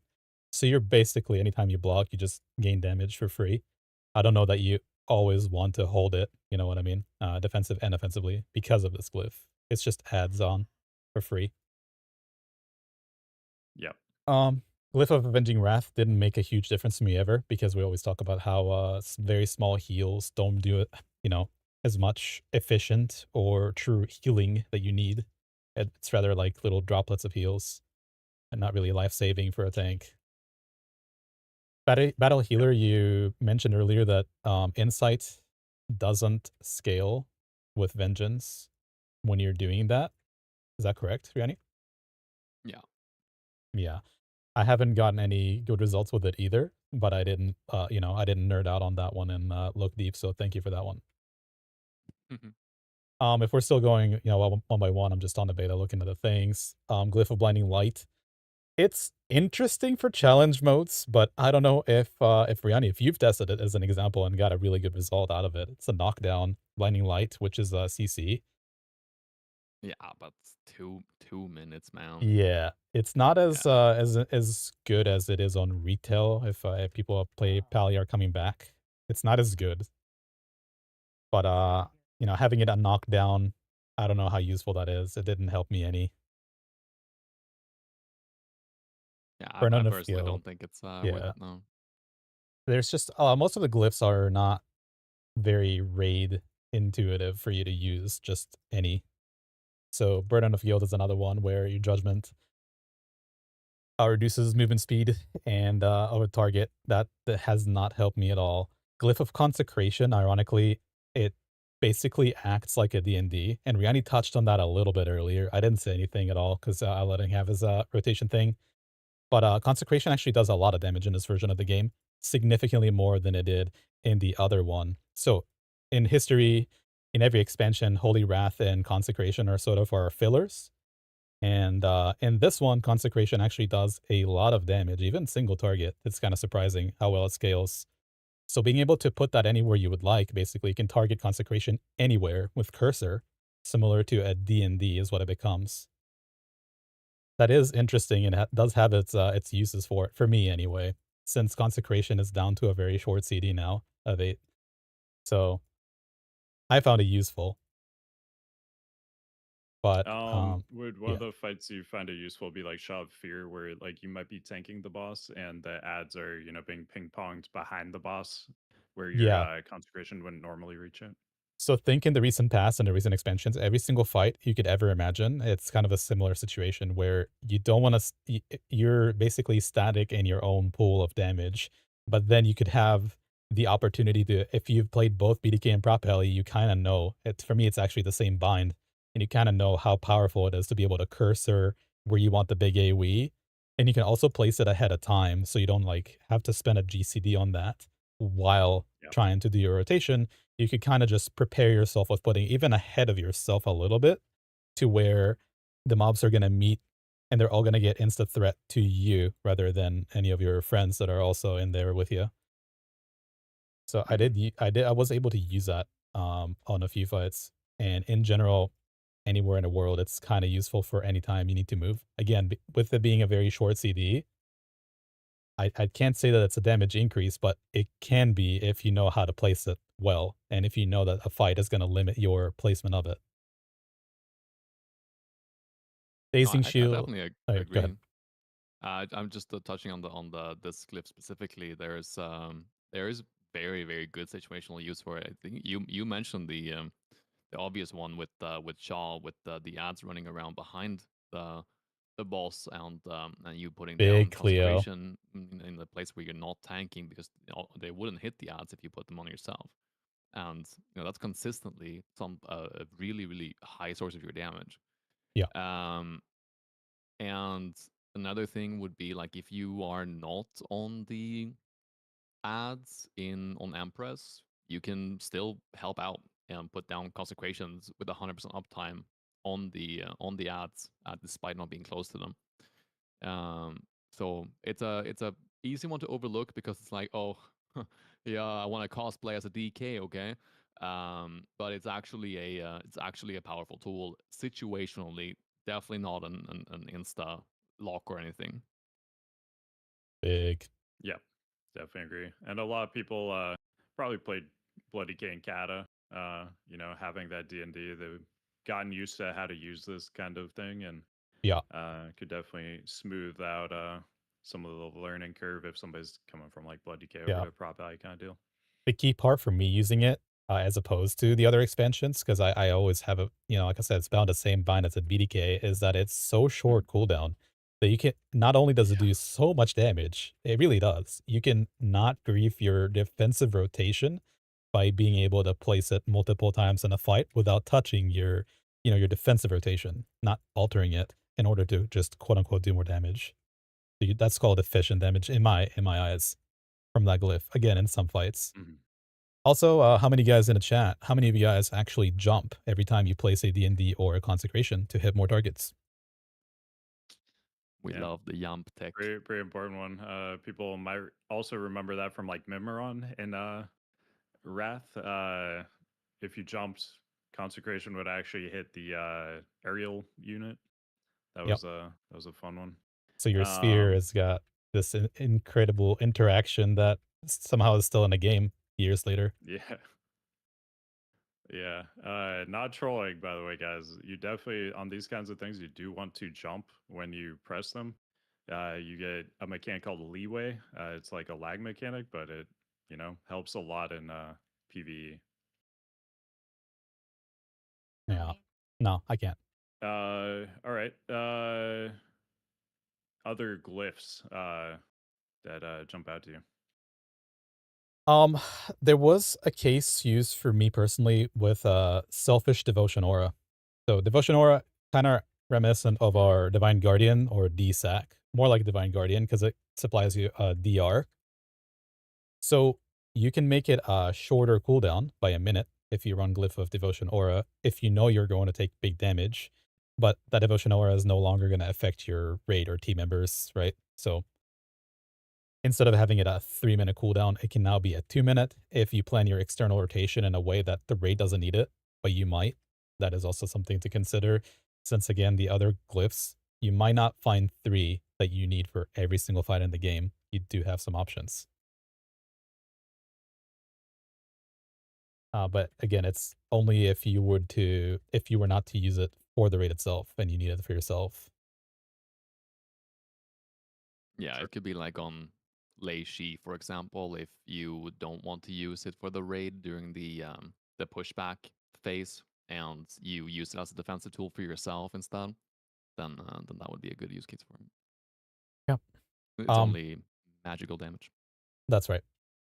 So that being a DR for magic only, then also another interesting one that I found using a lot is bringing Divine Protection back to its original form. So in Cataclysm, the Glyph of Divine Protection actually made it so it's higher DR but magic only. Now, Glyph of Divine Protection reverses the effect of the normal one if you're running the glyph, now you're reducing your DR is basically for magic and also physical as well. So if you pair that with the talent we talked about earlier, the Unbreakable Spirit, you gain a 20% all damage DR every 30 seconds. It gets kind of powerful. Well, actually, it gets really powerful if you don't need the other talent. How often do you find that you like to run this? 'Cause, like the baseline Pally kit has a lot of like physical DR on it. You know, with Shield of the Righteous, the buff from that giving physical DR, blocks giving physical DR. Do you find you usually run this, or it's Not so often, more but situational? on fights like Will of the Emperor, where I don't know my teammates, I played on a pug. I'm very distant and disconnected from the rest of the raid, tanking one of the big Hmm. ads, the big bosses. I can't really use Clemency for, I mean, I'm usually out of range and kind of in a way that I can't use. If I were to use a bop or a hand sack, I wouldn't be able to use two of them most likely. Somebody would have to really try to be in my range for that. In those cases, then I would take Unbreakable Spirit, and I do pair that up with. So then you have another layer of defense. I don't know, Oh, Riani, in your experience in 25 man, maybe it's different, but in 10 man, it was really hard for me to survive in a pug on Will. I've not personally done Will on Prop Pally. I've only done the Heart Fear and Terrace. Yeah, so you're not gonna have a Holy Avenger for each rotation, and that's what set me off to fail, I think. Asking for externals, but the healer is not always in range at the right time where it mispresses it, and then you're not looking at a smooth, um, long DR, so to speak, because Shield of Righteous is fairly short. So I just had that as well, and then you have it every time. 20% physical damage reduction on that. yeah, that makes sense. Definitely on that fight for sure. No real magic damage, just the Yeah, room the damage or consistent whatever. small magic damage doesn't really make a Yeah, difference, but the big yeah, melee hits, you'll likely hmm, want to have an extra set of defensive, especially if you're absolutely. not a seasoned prop paladin, in my experience, because I'm not, I don't know what's going on with my teammates or with the fight because I Mhm. ran at a really low gear. So going in the first time, that definitely helped. Yeah, definitely. What Yeah, about Double Jeopardy? How are you? Do you find this one useful at all? not on a lot of boss The fights. No, Paladin. Okay, yeah. I don't know if you guys try to run it, but I have tried, and again, in my experience, if you have two targets, it's usually not two bosses that are stacked together to make very important gains, Hmm. where you can get the other glyphs to kind of always be helpful to you.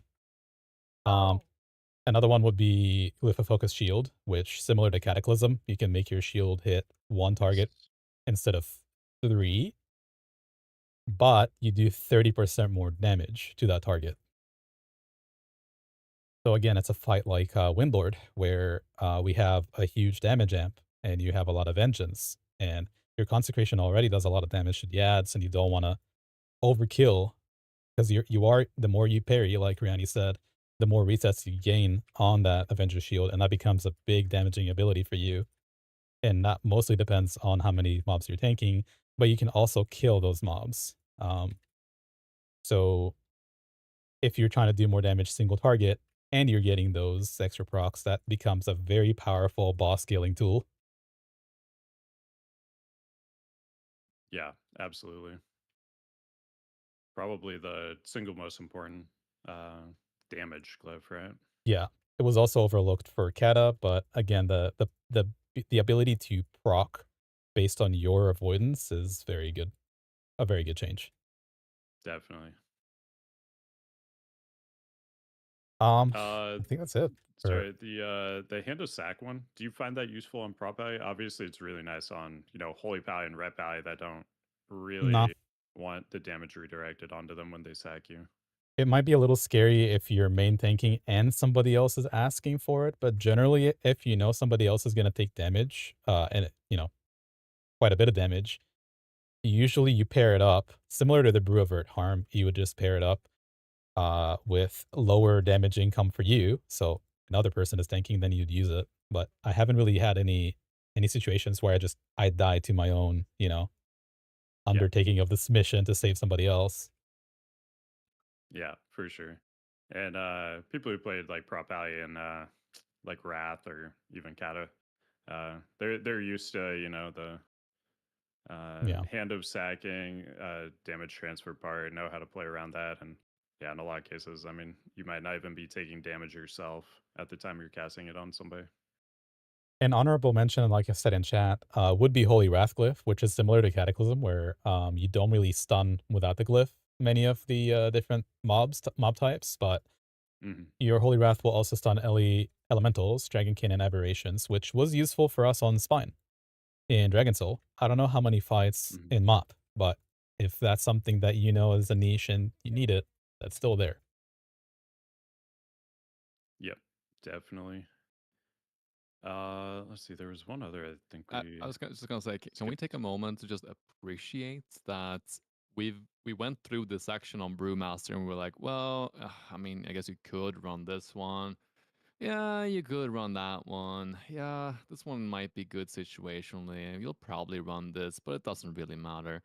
And on Prop Alley, like we still haven't touched on like 2 or 3 of the other glyphs that I think are like super good. That's right. Like when there's Yeah. just so much for Prop Alley, and it is really fun to see. Um, in in from a damage perspective, you have a let's do a tier list, okay?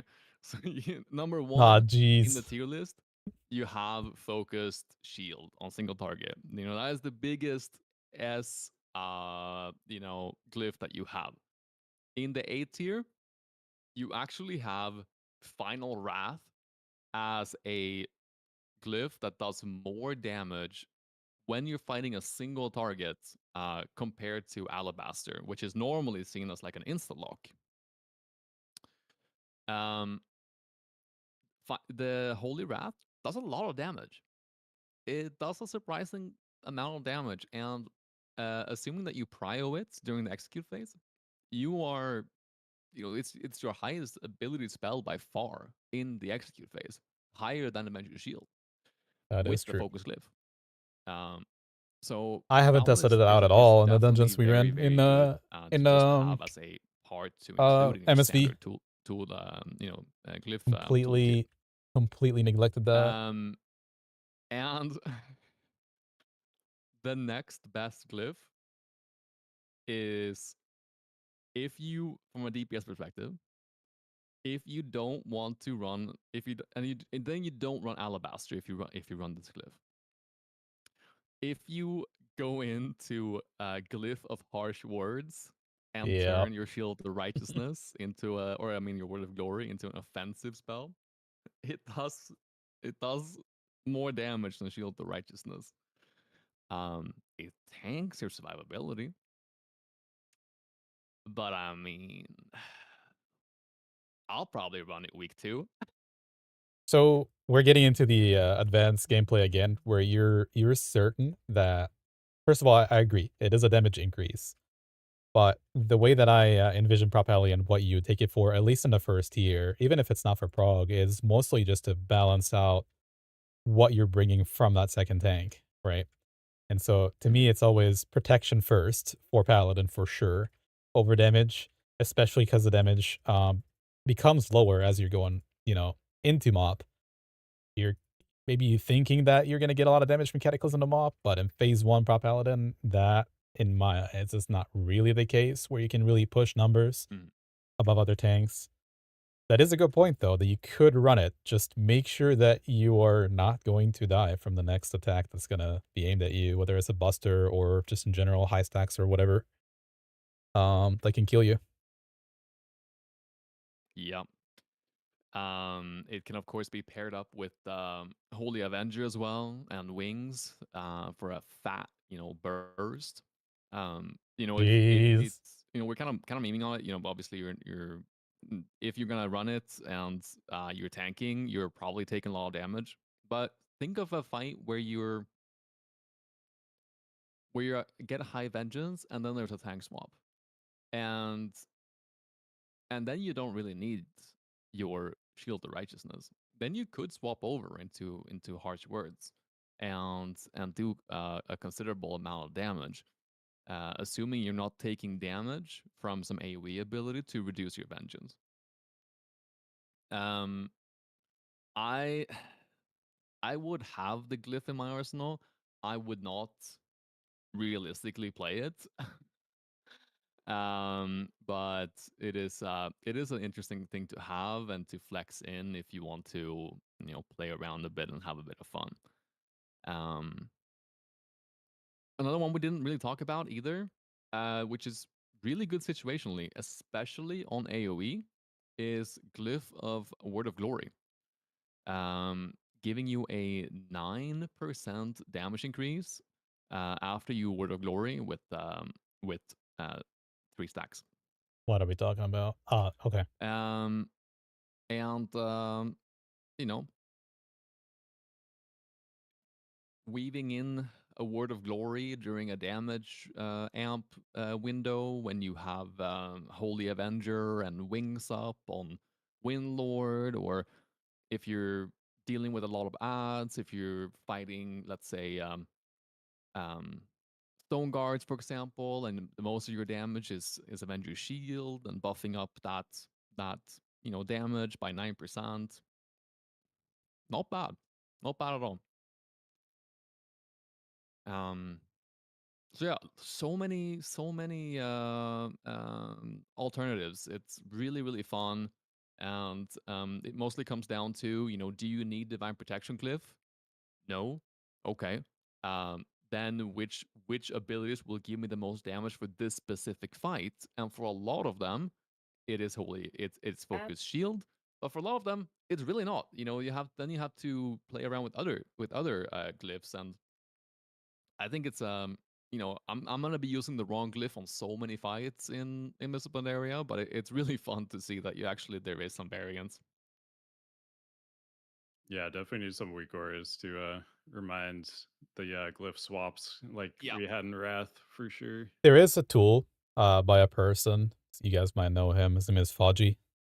I used to have my Who's own that? per fight, but Cool. yeah, he's actually got a new tool for this expansion. I don't know if Murphin caught up to that already. The antagonist, our beloved Murphin. But yeah, there are some people who have worked on these that you guys might want to check into, especially on Prot Paladin, Oh, where per fight glyphs were very important. Make sure you have Tome of the Clear Mind on you as well. yeah, gonna want to carry a lot of those with you. All right. Anything else on glyphs? I think that was pretty extensive. I think we can leave that one for now. Once we started right. dipping our toes into harsh words, then it's time to abandon the subject. Yeah, you're getting canceled. Yeah. It's over. Probably don't Discord's gonna link this hate in the you. Prot Pally Discord. Yeah. All right. So professions. I mean, NG blacksmithing. Kind of the go-to, I think. Go But there might next. be some. How do we feel about herbalism? Getting the huge haste pop that lines up perfectly with Holy Avenger. I saw someone talk about it, and um, like, yes, with Holy Avenger, it could be cool, but I'm not a big fan of it. I think just generally having that raw, what is it, 680 haste is 640, yeah. So it's 640 haste from 640. Yeah, blacksmithing, and it's 480 average haste from herbalism. But then you get that synergy with Holy Avenger. So yeah.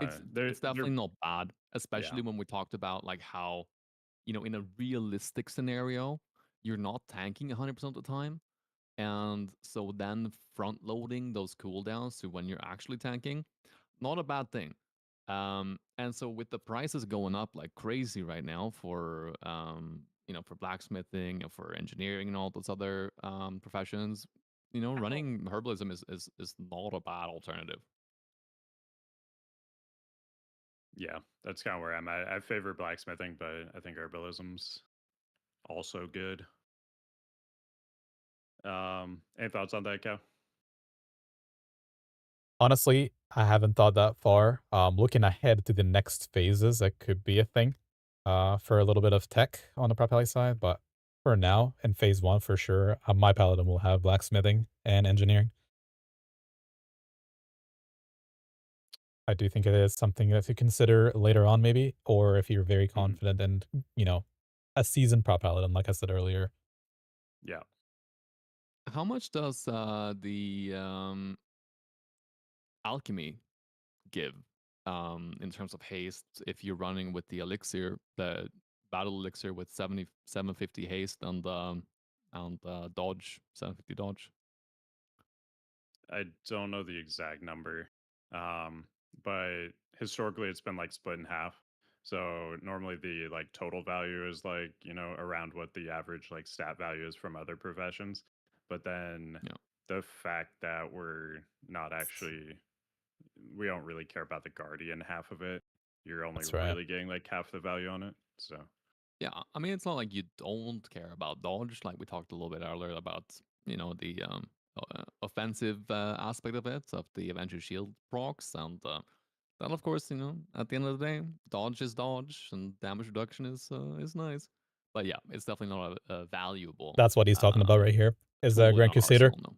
Anytime you dodge or parry, yeah, now I said parry earlier for because that's usually just the one getting that the most happens. haste, But blacksmithing or if you're a dodge, shield as well, or even have herbalism, enough, I think average start haste stacking would that up. still be higher. The more mobs you Oh tank that yeah. are hitting you, the higher chance you have to reset your How many Avenger Shield. races for Prop Valley? I Cow, of mean, course. yeah, obviously cow. Um, I mean, mine's gonna be Blood Elf. That's just what it already is. You get I can't remember. Is it still Holy Power? One or is it one Holy Power yet, or is it mana? It's just mana right now. Mana, yeah. Okay.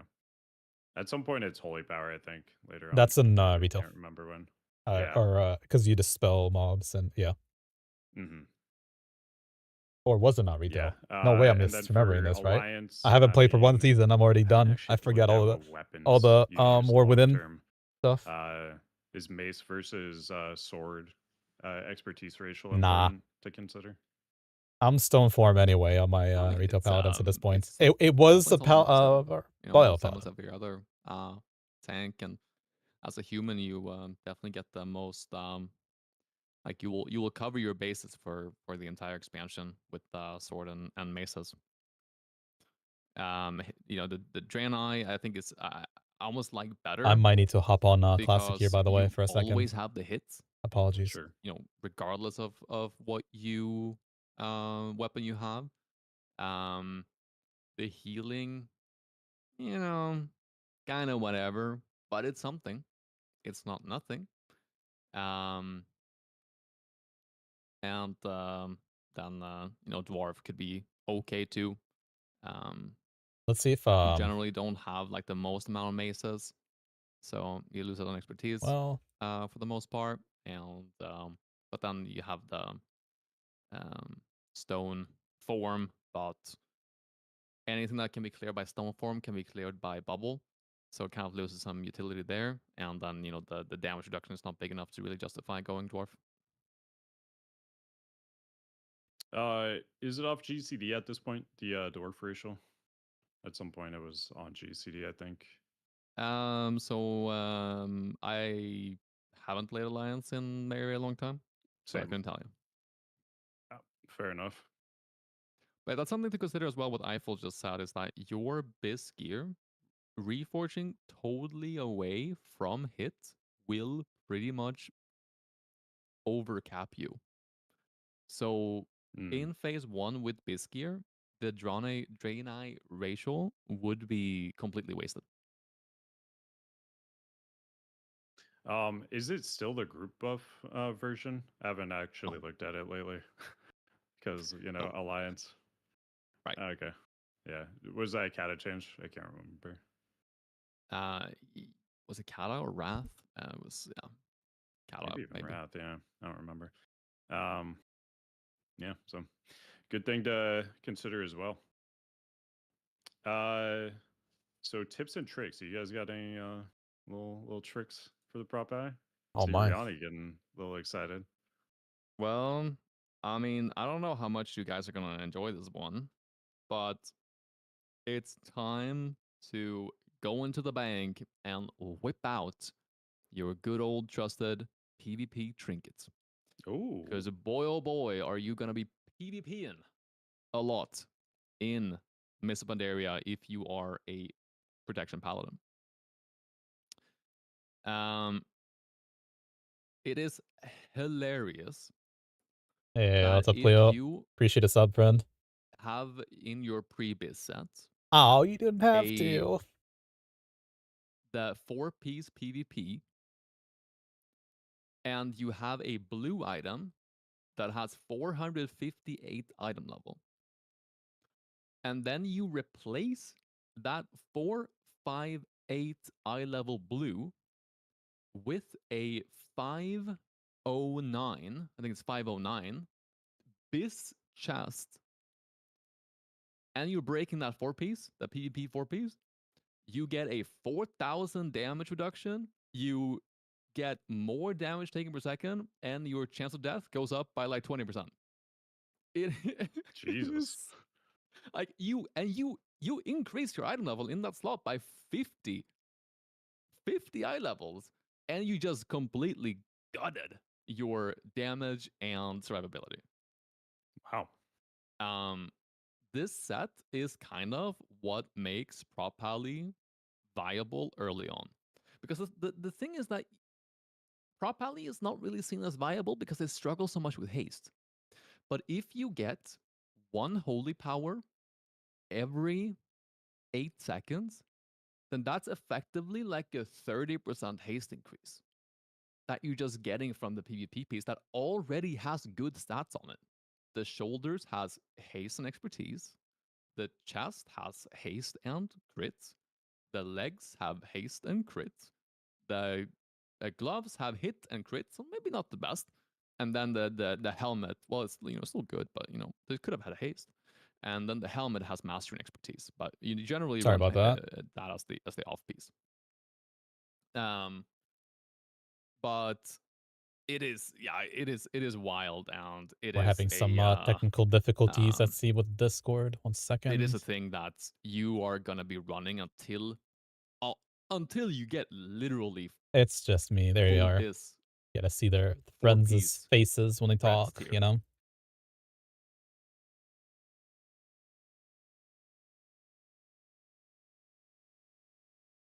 With a little. Okay. There you go. You can that's go fixed. into the first raid tier and pretty much have your full bis. You have 2 pieces of conquest, which is 4, 8, 3 item level, and then the next week you get the last 2 pieces.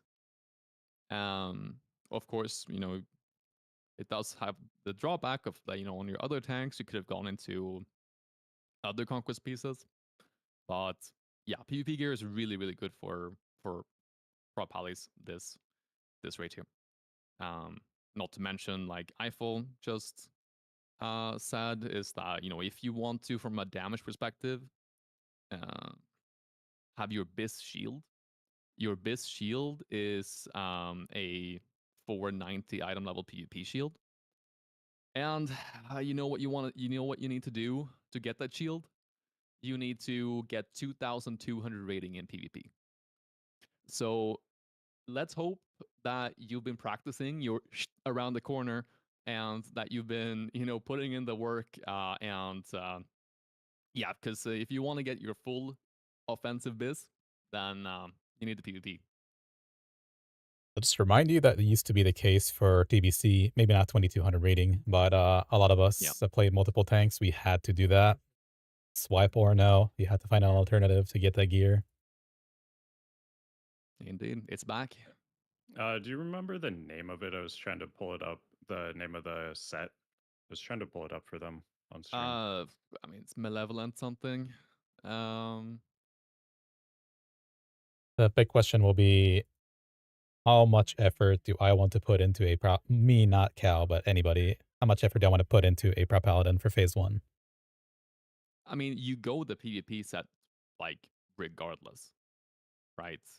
You know, there's no way you don't, because then you're just not, um, you know, you're not taking your character even remotely serious. Obviously, you don't go for the PvP shield if you don't care about, you know, doing high damage as a you know, as a protection paladin, because it is a defensive downgrade to the dodge parry shield, MSV. Um, but um, but yeah, you gotta go for the 4 set. It is just it's just no way. Yeah, it's pretty crazy. Honestly, I do love the Oh, Andrea, PvP you're killing change me. where you don't lose any item budget from the PvP stats. Makes You were meant to make gearing a Dragon Strike lot first, but then you went Storm more Herald. Of customizable and course you did. I did too, Cleo. That's better okay. overall. Yeah, indeed. Especially now with the change as well. Like if you Big Season 2 you know, gear for Warrior. start with your We did it on all of them, WK, and then you though. realize that, oh, this is a garbage spec, then you can you know, go into your Prot Pally the week after, and now you can get 8,000 conquest and just get full 4 set right away, and you're set in your shoulder, chest, leg, and glove slot for the next month, maybe more. So that is cool. Time to you know, get into those LFG groups with fight mid and AFK if loose. Get the Yes. conquest. So I have another question on that topic while we're at it, while it's hot. In your eyes, in your opinion, do you think there's a chance that Blizzard says, as active as they've been lately, they just go out and say, okay, I don't want to grief, and add PvP stuff into PvE, and then they just remove that 4-piece from working? I could see that happening for sure. I mean, they seem to you know, take everything that I talk about and nerf it to the ground. So I mean, it's possible. I don't think generally though. Maybe they'll disable the bonus. Who knows? But you know, pieces in general, no way that they, you know, remove that.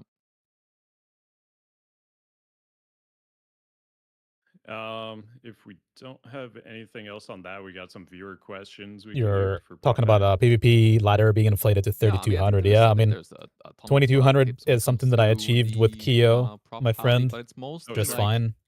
you know, it's back mostly like, then. you know, you need to start playing with, you know, mouse Sure, we could do it over again if you needed to. macros. You know, it's time.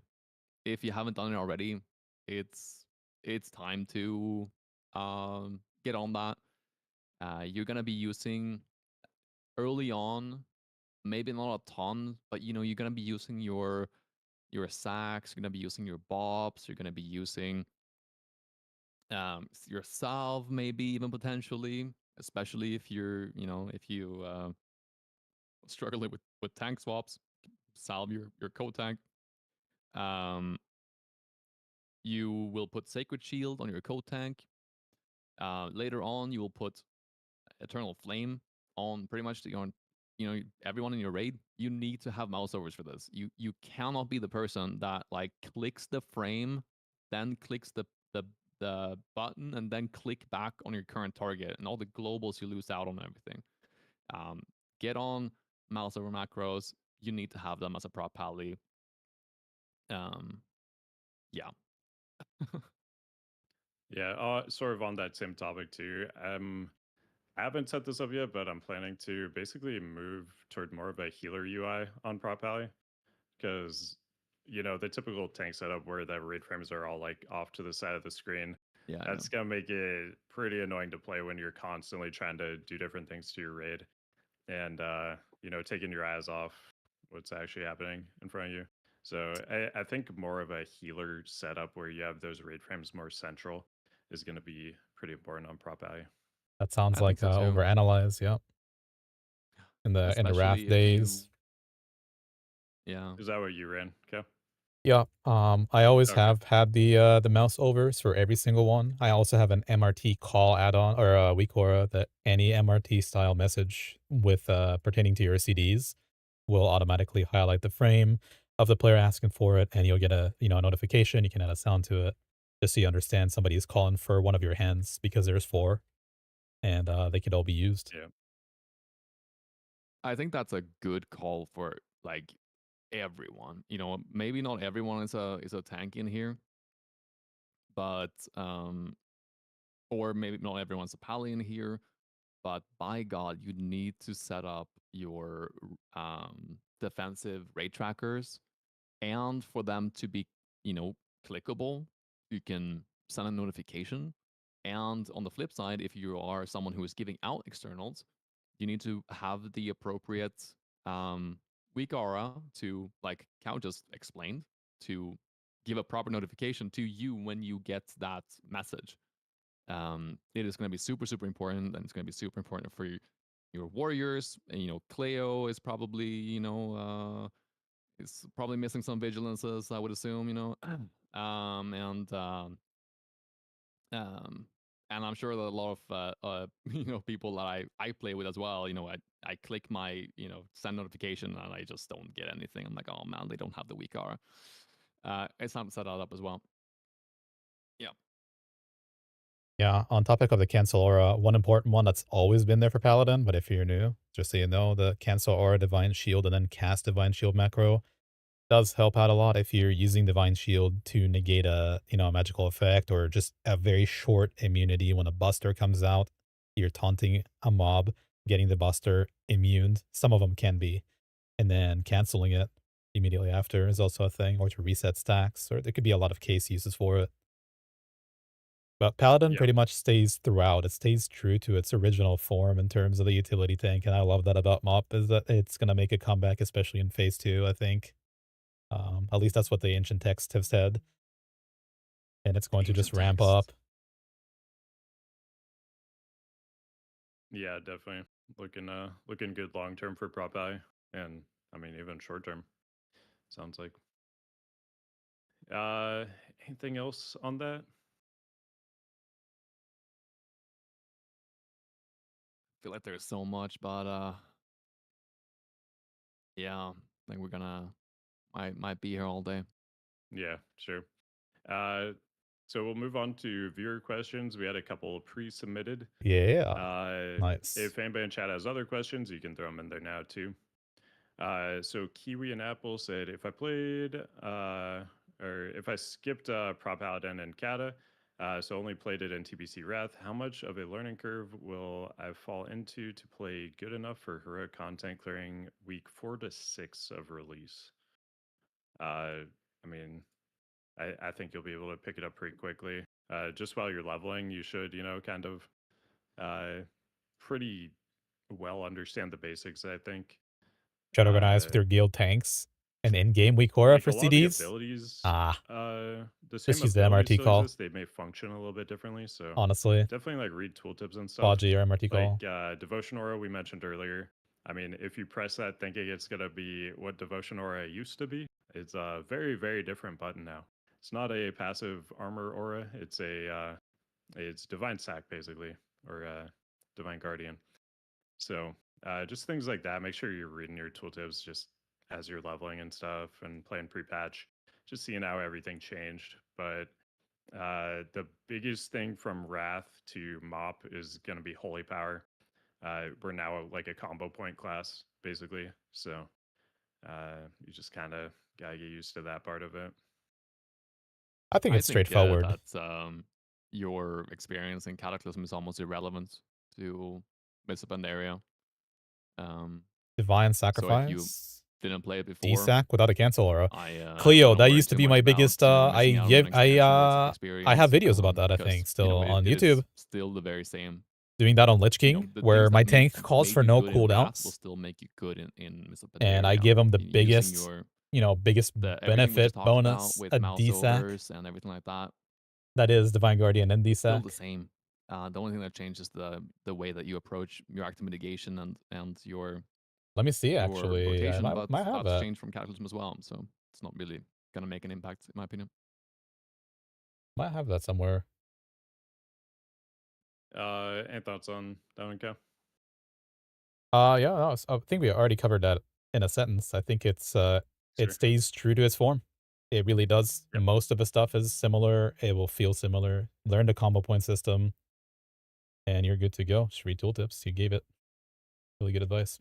There it is. Read the tooltips. Although in Classic, sometimes things work differently than the tooltips might suggest. But Oh, there's always hidden. Yeah. usually, usually you can trust them.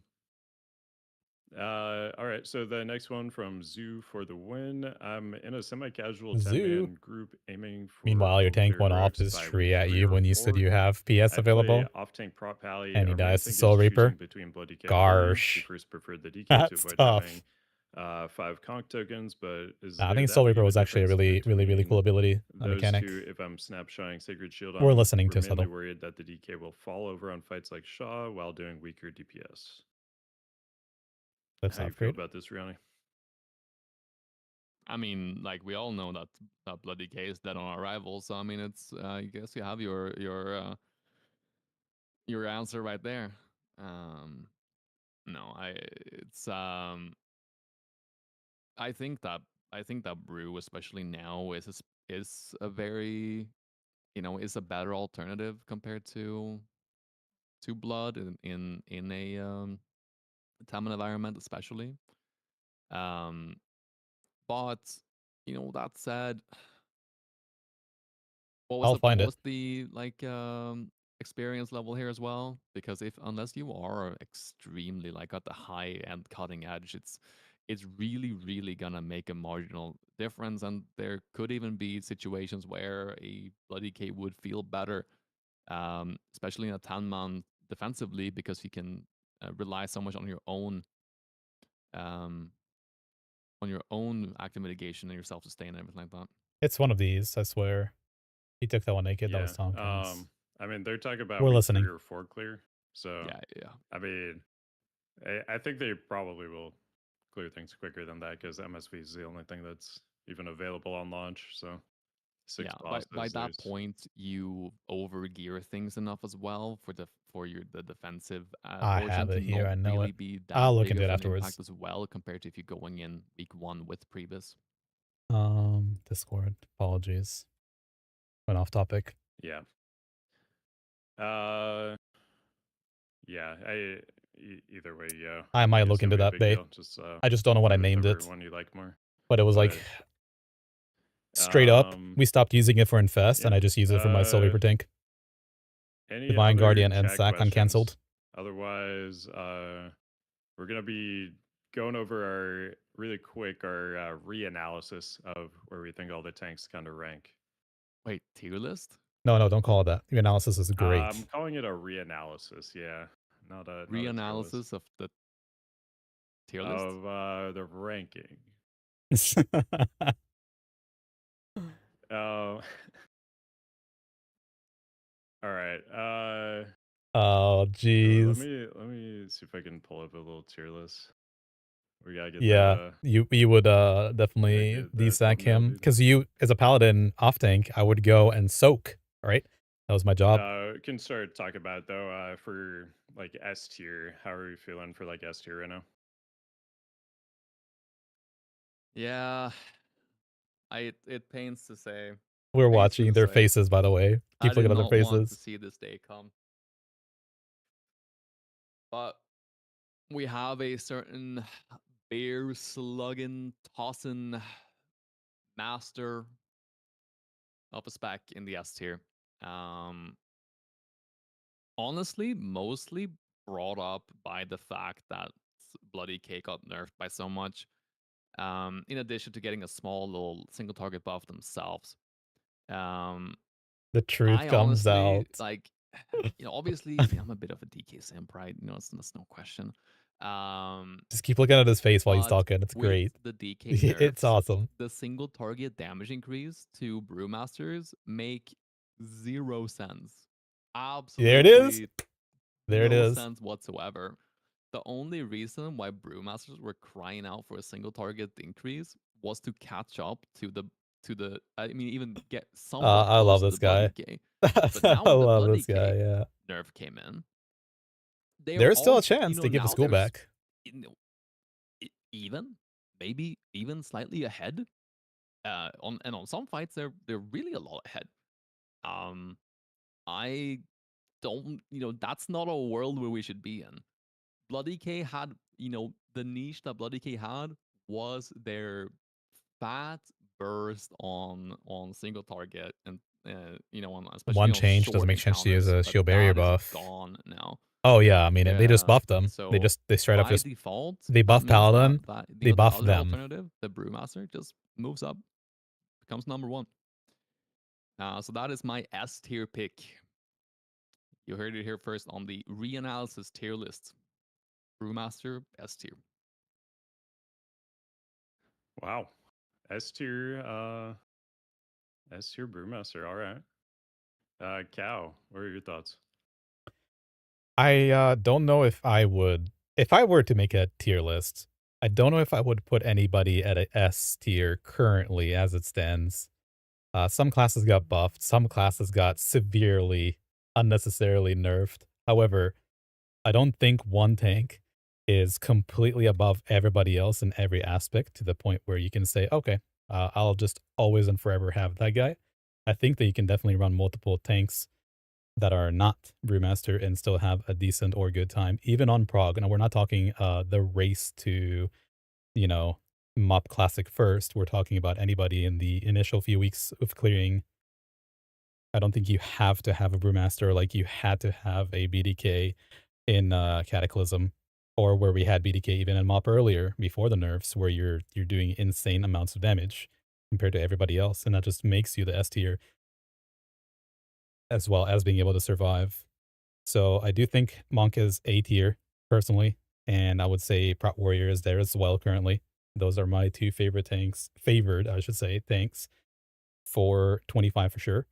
In 10 man, I think there is a legitimate concern if you are concerned, right? And you want to have squeeze more utility out, and not in the Prot Warrior way, but the Prot Paladin way. That's also definitely viable.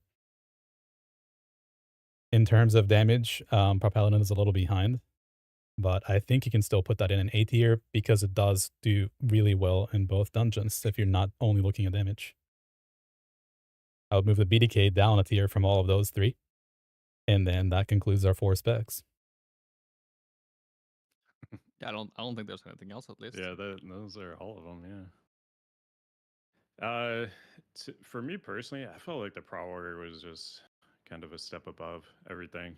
Like the damage is similar to everything, but just that absolute invincibility on like the high damage intake situations with Shield Barrier, uh, absorbing almost 2 million damage on a 1.5 second cooldown.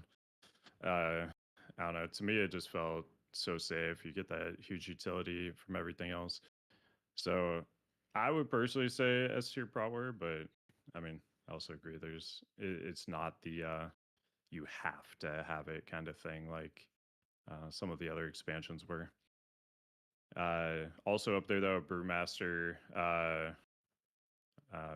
Bloody K, Prop I, definitely all very good. I do think Bloody K probably is lower than Brew and Prop Alley at this point though, because I feel like the Prot Warrior on its own can just carry a main tank role so easily that I think is like better overall than the Bloody K. So then the Bloody K just gets downgraded because it's better at the main tank role, like or Prot Warrior is better at the main tank role. The Bloody K doesn't bring anything for anybody else, and so yeah, to me it would be like Bloody K probably B, Prot Warrior S, uh, Brewmaster A, Prop Pally A.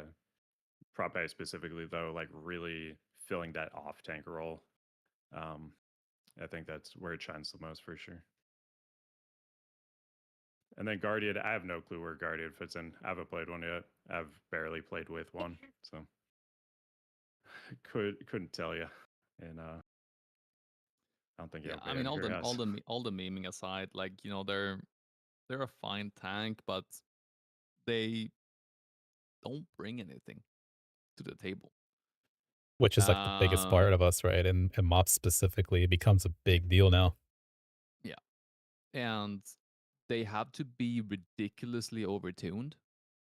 Like we're talking, as the ancient texts proclaim, um, they have to bring really very valuable scaling and high damage and really really good defensiveness above the others by a lot for us to even consider bringing a, what are they called again? Was it feral druid? I don't know. I haven't been keeping up. Who? I But think yeah, the biggest takeaway from this reanalysis, I'd say, is that Blizzard has the right to do whatever they want with balancing, and they showed it to us, led by no other than Zyrene himself and his team or whomever he's working with. They are constantly pushing updates and rebalancing things. I don't know if this is the last one we'll see for this phase specifically. Their wording obviously indicates that in the future, maybe it's next phase, maybe it's soon, we will have more retuning. So that's why making a tier list for tanks is great, but take it, with a grain of salt, perhaps, because it might all change. So for 25 man, what do we think the most run tank comp is going to be? Yeah. it's hard to say what the most run one will be because I don't think people will necessarily always play what's the most like optimal. With how dominant like Blood DK was in Cataclysm, so many people are just gonna like they started liking the class and are gonna keep playing it. So I think that you will see a surprising amount of Blood DKs, even though you have some doomers out there. Uh, yeah. Anyway, um, but I think most people, if they were to just have a clean slate, they would go for Brewmaster and Prot Warrior for the majority of the content, with there being a scenario where Blood DK would be better, and where Prot Pally would be better in certain circumstances as well. So yeah, I think general rule of thumb though, Brewmaster and Prot Warrior as the kind of meta. I totally agree with that one for 25 men. Yeah. Yeah, I think so as well. I don't know that it will be the most common or not. I'm not sure on that, but I think at the highest level, like if you looked at the top, 200 guilds or whatever, I think that's probably what's going to be most common. I can also see people doing like prop ally as well, since Yeah. like prop warrior is so good on that main tank role, and then prop ally just amplifies that even more. Yeah. Not having raid guards or bloodworm healing, I think it's maybe a little bit sus, but especially if you're over healing things, which I've seen a lot of people do on the beta, um, then it's certainly fine to do that. Yep. And 10 man. What do we think most common 10-man comp would look like? Brew and I would say Prot Pally. I think Prot Warrior utility is reduced in Taman by quite a sizable margin. Um, but um, but yeah, I think Brewmaster and Prot Pally or Prot War. Blood DK is also fairly fine because you put more value on the self sustain that you have as a Blood DK in Taman. But yeah, Brewmaster outscales everyone by a lot in Taman. A lot. One thing to consider too would be like gearing. So, if you have a riposte tank, they're taking gear that nobody else wants. Yeah. Does that factor in for you at all? Especially on 10 man where it loots, I think harder on to come 10 man it by. should, yeah. 25 man, not that much. Yeah. But yeah. Yeah. 25 man, you got, plenty of loot dropping and you got the bonus rolls. That will be, one of the nice things for 10 man this time too. Anybody who Yeah. played 10 man and cat knows how, loot starved you were. Yeah, anything for arguably for 10 man though, as a Prot Paladin, we were talking about it earlier with the PvP sets. That is a really nice way to just have free gear right away. You don't really have to worry about the um, distribution there. You can just always Yeah. prior your Prot Paladin last on the tier and don't have to worry Yeah. about it. I mean, they're right. Or kind of set from the weak Yeah, tier they're right. forward. If a run is brave enough to, Yeah. get a Prot Paladin in there, Cow, any thoughts on the 10-min comp? I think Most we likely summed it to up run? fairly well. Okay. I said the same thing earlier. I think Hezriani is, Brewmaster and then Prot War or Paladin is more than acceptable, with Brew being the main person. I don't know if I call him a main tank, right? But the staple in the comp, where the other two block tanks are very utilitarian. But Brew, to me, from everything I've seen so far on the VODs of people and on the Warcraft logs, that it does make a big difference and is a good staple for your comp. Now, you said about gear, you talked about that and asked it. Is that something that you should consider? Is the question is, are you going to clear the content in week 1? Are you confident? Is everybody really, really confident? Do you want to maybe have a slightly worse comp, but get a better return for your gear because you'll be able to split it better? I don't know if more casual or dad guilds are going to do that as well for 10 man especially, but I don't think it matters for 25 as much. In 10 man, it seems like the individual responsibility of everybody and what they bring to the table is highly important compared to 25. Yeah, I agree. All right. Yeah. So there you have it. Bloody Case stonks down. Other tank stonks up. Cyrene. But I mean, I do think we will see more balance changes. I don't think we saw the last of those. We still have It's like a portal, yeah. about a month until Somewhere in there, yeah. MSV Somewhere. comes out. So I You would just have to guess hover in around that month like a we portal. probably see some more stuff. But we'll see. We will indeed. Yep. All right, guys.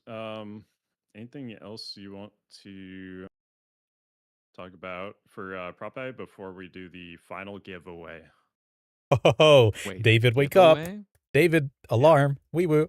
We Did got someone say another. David exclamation 42. point yo? We got another MoP Classic Epic Edition key to give away here. Yo. There's David. Hi, man. All right. I'm gonna throw. Cleo, I'm I'll gonna read that throw as well. the last giveaway up here. 1 second. All right, guys. If you've not watched this earlier, so hard. We're going to have a MoP Epic Edition giveaway by Subtle, and it's going to be shared between all 3 channels, Riani, Subtle, and Cal. So if you're here on my channel particularly, once he starts the raffle, he'll tell you what command to press to type. All right, guys. There it is. We're going to give you a few minutes to get in. You need to type !raffle. Exclamation raffle. Let's go. Andrea Again, included. Let's go, Cowboys. Raffle. Literally. Maybe I should probably start calling you guys that now. By the way, just saying, the first MoP Edition winner earlier was a Cow viewer. Just saying. And you guys all should do this. Let's go. Bring us home. A second Cow viewer. Let's go. May the Need more raffles. person win. Get your free MoP Epic Edition. This, you get a Shot Touch Tiger, looks pretty sick. You get a Shot Touch Cloud Serpent, looks sick. Another one. This is the second one. Yes. You might get game Banger. time. Do you guys know for sure? I think you get 1 month of game time, maybe. The Epic Edition should have a 85 boost and 30 days game time. Oh, and 85 boost. I forgot about that. Yes. Yes. Yo, I need to win this, okay? Stop. We need a second. I'm not gonna be able to play. Need a second Cow viewer. Yo, what's up, Denny? 1 month, otherwise you can't play MoP. Oh no, I'm gonna miss the release. I'm gonna miss the race. Again, if you haven't yet and you want a free Epic Edition of MoP, just type exclamation raffle. There's a giveaway. Raffle if you want to get Let's go. included on this. Chop chop, friends. You don't have to do anything. You have no ties. Just exclamation raffle. Also, Someone from Cal's chat won the last one, so Oh, okay. We're gonna get a Okay. second cowboy Yeah, here, with hopefully. the No, shared chat, it looks good. we're gonna have the Riani host, uh, get the win here. If you don't remember, It if you would be big. pressed Would be a big. typed a exclamation raffle, just go ahead and do it again, just in case. It'll only count you once, but better safe than sorry. All right, guys. Yo, RMP. I guess rumors I'm going gonna give around you now like in the 20 shadow more chords. seconds. Make sure you type exclamation point raffle if you want to be included on this. And then You we're can get a picking a second winner. roll. I mean, Cal, if you were won it earlier, we have a higher chance, obviously. All right, you guys got 5 seconds. Exclamation point Let's go, let's raffle. go. And here we Quickly, go. quickly. Yeah, we're Wrathful. That's a good one. closing it down. We're picking a winner. Good luck. All right, let's see it. Let's see it. This is it. Oh, yeah. shit. That's the end. Oh, To be fair, my he's lord. a viewer It's of all rigged. 3 channels. But yeah, it is rigged. It is rigged. Unlucky. Absolutely rigged. Grats Dude. That's yet. crazy. Not yet. Yeah. Big grats to Yent. Wow. Incredible. Incredible. Gratient. David 0 for 2. That's Let's unlucky. see. Yeah, just say something in chat for me really quick so I can whisper you. It's funny because Easily. you don't really know where Yent's from, but there is a little icon next to his thing. All right. 15 I will month get subscriber. Key, but thank you guys for joining us for another Tank Talk. That went crazy long. I didn't expect it to go that long. Appreciate Right. I mean, our last one was our last one like 3 hours? I don't know how we got here. Mm-mm. I think it was 340, wasn't it? Oh, 340 maybe. Yeah. We went longer on this one. I thought we'd have less to say on this, but yeah. Thanks for joining us, guys. Thank you, Riani and Cow, as always, for joining, giving excellent insights. Riani, you want to plug your, Twitch, YouTube, Discord, whatever you got going on, and I will also have those in the video description at the end too. Yeah, I mean, if you're here on Subtles or Cows stream, like, this goes for everyone, of course, depending, regardless of whose stream you're in. Just click on the other person's. We're sharing we're co-streaming right now, so you can just click on my stream and follow. You can click on Subtle stream and follow. You can click on Cow stream and follow. It's perfect. It's perfect. It is. That's a good call. But You gotta zoom back and watch the Proud Warrior part. I can just go with you on that, Cleo. Obviously, Two-hand girth Twitch, with a little Bladestorm for bit of leveling. YouTube. Yeah. I'm gonna try to get a little I bit appreciate more the up on follows. going on YouTube. Been kind of slacking a little bit lately because I've been working really hard on the Wowhead guides, which that is another thing to mention as well. I I appreciate you write guys the following. Wowhead Thank you. section for Bloody K and Prot Warrior on Wowhead, which I've spent a lot of time working on, and biz lists are submitted for all phases and pre-biz and all of that. So that will be coming out soon enough. So make sure to go in and give it a little rating, give it a little 5 stars. That'd be very nice of you. The last thing I would plug is my Discord, which I think is a great place on the internet. Like I'm kind of glazing my the community that we got going, but honestly, like, there's more theory crafting in there than a lot of the other class discords on uh you know for the other tanks. So I would recommend joining and having some fun talking about tanks and sharing what we find and stuff like that. So that'd be a place to be for sure.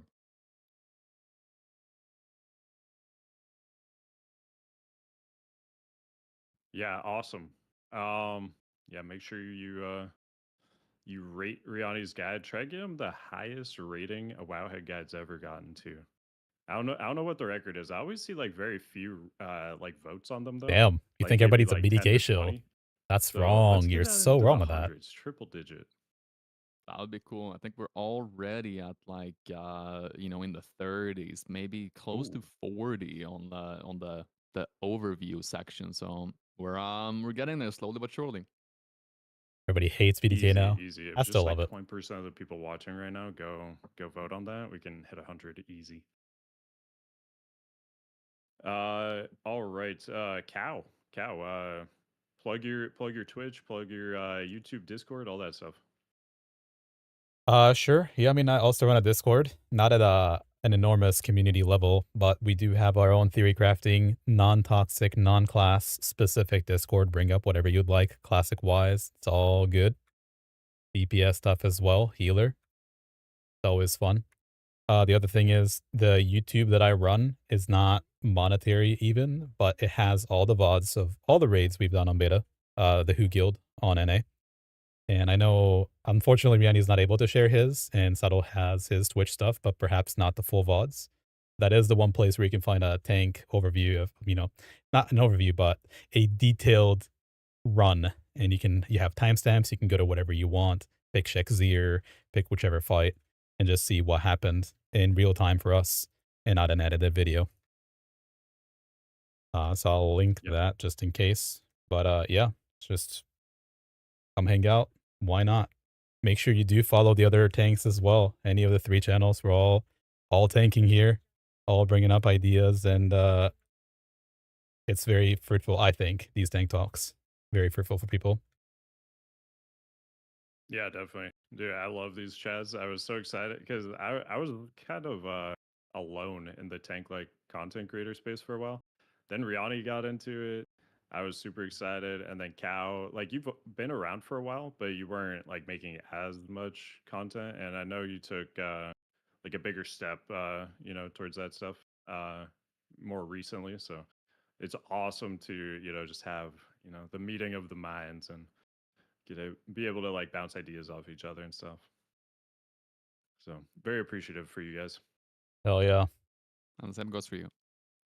Yeah, thank you very much for hosting. Who Yep, made the overlay? absolutely. And Bottle.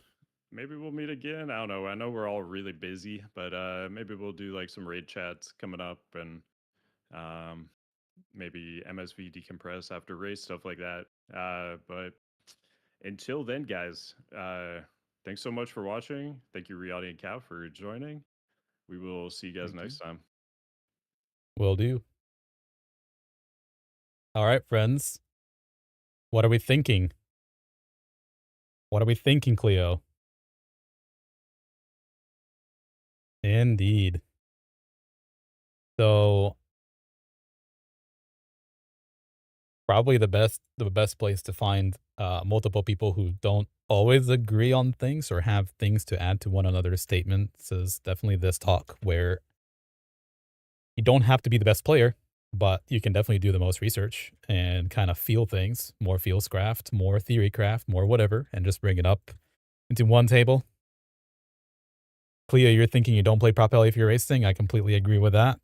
But to each their own, there is no merit in saying one tank is not better than the other for prog race, other than the obvious BDK, which is it is a step down from Prot War Brew, but doable for sure, even for a world race where you have much more competitive guilds going. You could have a BDK, it's just not optimal, I don't think. But it's awesome with a shared chat. You get to see all the shared ideas as well. You do play whatever you're comfortable on, whatever suits the raid, especially in 10 men, I think. That's a true statement, is whatever suits your raid comp and style. You just go on that, whether you get gear or not. Not as important for prog to obtain the gear if you're trying to clear the whole thing, But it depends on what world race sees as a tank. You think safety is underrated on world race? I don't think it's underrated as much as you might. In my experience, and I'm my experience from tanking for who for the past year and a half, I always pick the tank that is the beefiest. We never had any sort of like pick this or the other. We always knew what Ken and I are gonna play. Ken is a big BDK player, so he went into Cataclysm playing BDK, and then I was told, okay, it's either gonna be Guardian Druid for Cataclysm or Prot Paladin, and we just figured I support better on Prot Pally because that's what I play really well, and that's the tank that we like to have. So we I don't think that's underrated at all. We decided to do that as a team to where you're gonna have more cooldowns for the other tank, more cooldowns for the raid through the second tank. And if we focus more on damage, then I would just play Guardian Druid. You know what I mean? So it just depends on how you look at things, I think. A lot of it. But each guild to each their own, like I said. Do whatever you want. As long as you're playing it well enough and you're happy with it and your guild's happy with it, they're chilling.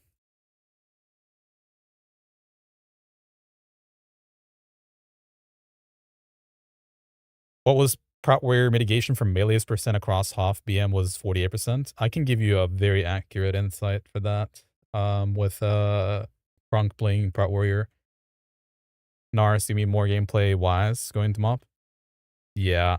I think that the main reason to why we came up with BDK as well is just because it was truly just miles ahead of everything else before they completely took its legs and chopped our ankles off, and said no guardians allowed with vengeance. So no army really, really messes with your burst. Putting DRW on focus instead of Rune Strike also really didn't help. We do get a disconnected stream.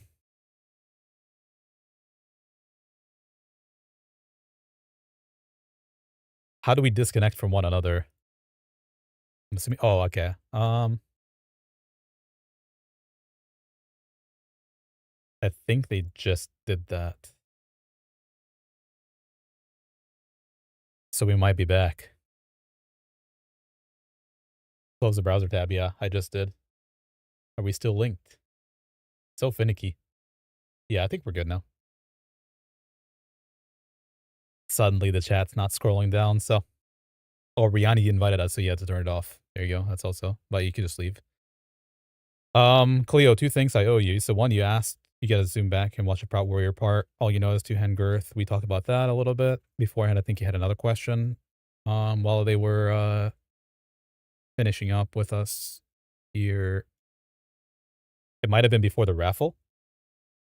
But the other thing that I know for a fact you wanted to see is the mitigation on Proud Warrior, correct? So I think definitely take a gander here, take a look, see. A Proud Warrior mitigation from melee's percent across the whole of Hoth. So I guess we could take the latest Hoth run we had. We did try to prog a new strategy on Ember Shaper, so is what it is, but let's see. Yeah.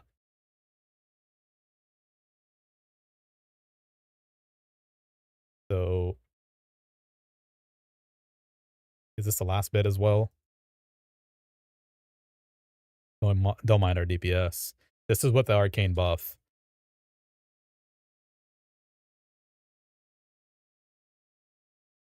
One second. That's not it. Wait.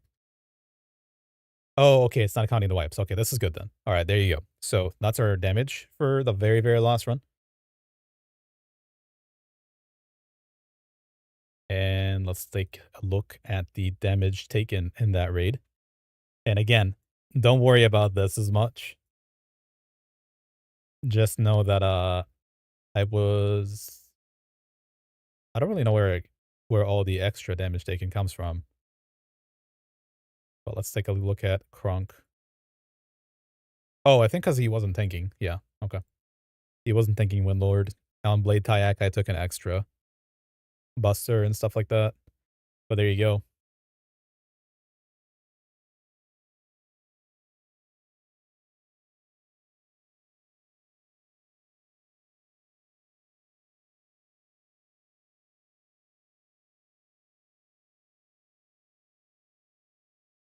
Gallowell, what indicates Blizzard will make even more class tuning?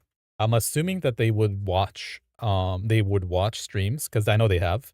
And then they would also look at their own logs and basically just see how things came across, their changes, how well they were received, how well people did with them. if I had to guess, I would say there will be at least one more tuning change before everything goes live, but I could be completely wrong on that. It's just my intuition saying that they overtuned, overshot their mark, made some tanks very strong, the other ones less, significantly less. So, it is what it is. RSD sent you co-tank the stream about 5 minutes before the raffle, and it ended up winning it. What are you talking about? Oh, the first one, yeah. One more PTR is what everybody was so afraid of too. I don't know, I'm not scared of committing more time to that if it helps us see things better on live. Obviously, it's fake because we got in 3 weeks, we're already diving. We're just face first diving into MoP fully.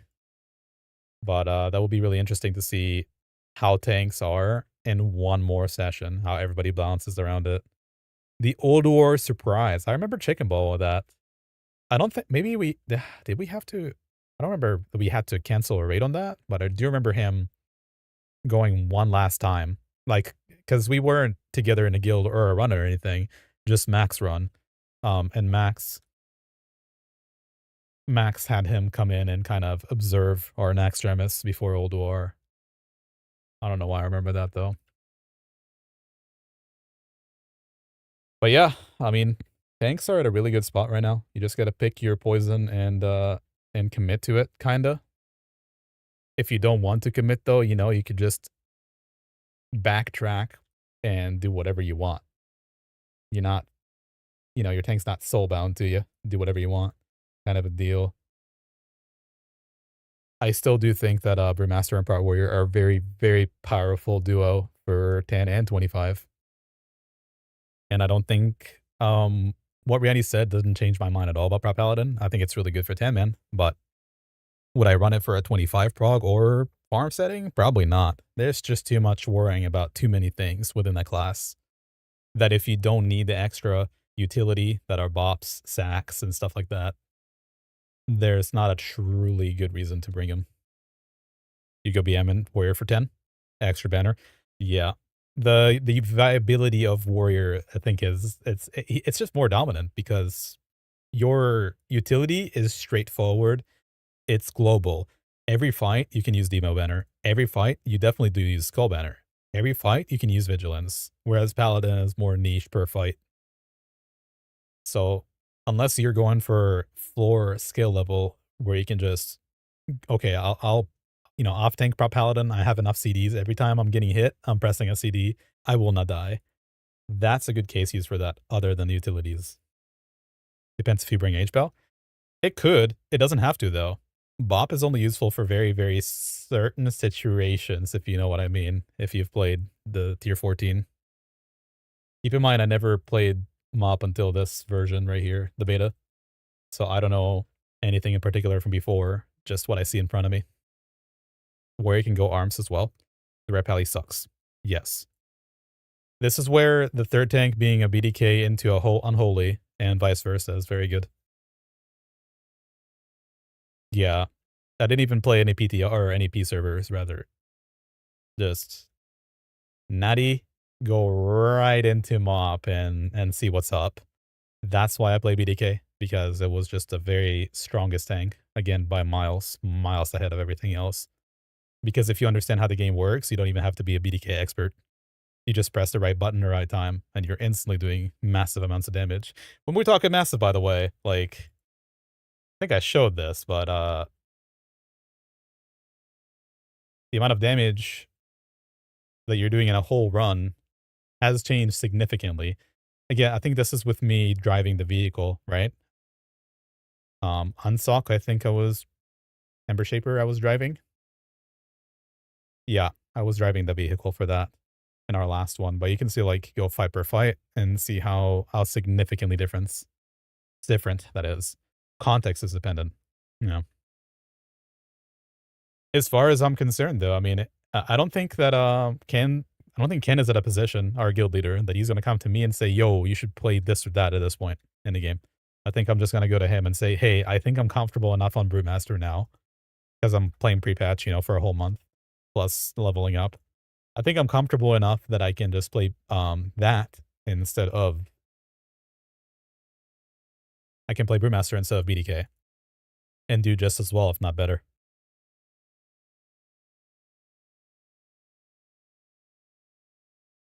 My armies were shit for that, right?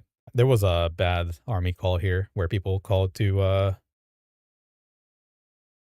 there was a call to kill the ads. Where is recklessness? Oh, we did have it. 3 recklessnesses. Something is wrong. There was definitely an issue here. 58 to 154. Okay, so this one we did have it. But you could do a lot more damage than I did here, but that's just an example of a if you take all kills and go head to head. The first Heart of Fear versus our last one.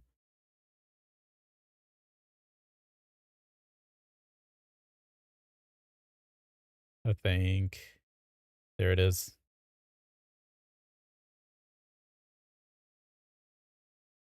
Day 3 run 2 on the left, day 1 run 1 on the right. So much less experienced on the right side. Much less experienced on the right side. And you're going from doing, you know, chalked stuff like bad plays, still out damaging much better plays. Invalid army damage, yeah.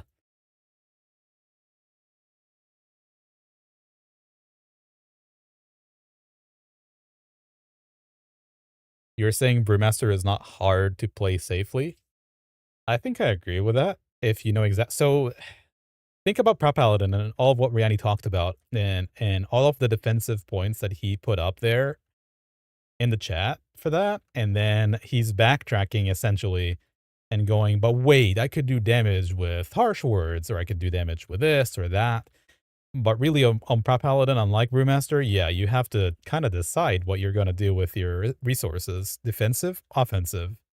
And as Brewmaster, you just, I mean, I didn't really show it right now, but if you approach the pull really well, you can instantly have, you know, shuffle plus elusive instantly if you need it. Or you can just open the fight with a short cooldown, a short external, and then just rack up your shuffle, rack up your elusive for when you need it. If and when I do some dungeons, I did some earlier in the background, but I didn't really dive deep. Yeah, suddenly we're like 13 levels above yesterday. Oops. I was just doing that in the background when we had the extensive talks. You said it before, Propelli, you're just utility for the main tank. Absolutely true. Yes. Yeah. If you're playing a Paladin, you're playing full utility. Or why are you playing it? What is full utility?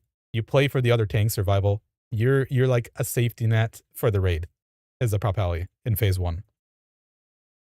If you're trying to do the same thing but less of that and a more damage focused, play warrior. If you don't want to do either of those and you want to say fuck everybody, I'm just going to go BDK. You know, do more damage, have 0 external suppress. Yeah. Brew is definitely safe. I don't know. I haven't really practiced any single target on the beta against bosses because I didn't play Brewmaster in raids. So I always had rushing Jade Wind, but I think if you know what you're doing as a BDK, I think it's really, really easy to get into Brewmaster and do really well.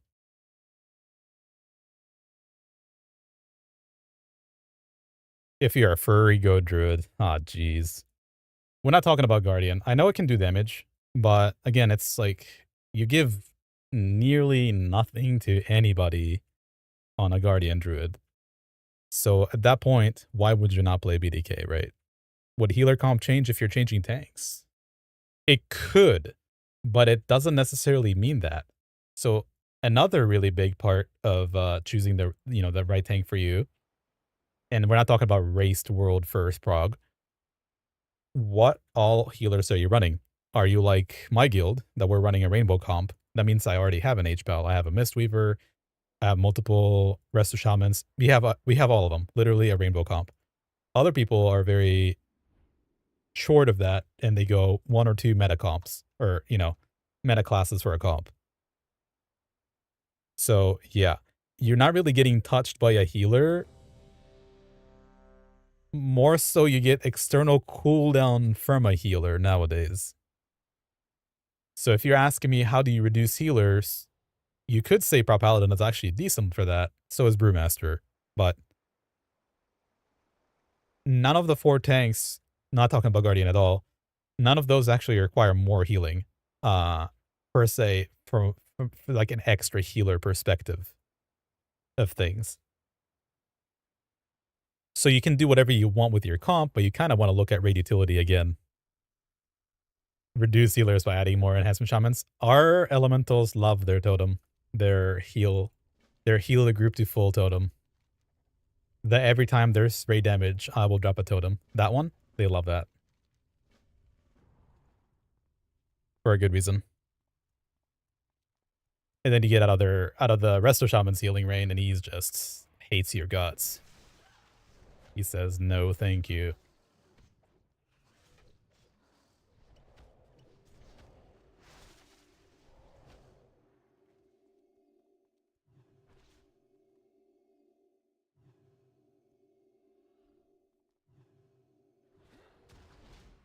But LA Shaman's pretty nice to have.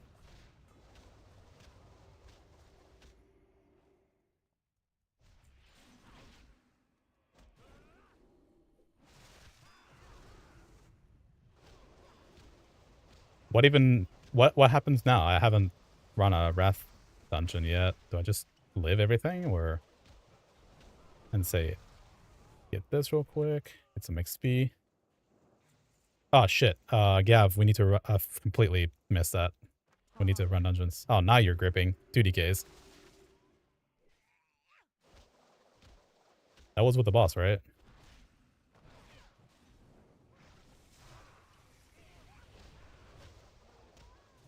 Why is he doing 10k DPS? What's happening?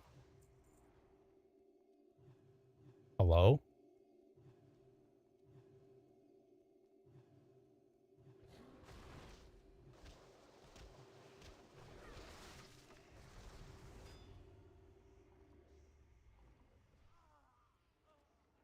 These mobs are going to do mechanics and we're all going to die.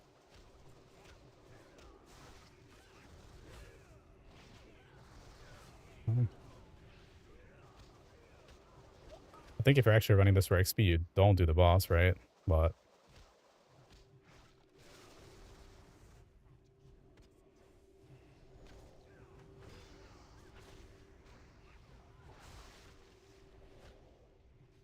why is everybody else doing so much damage?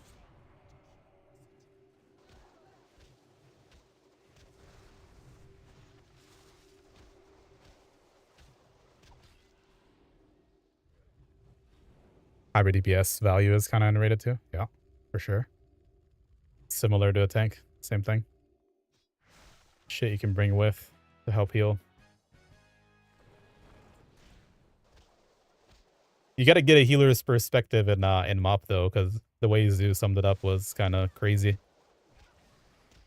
As a resto druid, he presses his rejuve or whatever on people, and he just goes AFK until the next raid CD needs to be applied, or raid heal.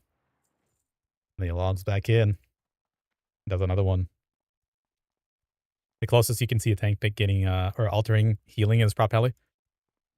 That's what I've always been told. That's what I was saying earlier. The ancient texts are implying that Prot Paladin is going to completely change some comps.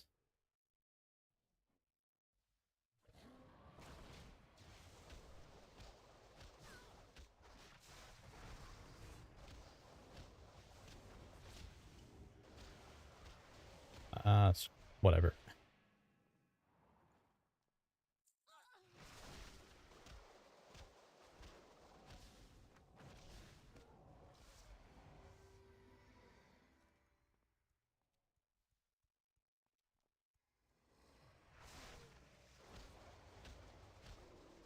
These DKs are killing shit so quick that I don't even think I have time to do anything. Just run through.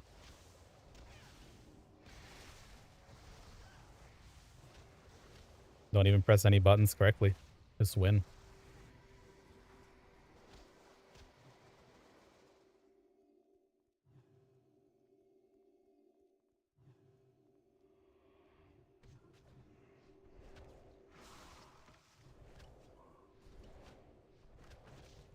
There it is. 15-second shuffle with a 15-second, or is it a 19-second shuffle? 18-second shuffle with a 15 seconds elusive on pull. With just getting the Chibra out of the way, using both stacks.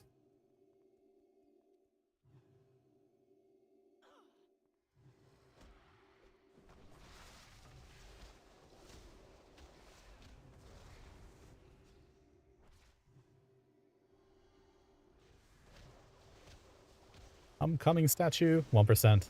1 HP.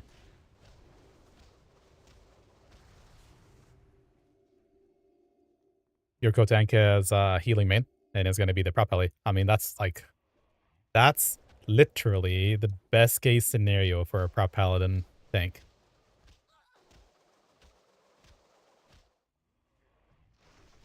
It's a guy who's going to press exactly the buttons you need him to without a zero care in the world for anything but that to win. In it to win it.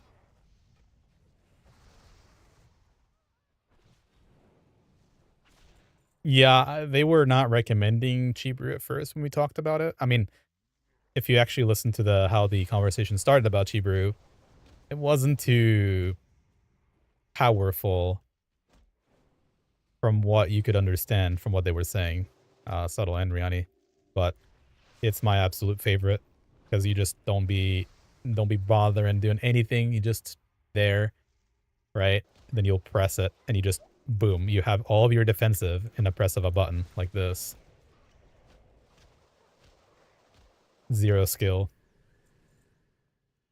You like cheaper for pure single target fights?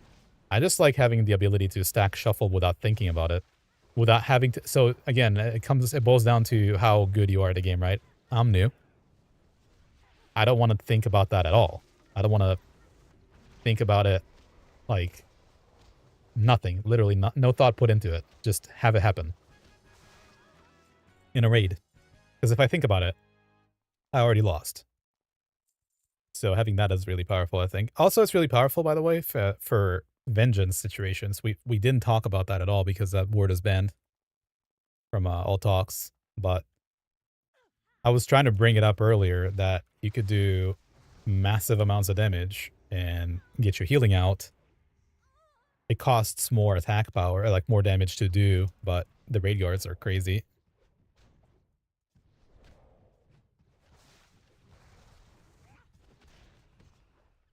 And so if you Chibrew, you know, kick, Chibrew, kick, literally the easiest thing in the world, right? You can do a lot of damage and a lot of healing off of that, especially with the damage amps. It's just crazy to me because I didn't know that, I honestly didn't know until watching, I think it was Flex was streaming the same day I was.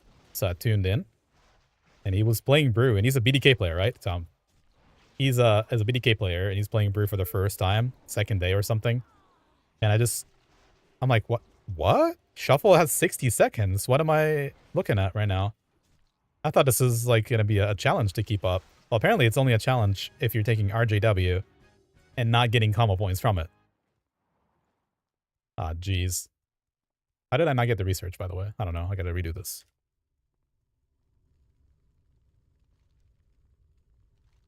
But yeah, everybody else is talking about Shuffle being the main thing to keep up, but Elusive Brew, because of Chi Brew, is almost as easy to keep up for when you need it.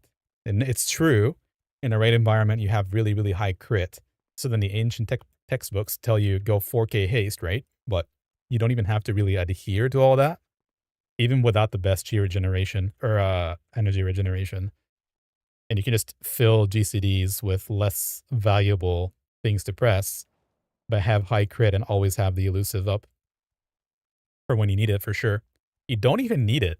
I mean, if people actually looked, I'm sounding outraged right now. It's not a real rant. But if people looked at VODs of people playing MoP Beta as a Brewmaster, how ridiculous it is. You watch one VOD and you're in a different world. Like, I'm a BDK, I'm always worried about dying, right? I have Bone Shield up, I have Vamplot up. And that combination is not enough for most things. But then you look at a Brew, and that guy is just, like, he's got Shuffle and he's staggering. He doesn't even have his elusive, and he's just chilling. And then there's a Dread Thrash, and the guy is naked. He has no externals, but he has Elusive Brew up with Shuffle, and he just never dies to a Dread Thrash. Crazy. I'm like, eyes wide open. What? How? Meanwhile, I sometimes have those two CDs on BDK and don't survive. So yeah, I think this is definitely the staple in any run, honestly. And I think it's crazy that people are overhyping other classes over this as one of the two tanks. Prot Warrior obviously is goated, but having a brew is really, really, really good.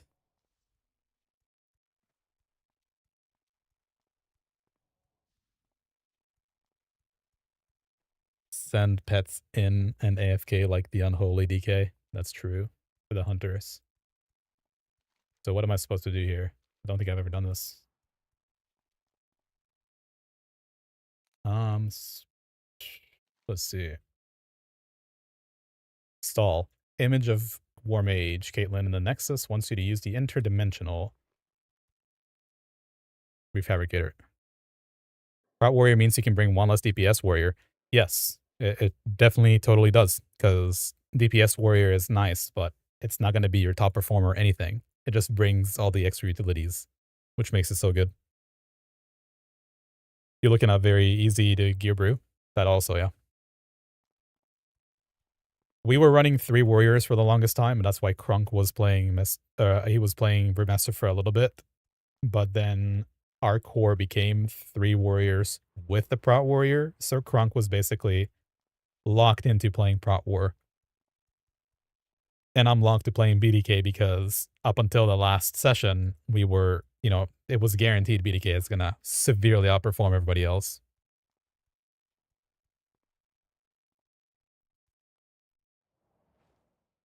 The crazy part is, if you really rate the survivability of a tank, you really are only looking at 2 fights. And that's another thing, like, how many Prot Paladins are tanking the intermission on Shexir? No offense at all to Riani and his experience with it, but how many in 25 men are taking 6 ads, But then you bring a Brewmaster, which has potentially higher AoE burst than Prot Warrior, because he's not running Bladestorm, and has a potential higher survivability, it really does, for the very first few seconds. And you look at Prot Warrior, and that's the king of survivability on that fight too. So how can you consider a Prot Paladin if you are looking at those two objectively? Gotta figure out where to get these splinters real quick. Banner really ain't that giga. You're not wrong. I agree with that. But when you're trying to lock in a comp, I guess it was really important to at least have those. I'm not an expert. I just talk once in a while. Fighting for the shacks. Ah, nah. No more. Get me out. Stormlash is definitely better than Banner. And by the way, Stormlash does affect your rules at the time. It affects you as a BDK doing damage, which was also a subsequent nerf to everything else that we had suffered through. I think I need to kill the mobs for this. Probably not going to do that right now.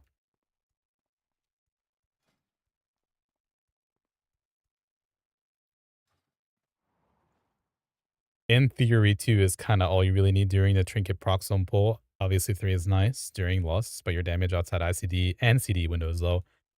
Yeah. Also, one really important thing everybody always skips is perfect gameplay. I'm not talking about my dog shit gameplay. I'm talking about DPS players that don't min-max their trinket, even if it's a trinket swap, even to that point. Now that there's no pre-pull shenanigans, the least you could do is trinket swap, right? And have your burst windows executed really well. But I don't think a lot of people do that right now. DPS players are playing at a way lower capacity than they can. Well, way lower performance. And so really you're starting to question yourself, do I really need this? Do we need that comp? What do we gain by doing this?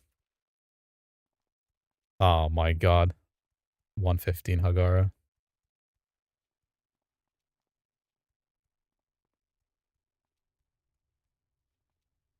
In a perfect world, yeah.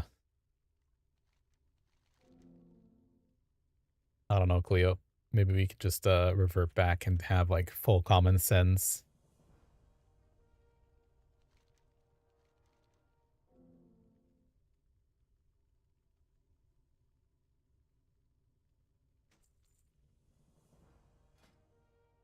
I don't know.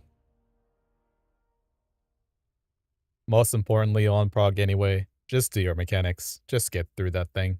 You know? Don't die to things you shouldn't. You'll be fine.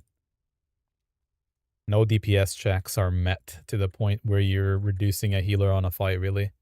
You could, but I don't think anybody's doing that for prog. If you're trying to be the fastest. Some fights. MSV maybe. MSV you end up just increasing your healer count. But the other two? I'd have to look at our logs to see exactly what went on with the very last run, because I know we were trying things.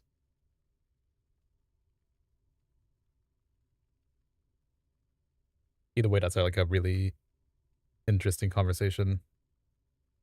Oh my god. Garelon, you gave me a jump scare now. I'm shocked.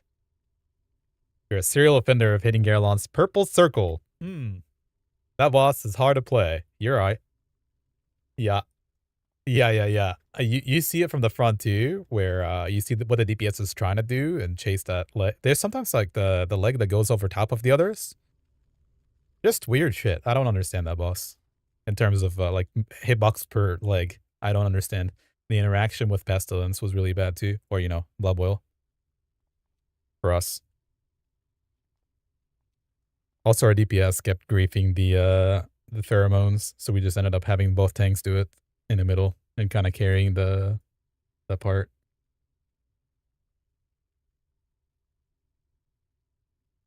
No meme.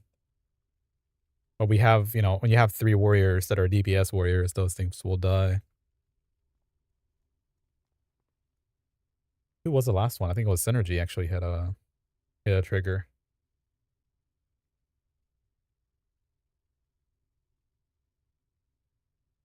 Either way. Hopefully, to sum up the tank talk, everybody took a good point from that for knowledge. And make better decisions for the next session, which hopefully will not be a PTR. It won't. Right?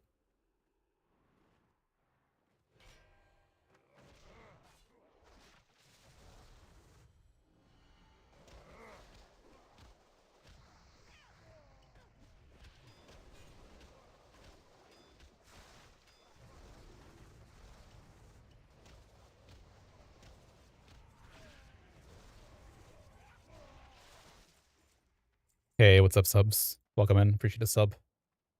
Thank you. Yav? I swear I opened a guild tab. But we're not in the same guild. We gotta go. After this, we'll go. Yeah? For a couple runs.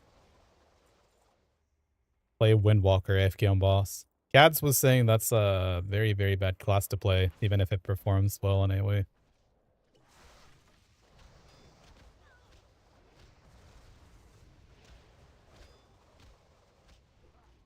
So why am I doing such low damage? What's happening? Why is this Mistweaver owning? It happens with the other DK too, right? Just higher item level? I guess. I guess. Much more higher. The worst language possible.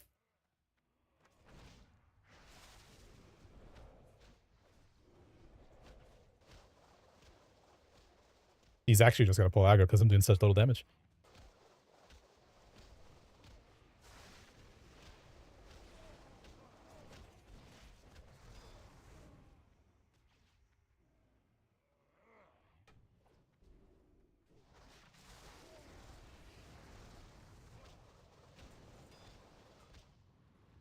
Newman Browns are doing 300k on Garelon. Yeah, that's what people were trying to tell our raid as well. Cut that shit out.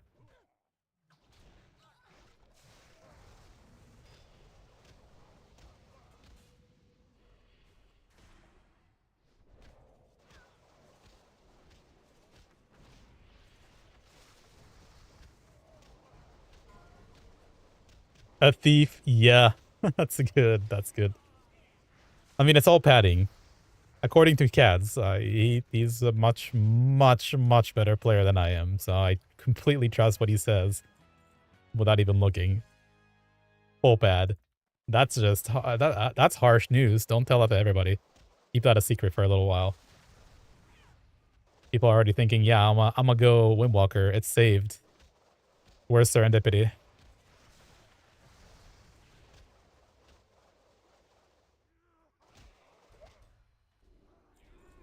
I can't believe you said our, Sam. Nah. Nah. What fights are getting removed from All-Stars? Oh my. You're gonna get started on that? That depends. Is damage to the Echo of Zorlok on phase 2, is that going to be counted or not? Because that's definitely gonna be removed from All-Stars, right? Or all damage from Echo at least is going to be removed fully. Garelon has to be removed. Windlord is gonna be removed regardless of what we say. Amber Shaper Construct. So like one tank always get dicked. I guess that's not matter. It doesn't matter. Ember Shaper is definitely brick though, regardless. What if you get a construct as a DPS player? Game over.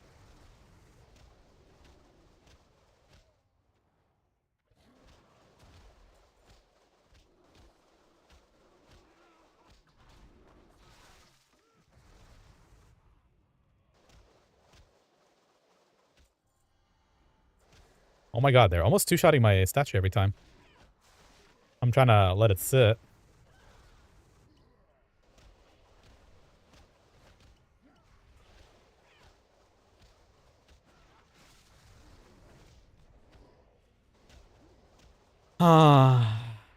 You get to see a Mistweaver do this much damage? I think he's just much better geared than all of us, to be very fair, but we have guildies that said that as well. Windwalker. Mistweaver. This guy.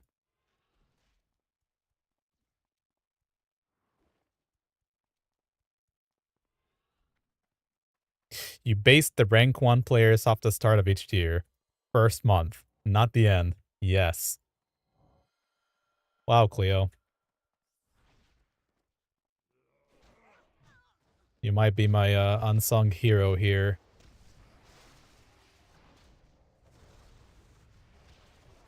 You are super smart? You think so? That's a good take. I like that take. And I think you know why I like that take, but I'm not going to comment on that any further. Let's just say that it's very obvious and evident. Other than having the first day to clear, which some people don't rate on a character in that day, and then, you know, you get all the good rankings. It's very fair to say that the very first few weeks is what completely determines if you're good or not. And then those people don't play afterwards, right? They don't play for the cheese and they generally don't even care and play for the parse, which is great. Love that. Not talking about tanks at all, by the way. Talking DPS player.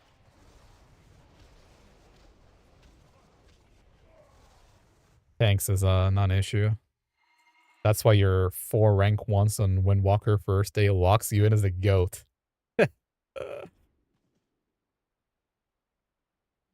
It's never about topping logs, it's being able to do Omega massive damage and having fun with it. Or perhaps not for some people. I don't know. Do I even need this? I don't need this. Why should I ever even statue to begin with? Hey, I appreciate a subscription, Narcissus. Thank you. Thank you very much. See, we're not having a bad time after all. Your first comment had me worried instantly. I don't think I gave a rude reply either. I just said I don't think that's true, I think. Have I come to the conclusion of what's happening with tanks on podcast? Do I think Brew is finally taking the spot? I listed them when they asked about a tier list. I listed them as follows. It was nobody in the S tier. If anything, it will be Brew, but it's like none of them are S tier. The 3 that are A tier are Brew and the 2 block tanks, BDK and the B tier, and Guardian Druid is undefined.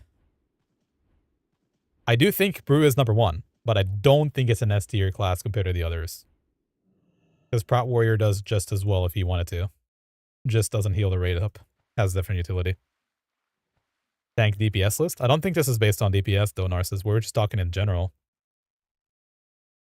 Propelli is going to be Throne of Thunder King, to my knowledge, Cleo, from the ancient textbooks. From the stone tablets. Yo, Basher. Level 26. I was hearing people were doing BFD, actually. At level 26, unfortunately, I didn't solo anything. But that could be a really good one. You just, if you know anything about any dungeons, Basher, literally pick the one that has the least mechanics. Every time. Pick the one that has the least mechanics, the one that is like melee heavy and has 0 mechanics, no knockdowns, no stuns, and you'll be fine. That's what worked for me, and I'm not even good. Cool. Never opening that again.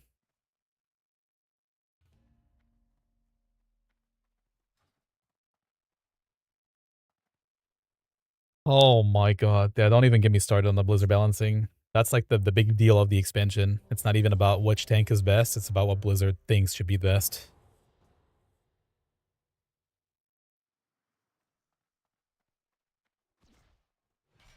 Yeah, BFD sounds good. We're at the merciful hands of Zyrian and company. What you're seeing is by rank, not by tier, is number 1 Brew. Number 2, definitely not Prot Paladin. Prot Paladin is maybe as good as Prot Warrior for 10 man, but I would say it's Brew. Then definitely Prot Warrior as one of your 2 tanks. Then, if anything, Paladin for 10 man. Guy running a bear. Oh, cool.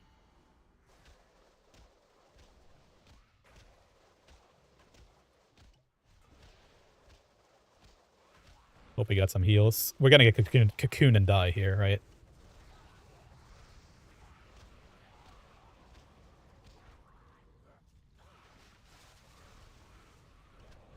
Or we just kill him before the cocoons. That's also good. GG. Are we too many this? What happened? 2 hunters? What's the mage doing?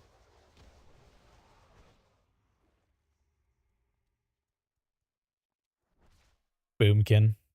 Boomkin Shadow Priest. Yep. Big S here.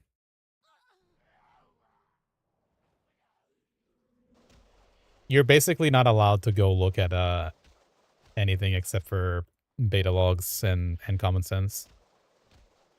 Are we not able to? Okay, I was the last one here.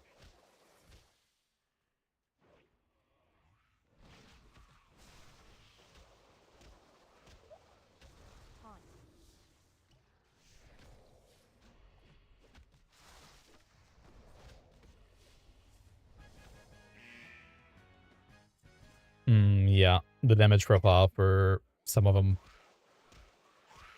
Some of the fights. Which is funny because the damage M fights, and then you see Arcane Mage at the very top, right? Or am I wrong? Or is that Cook take? They buff Arcane Mage and they get all the damage M fights.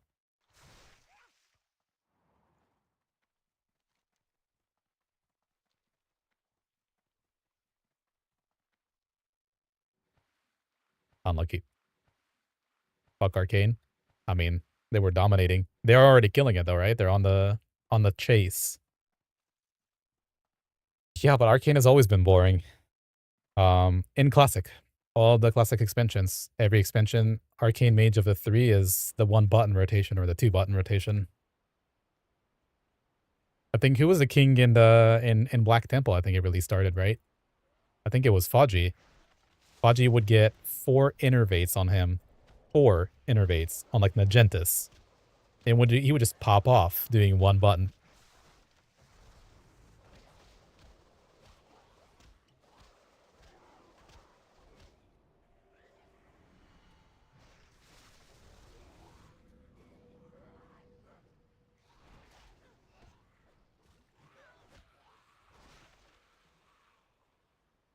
It's never changed since DBC. Pretty much.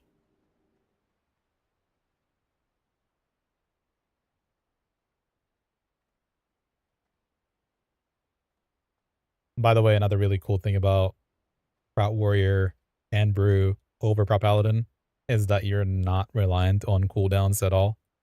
And sure, you can do insane things on Prot Paladin with the right CD timing and the right window. But until we get much faster kills, none of that will matter.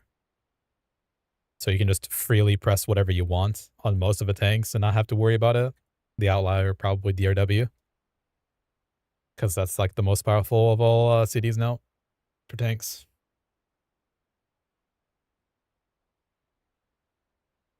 But if you're able to not think about doing damage and just do damage by the way and make tanking your priority, that would be great. What are you sending us? Worst GDKP. Okay. Is that you? I recognize that name, I think. Sunwell Plateau. Shadow Priest. Shadow Priest has been hyped up since DBC. Isn't Prot Warrior most reliant on externals? Well, I'm talking about damage cooldowns, Narcissus.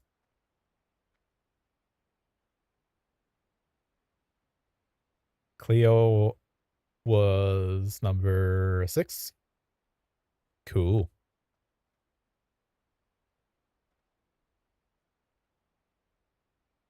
Spineless became FFS, right? I'm not too good on the history.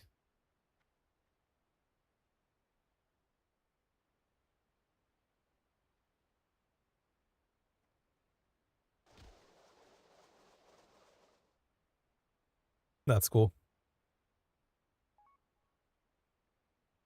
As a reminder, invite if the dungeon never ends. Yes, sir. Yes, sir. Did we just pull this and hope for the best? Surely we could just fucking kill this thing, right?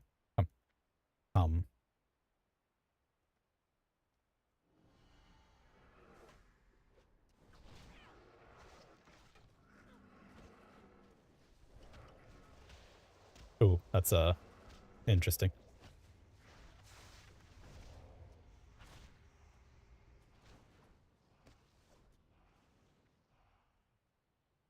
I thought I would be able to heal these guys enough by myself. Let's see if that's true. I still can cure the poison from the big guy. Oh my god, he's going to the... Oh, we have 2 people right here. Okay, that's cool. So we have a healer for inside, a healer for outside. Don't ask me why I popped that one. Spineless died at the end of Wrath. Have to core quick, because, why? What happened? Need the drama behind that. Then you guys reformed. That's also really cool. Playing with the friends. Narcissus, you're only right until somebody proves a way to skip a mechanic. The only time I think tank DPS matters at all in this entire tier is Spirit Kings.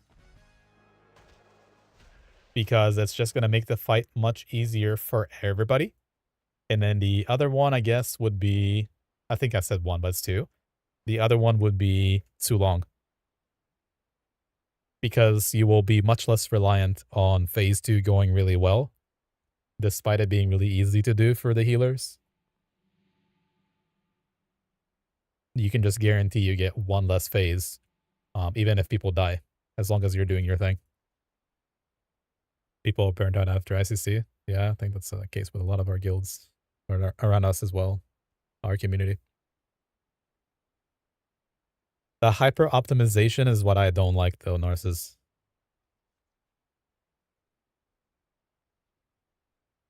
I don't like that I have to think about anything. Which is the downfall of BDK. Is that you could at least say, okay, I have army. I have, whatever, raised dead. I can pretty much just press Blood Boil nonstop. Whether I get the right snapshot or whatever. DRW is meh. So I just own. But no, that changed now. Now you actually have to think about what you're doing to do much better. Don't want to do that. A lot of mid guilds are trying to replicate these strats. That's why I don't like when we hype up one tank. I really, really don't like that. That makes all the mid guilds and that guilds want to do whatever the streamer said or whatever the YouTuber said. And it's not really highlighting all the pros and cons of what's going on. Instead, it's just a tier list. Here, this is the best guy. But I think the less you have to think about doing damage and the more you're focused on tanking, the better it is in general. When you're speedrunning, you're definitely cutting the second tank for a lot of the fights, though. If you're speedrunning, you're only getting, even on, like, I'm thinking deep down, on Elegon, Sam, you only get one guy, right? One protector or whatever. You pretty much phase him. Well, I don't know if it's like speed running or speed killing, but I guess both. You'd phase Elegon to 85 before the protector is even fully viable. Nobody touches it. So you just one tank to fight. The pillars might be interesting, but you can kill them fast enough to where all the ads are gonna congregate by the time you're done with that anyway. You can just have like a beefy guy with an external bring in the mobs.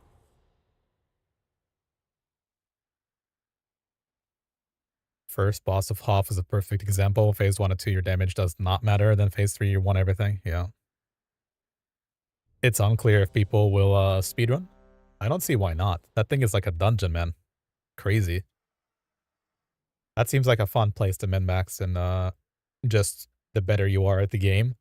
But there's not too much tech to be had, right? Just the better you are at the game, faster you'll go. Kind of like BWL right now. Pretty much, we're doing all the tech Eternal does, the other guild, that is the rank 1, but we suck, so we're 2 minutes behind. Myself included, obviously.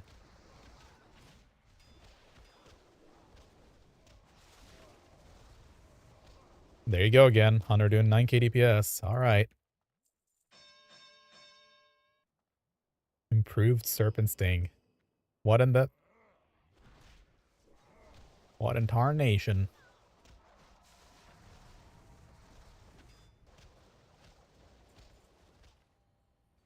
Onslaught Girdle diff. I will never get an Onslaught Girdle. It's fine. Don't need it. Straight up, I don't really have any thoughts about any gear since we got rank 14. It's very chill. You don't get DFD, you don't get this, you don't get that, you don't get Onslaught, you don't get Coaf. You're chilling. Because you have 80% of your gear already equipped for your multi-phase bis.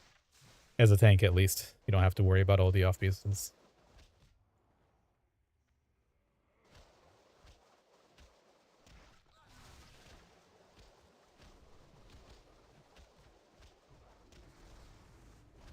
Classic yapping? Nah, man.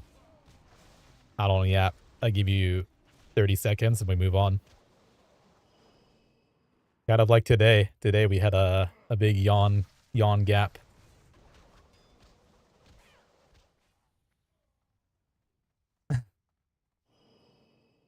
OC server was doomed from day one. 1k population. Yeah. Yeah. I still think it's doomed. We're somehow still playing. Don't know how. We're still playing. Eternal really pushing, Bricked really pushing. There's like a lot of NA guilds that are pushing speedruns still. Kind of keeping the community alive. Also the Horde RP guilds that are trying to PvP us in the mountain. That's also pretty good, I guess.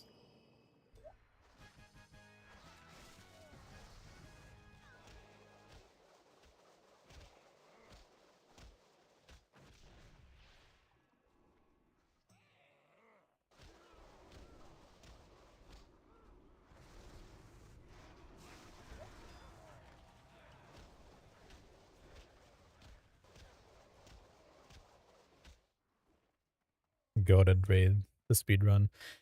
Yeah. We just had that talk this week with Ken. He's back from vacation from doing things IRL.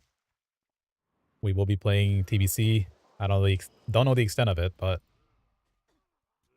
he wants to play. That's a good sign.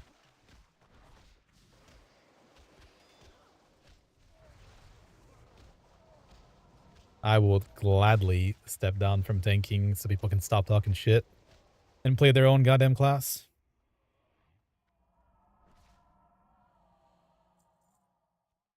I'll do the bitch work on Arms Warrior. I'll do Survival Hunter if I need to. Don't mind. Just give me the Sunwell.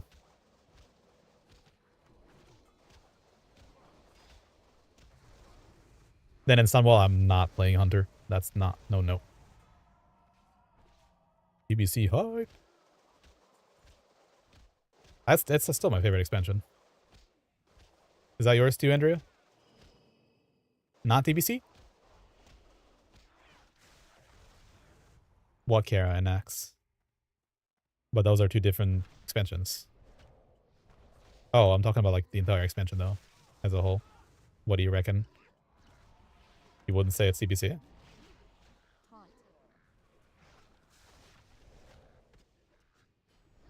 We talked about it a lot yesterday, I think. Karazhan and Prot Paladin, Chef's Kiss.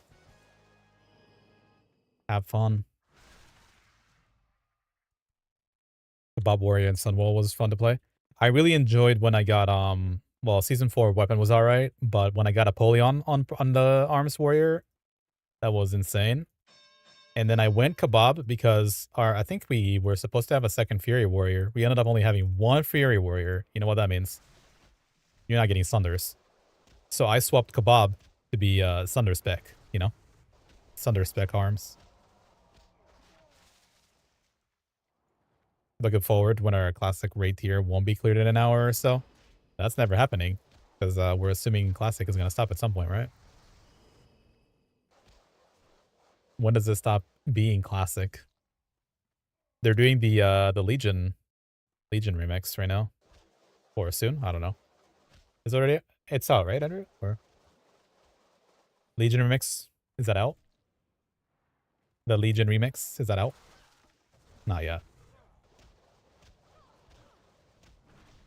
Yellow's exposed? Nah, I'm talking trash and stuff. They would expose, but on trash, Sunders, we were still believing in Sunders. And it was just me and Fury Warrior. It won't stop until Legion.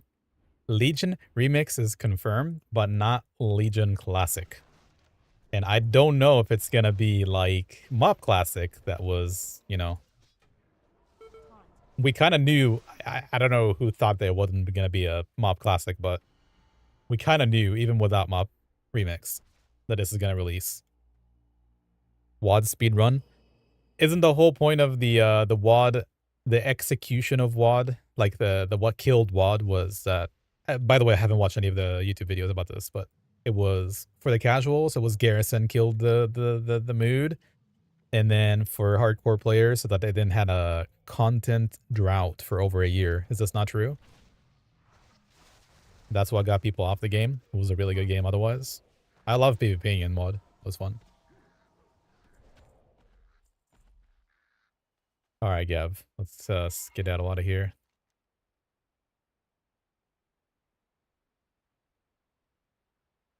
No content out of raid, and the last raid tier lasted over a year. Yeah. Oh my god, we got a clip. Yeah, I have to watch the other clip as well from, what do you call it? What the hell is this? Muru? Muru and Warrior. Oh, I mean, that's just... Did you pre-rec? You didn't. You're a Fury Warrior, though.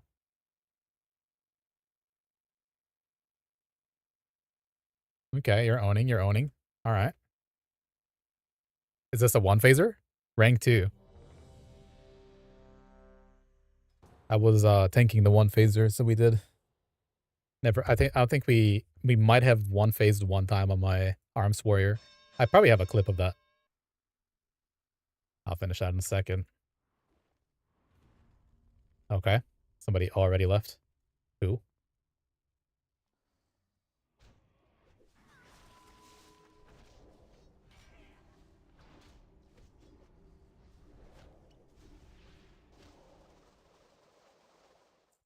No glaives. Yeah, I'm the same. Like I said, Apollyon slamming was a lot of fun, but Kebab was owning towards the end. You know what? I do have the twin Aerodar twins. Execute phase recklessness on two-hander arms. That was a lot of fun.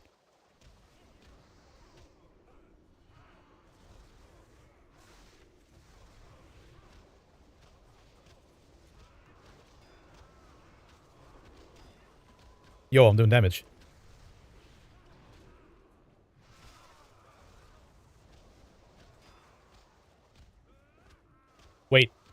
Did I pick up the journal earlier? Nexus Quickening. Okay, just Arcane Splinters. All good. Don't know why I did that.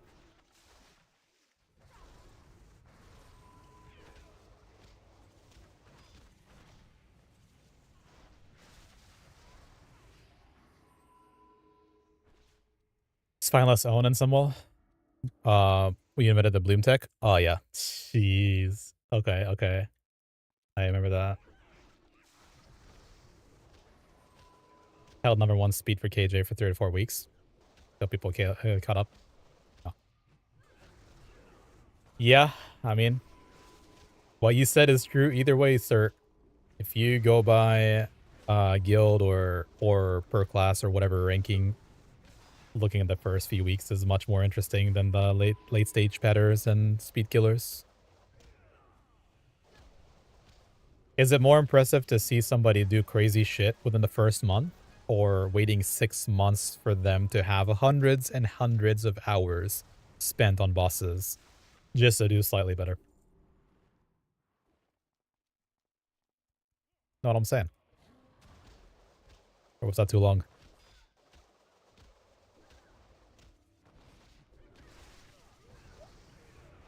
That's how Who is, right? We are pretty much reliant on other people to give us tech at this point. But we don't speedrun or speed kill in Shadow or Wrath. Sorry, Wrath ICC when I joined. Everybody kind of toned down. Pretty sure they did Prog, maybe speed kills. Yeah, they did a burger run in OGC. Speed kill run.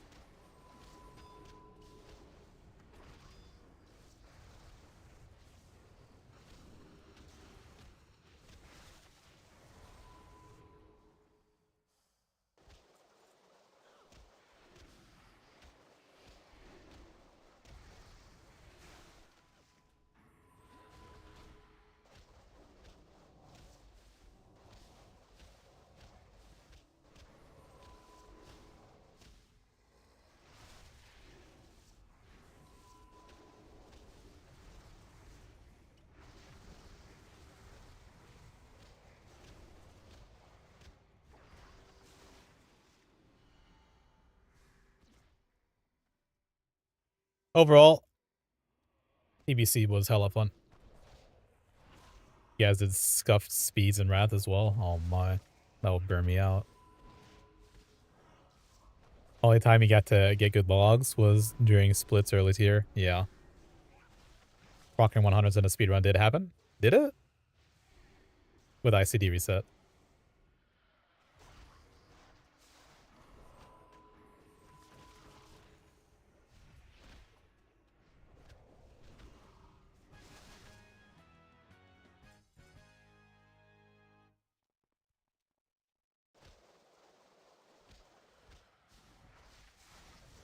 How did I miss that?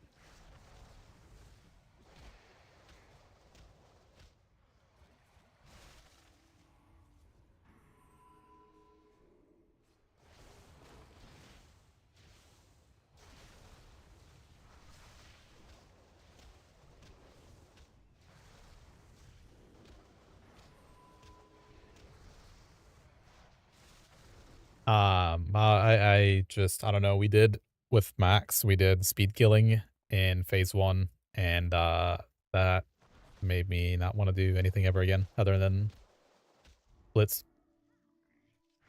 Speed killing in phase 1, I'm playing Prot Warrior because his ass doesn't want to expose armor, which eventually we had somebody expose armor for us, but still. See, there you go. Now we're talking about like the true min-max of do we want the tank to die, or do we want damage for the raid? And it's not that Prot Warrior was doing a lot of damage, it's just that I was giving everybody else damage by applying my beautiful debuff. And it wasn't prog, but it was speed killing. So every time you die, you have to reset Lost, you have to reset your shit, reset your ghouls in arena, war game. Speed killing is a better way for people to parse instead of having those 2 to 3 people getting cleave. Yeah. Speed kill is like the median, I think, between the two exotic things to do in WoW. One is self parse, solo parse, and then the other one is speed killing. Sorry, speed running. And so you have the in between insane thought. What if we just speed kill so everybody's or most people or our team gets a better parse? Like our guild has a higher ranking, people are gonna want to join us. Probably better than feeding 2 or 3 people or 5 people.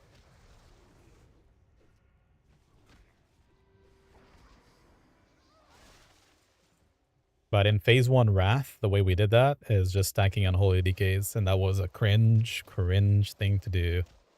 We had 1 Frost Decay, I think. That's it. Back when they did all the crazy Chinese tech with the meta gems and all of that. Black magic. You finished 3rd for kill times in Togsy.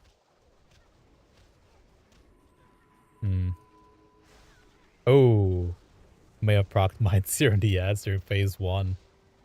Yeah. Nasty.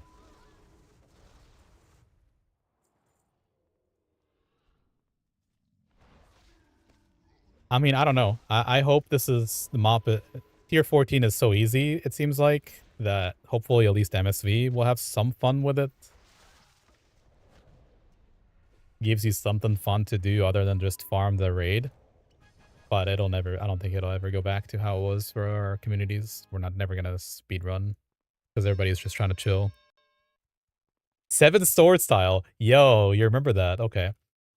Yeah, there was a lot of dumb shit we did just to do better kill times.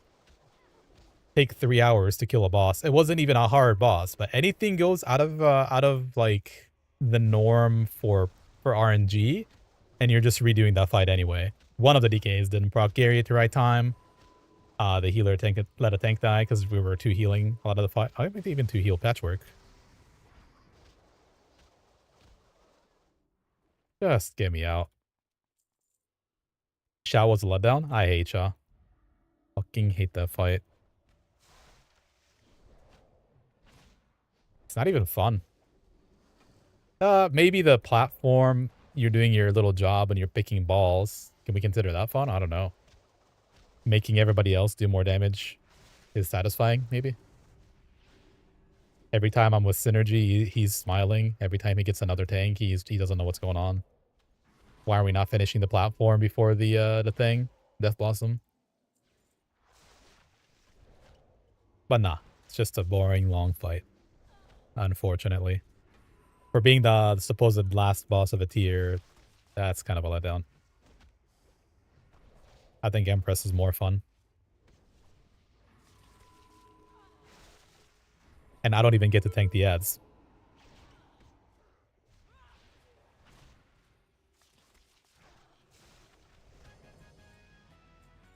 Alright, turn a quest in, Gav. See, I think we'll do 1 more dungeon, and then I'll probably take a big break for the day. 6 hours. We yapped for 4.5 hours? How long did he say we were there for? Quite a while.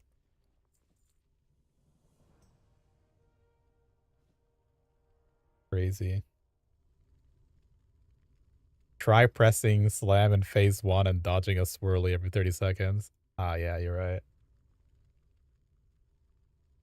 Can't wait for there to be more tech.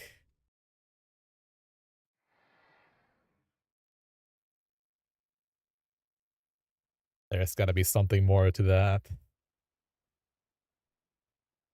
Nah, honestly, the Arms Warrior looks pretty fun in that tier, except for when people, like you said earlier, people actually just steal your damage.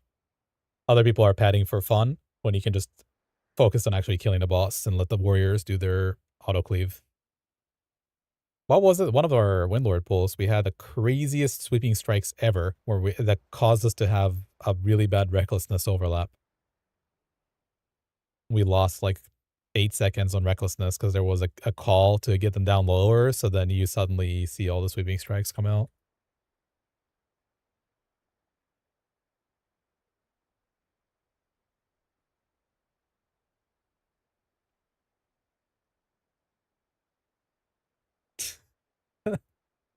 It's no matter how you look at things, there's always a negative side to doing a strategy. Always something that's gonna bother you.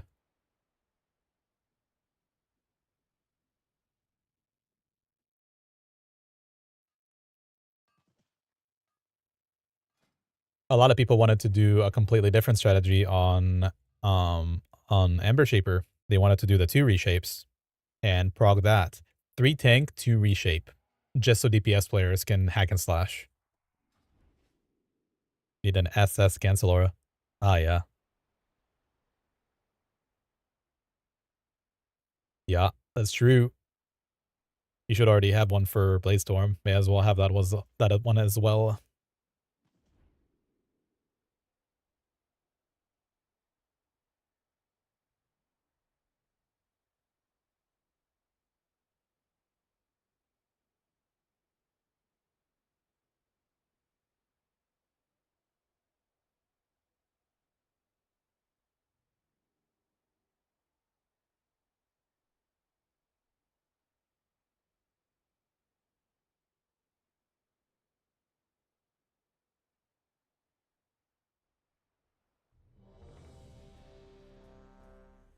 Good times, though. Had some good times in the last few expansions.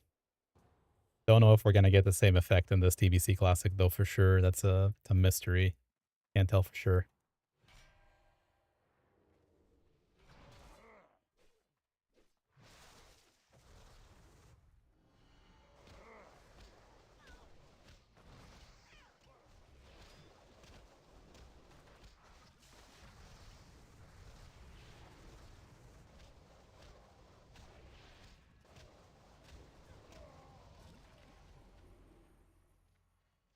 Phase 3 fail call. We did a 2-phase thing for Amber Shaper in defensive, so late tier strat. Definitely is a late tier strat. We had a problem where the person in the vehicle would get that stupid overlap of 1 and 2. I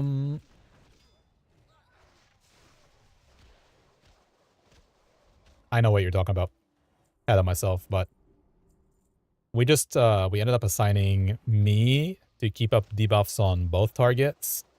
But because it's a 2 reshape, you're looking at very few pools. So then you really, really have to delay your debuff procs. So, you can't press 1 basically, but once every like 12 to 15 seconds. And it depends on how many pools you have straight up. And of course, who other than Chicken Ball? In phase 3, there's 1 pool in the back. I look with a camera. I look to the back, and we talk about the pool, and he says, "No, I'm gonna go get it." So then he waltzes over there to get it, and he doesn't get it. So then he has to get out of the vehicle, and I have to get out of the vehicle. In phase 3, very sad. But yeah, other than that, a DPS player just kinda has to know what's going on.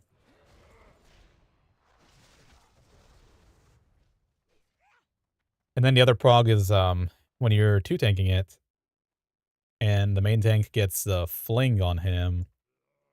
That's a really dumb mechanic, by the way. You just have to make sure you either have a taunter or an external or a 3rd tank. One of the 3 things.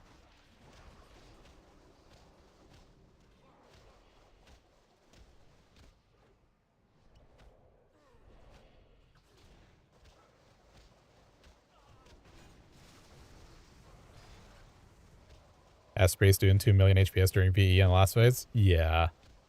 That, not gonna happen with us, though.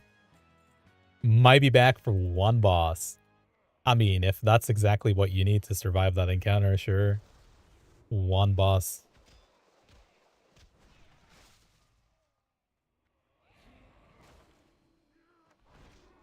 BDK Bloodworms. On crack. VE still works the same way, though, right? It's not like you just get a constant stream of heals? I don't even know in MoP. I'm assuming that's how it works still. We had some really good pulls where Bloodworms would just utterly top everybody off and in that 1 burst on that fight.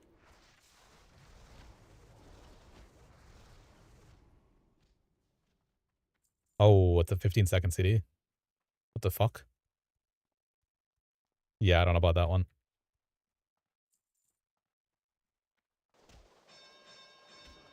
Is it D-ham, kinda? Oh, yeah.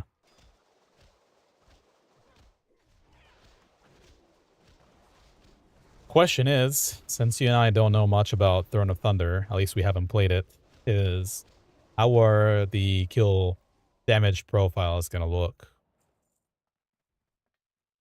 Is there room for non-damage and boss fights? Is there anything like that? Is there room for consistent damage dealers? Or are you just looking for the biggest CD in the short amount of time? Slash AoE pad. A lot of multi-dot. That's gonna be interesting, I think. Hey, what's up, Zito? Dungeon grind? We're post Tank Talk, so I'm decompressing. Nah, it was going good. I got to do some dungeons with Andrea yesterday. Really cool. And today a little bit. And, kind of leveled up at the beginning of our Tank Talk, to be honest. No disrespect at all, but before that conversation really ramped up, that was a good time to get some extra levels. That's when Gavala Santordi, he was messaging me, I think. By the way, my R key is bound and my shift R is not bound on this character, so I actually can't fly.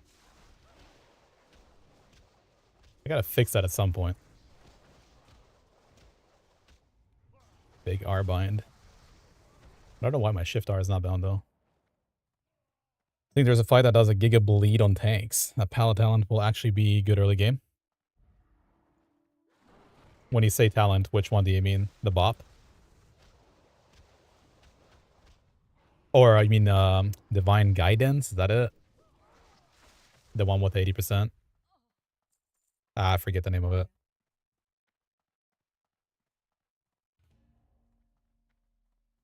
But yeah, what level are you, Zito? Are you even online? God damn! Look at you. Level 85. It's much easier if you just solo queue and own, I think. Unless you have a full 5 men.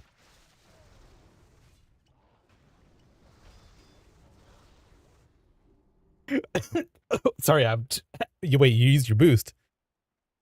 Oh, I thought you were just owning.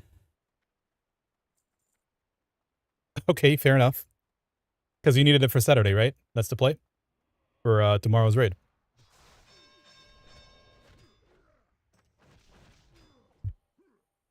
There is nothing better than to be busy with another video game.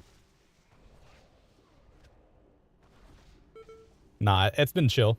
I think if you and I went crazy or whatnot, we probably would have been at least level 80-ish by now, if not 81 or 2. In reality. Because this is extremely quick. I actually ended up doing Hellfire Ramparts until level 67 because we were setting up a stream and chatting.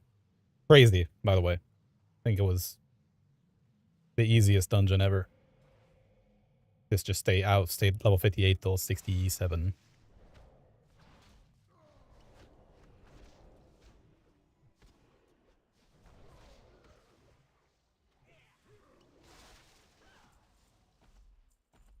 Alright. No, we gotta do another phase here. Can't forget that. But yeah, I think this is our last dungeon for today, Gav. And you can feel free to level up by yourself, by the way. No way you left. No way. Was this it? It was. Am I cooked? We killed it.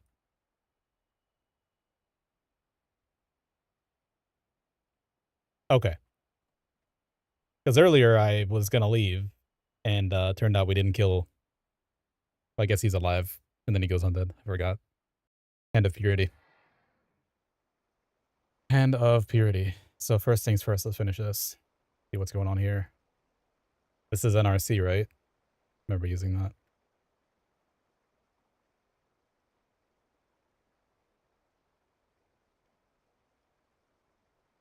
.65.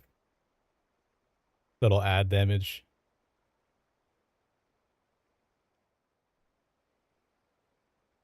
Yeah, that's crazy good. That's really good. Let me see. I know Bayfloyd linked earlier. I probably need to go look back at that, the Twitch clip thing. But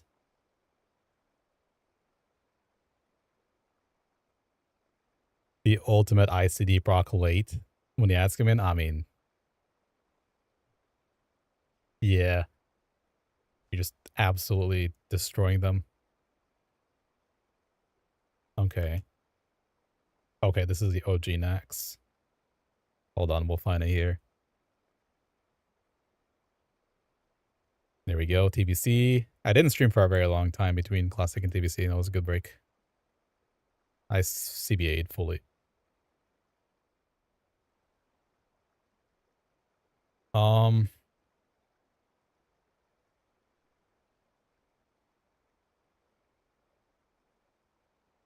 where could it be? Twins Owl Dive, Flag, Burn. This is a lot of good stuff right here.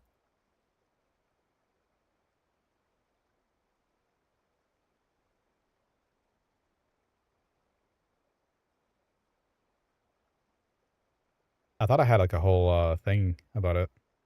Okay, there you go. A little bit. The Millie clip, yeah, I have all of them. So this is two-handed arms with not even Napoleon, right? It's like you can see it right there. It's tier 3 and it's Calamity's Edge or whatever it's called. This is halfway through. Did I not run TDK at that time? I don't think I did. But yeah, you're just absolutely freaking owning.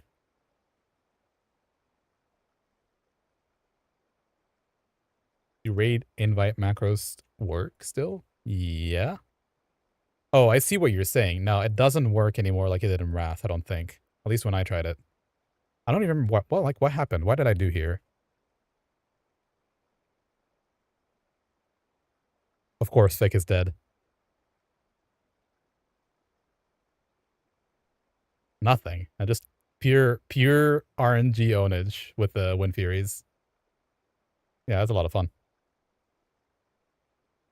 But yeah, most of the good kills that we had, I wasn't on the Prot Warrior or on the Arms Warrior because simple as our guild couldn't do the cool stuff, but our GDKPs did. Weird. Yeah, Max kept killing us. That's a good times.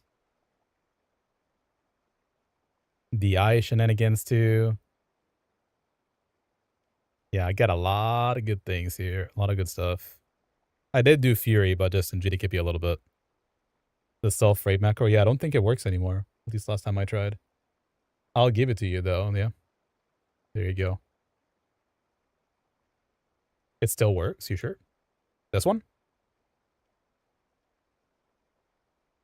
You're taking KO weapon? Yeah, that was a thing, wasn't it? You remember that? Yeah, you take him to Solarian. We'd still have the buff for a while and nobody cared about invalidating parses or whatever. Oh my god, yeah, that was awesome.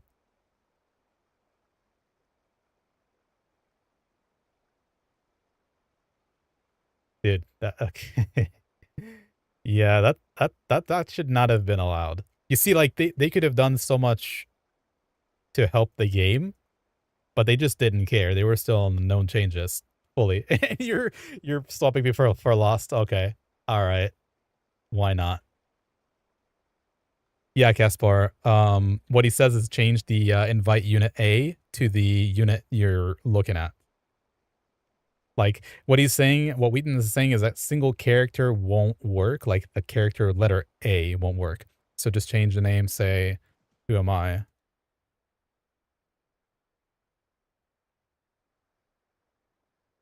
See, instead of invite unit A, I'll say invite unit and then my name. Rage bait tier. Get a criminal shaman who would proc to second lust before we even had a chance. I mean, if you ever watched our raids, you'd know that's a given. How many times do we? I mean, countless times. Can't find player. Maybe Wheaton, if you have like a different explanation to that, because like I said, to me, I don't know how to make it work other than that. Also make sure you're walking in real quick, right? Like it's not making a real raid. You just have to walk in and out of the dungeon as you're pressing it. Caspar. Let's see if it works. Hold up. Put the macro in. Put the name in. Got a special character.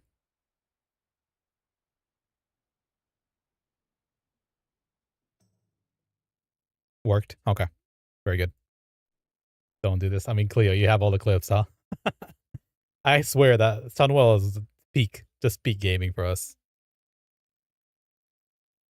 Yeah, you have to kind of like, you can see my chat, but I just have it here, copy paste it, and then I just like, I'll press it as I'm going in, kind of thing. All right, let's watch what we got. Don't do this on a Sunwell race. Dude. Is it slippery out there? Yeah. Okay. You open a Pandora's box because now I'm going to show you like 3 of these, okay? Hold on a second. This is on you though, not on me. But since you're here, hold on a second. All those Sokka clips and stuff. One sec.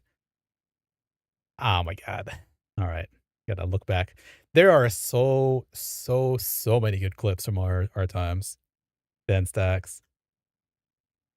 You're just dead. Why were you even doing that? Why was it you? Hold on. People are failing to clip my channel. Made 50,000 clips.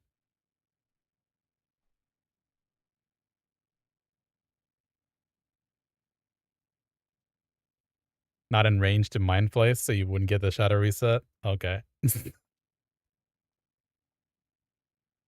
Yeah. I remember that. You had to be really close.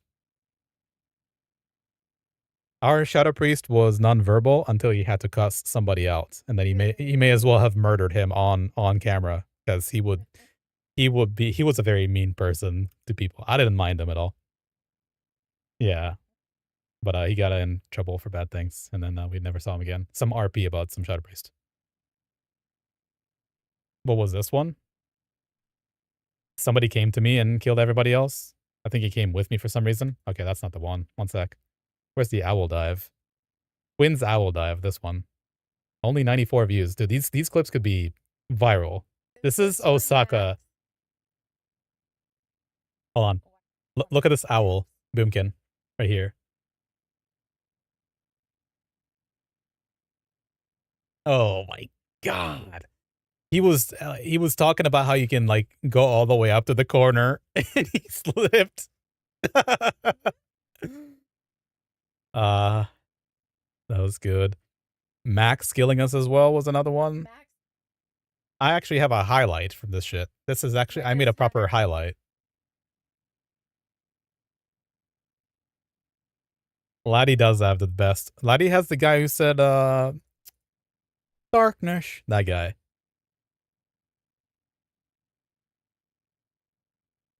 He had a really good time. That was peak Laddie right there. This is Max. Yeah, what's up, Hash? I missed you. Can't wait for DBC again. Yeah. Who's this gonna be? Look at this guy.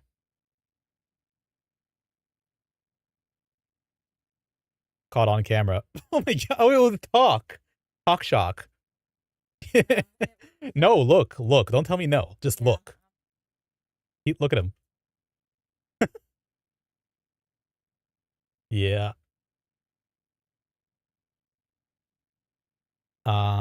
We had the one guy who just got completely obliterated there. I mean, this is just all crazy good. All of these are good.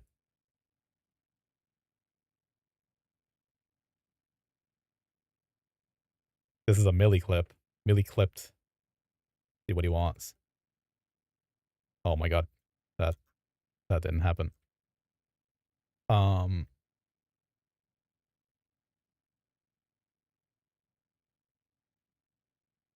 Laughing my fucking ass off.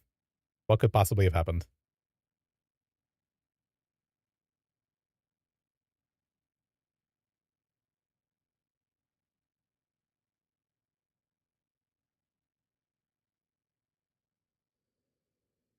Yeah, okay, that was a little trick.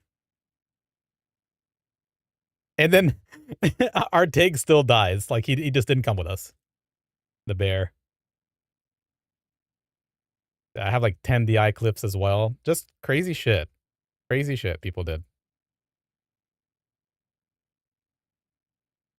Spread the burn. The first one was the craziest one. Jojo pinging burn. I'll never forget this one. I'll be 80 years old and I'll still be talking about this one. This is week 1. Week 1, okay? Look for the burn right here, okay? I'm gonna restart it. Look for the burn right here. This guy. This tree form. You see this tree form? Look what he's gonna do.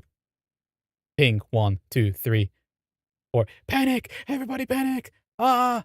The whole raid is just burnt. Yeah, I have a bunch of encapsulates too. A bunch of encapsulates. This is by far the best tier. It has to be hands down the best ever. That's like the goated tier of content. Very little trash.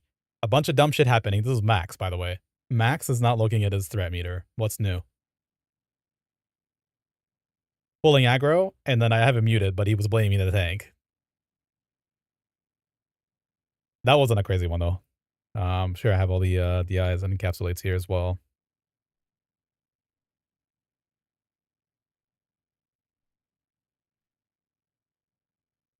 Okay, this is a Max collection here. I do have the highlight, but we can just watch it. Max, you know, I'm not banging on his ego here, but he thought he was really good in Sunwell, but he was so hyper focused on DPS that he kept killing us. So he gets the thing, the mechanic in the back, and look, he just kills the whole raid. If you can see him, I don't know if you can see his cursor, right? You can't even see him. Look right here. Because he's doing his he's trying to do his cheater melee weaving. I'm not throwing him under the bus, really. We've watched this together and talked shit about this moment, but come on, man. And it keeps on going. I think in the same night, he single-handedly wiped us 3 different times. I gotta stop doing that. It's my free scroll wheel. There's like, if you can go and check my channel on your own time and just check these like these 2 months that we had this in a pre-patch. Just absolutely crazy. Yeah, it's farther down here. All right. Confounding on golds and conflag on Vangster, and he goes the wrong way. That's when the tanks killed us, or Max? Could be either. This is later on in the tier. I think I have more Amasa in season 4 there.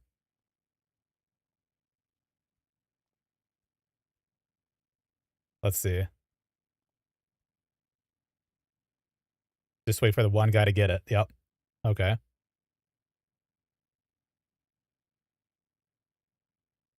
That's when we had the bad tank swaps. Yeah, Gold's got it right here. Golds and Vangster went to the wrong spots, both bears, and fucked us. Okay, that's not Max's fault. That one's not Max. Max Bestial Wrath.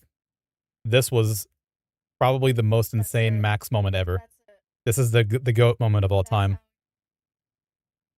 Max plays a hunter, a Beastmaster hunter on this one.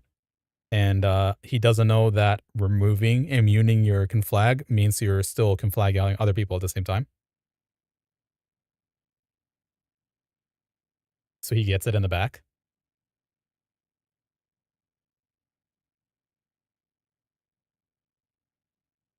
And he kills the whole raid. He goes back in with it. Andrea, motherfucker, goddamn it. And then we had like a 30-minute session where we're going spellbook, spell by spell, trying to figure out exactly what he did. And we just went to the logs and saw that he Bestial Wrathed. And he didn't even know that's what did it. That was the best part. The lag. This might have been Talk when Talk was off tanking for us. Dude, just so many good moments.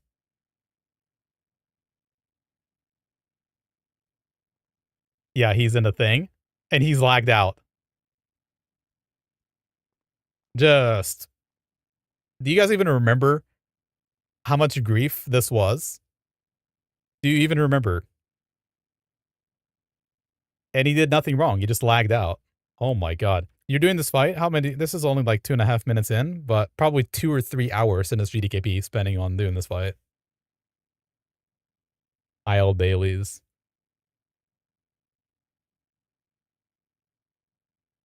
I mean, yeah, he can just go all day long, every day. The cursing needs to be better. Is this the one where he cusses Rygran out? Yeah. Okay. This is our Shadow Priest, the super aggressive Shadow Priest that is usually nonverbal. Listen to this.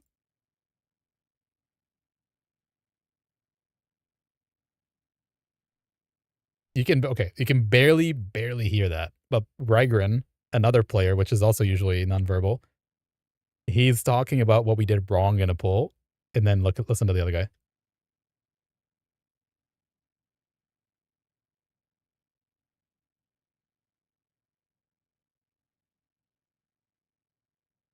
And then what ended up happening, the drama afterwards, is that they could never raid together ever again.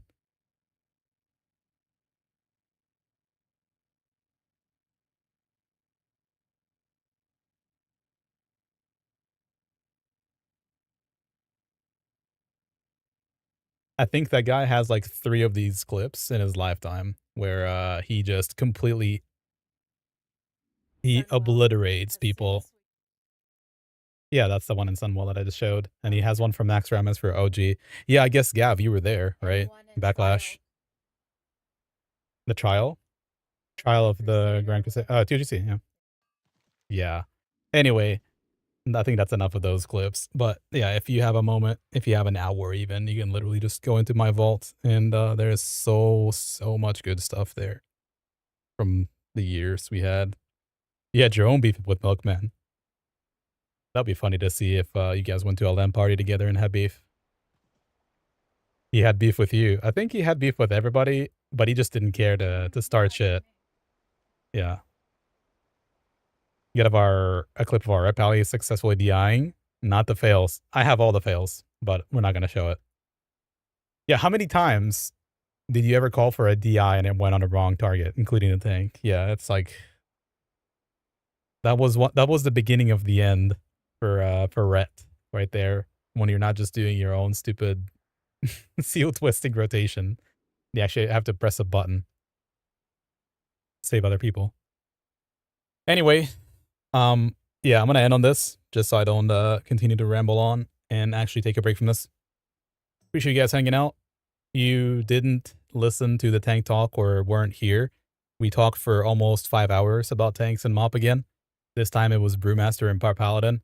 And by the end of that, you kind of get a reanalyzing of the tank tier and figuring out together which one is better than what. And the most important thing to take from that, like I said earlier, is that everybody's situation is going to differ. And I think you should really look into if you're new here or whatever MoP and you're listening to these tank talks and all these people voicing all these opinions, just because when a streamer talks well of one tank and talks shit about the other, it doesn't actually make it valid. You have to kind of check with yourself if it makes sense. So I could be saying silly things, but there are 2 other people also, talking about the same subject. So just keep in mind, your situation might call for a different tank than what was recommended there. But yeah, in general, we're looking for maybe one more tuning shit from Blizzard, garbage, whatever they thought is good to do. And then we'll go from there. But yeah, have a good night, and I'll see you next time in our classic BWO speedrun on Monday, surely. The last of the tier, all the buffs, all the marbles. We're gonna fuck it up. GG's. Hash, I forgot to say also, I appreciate the subscription, man. Love you.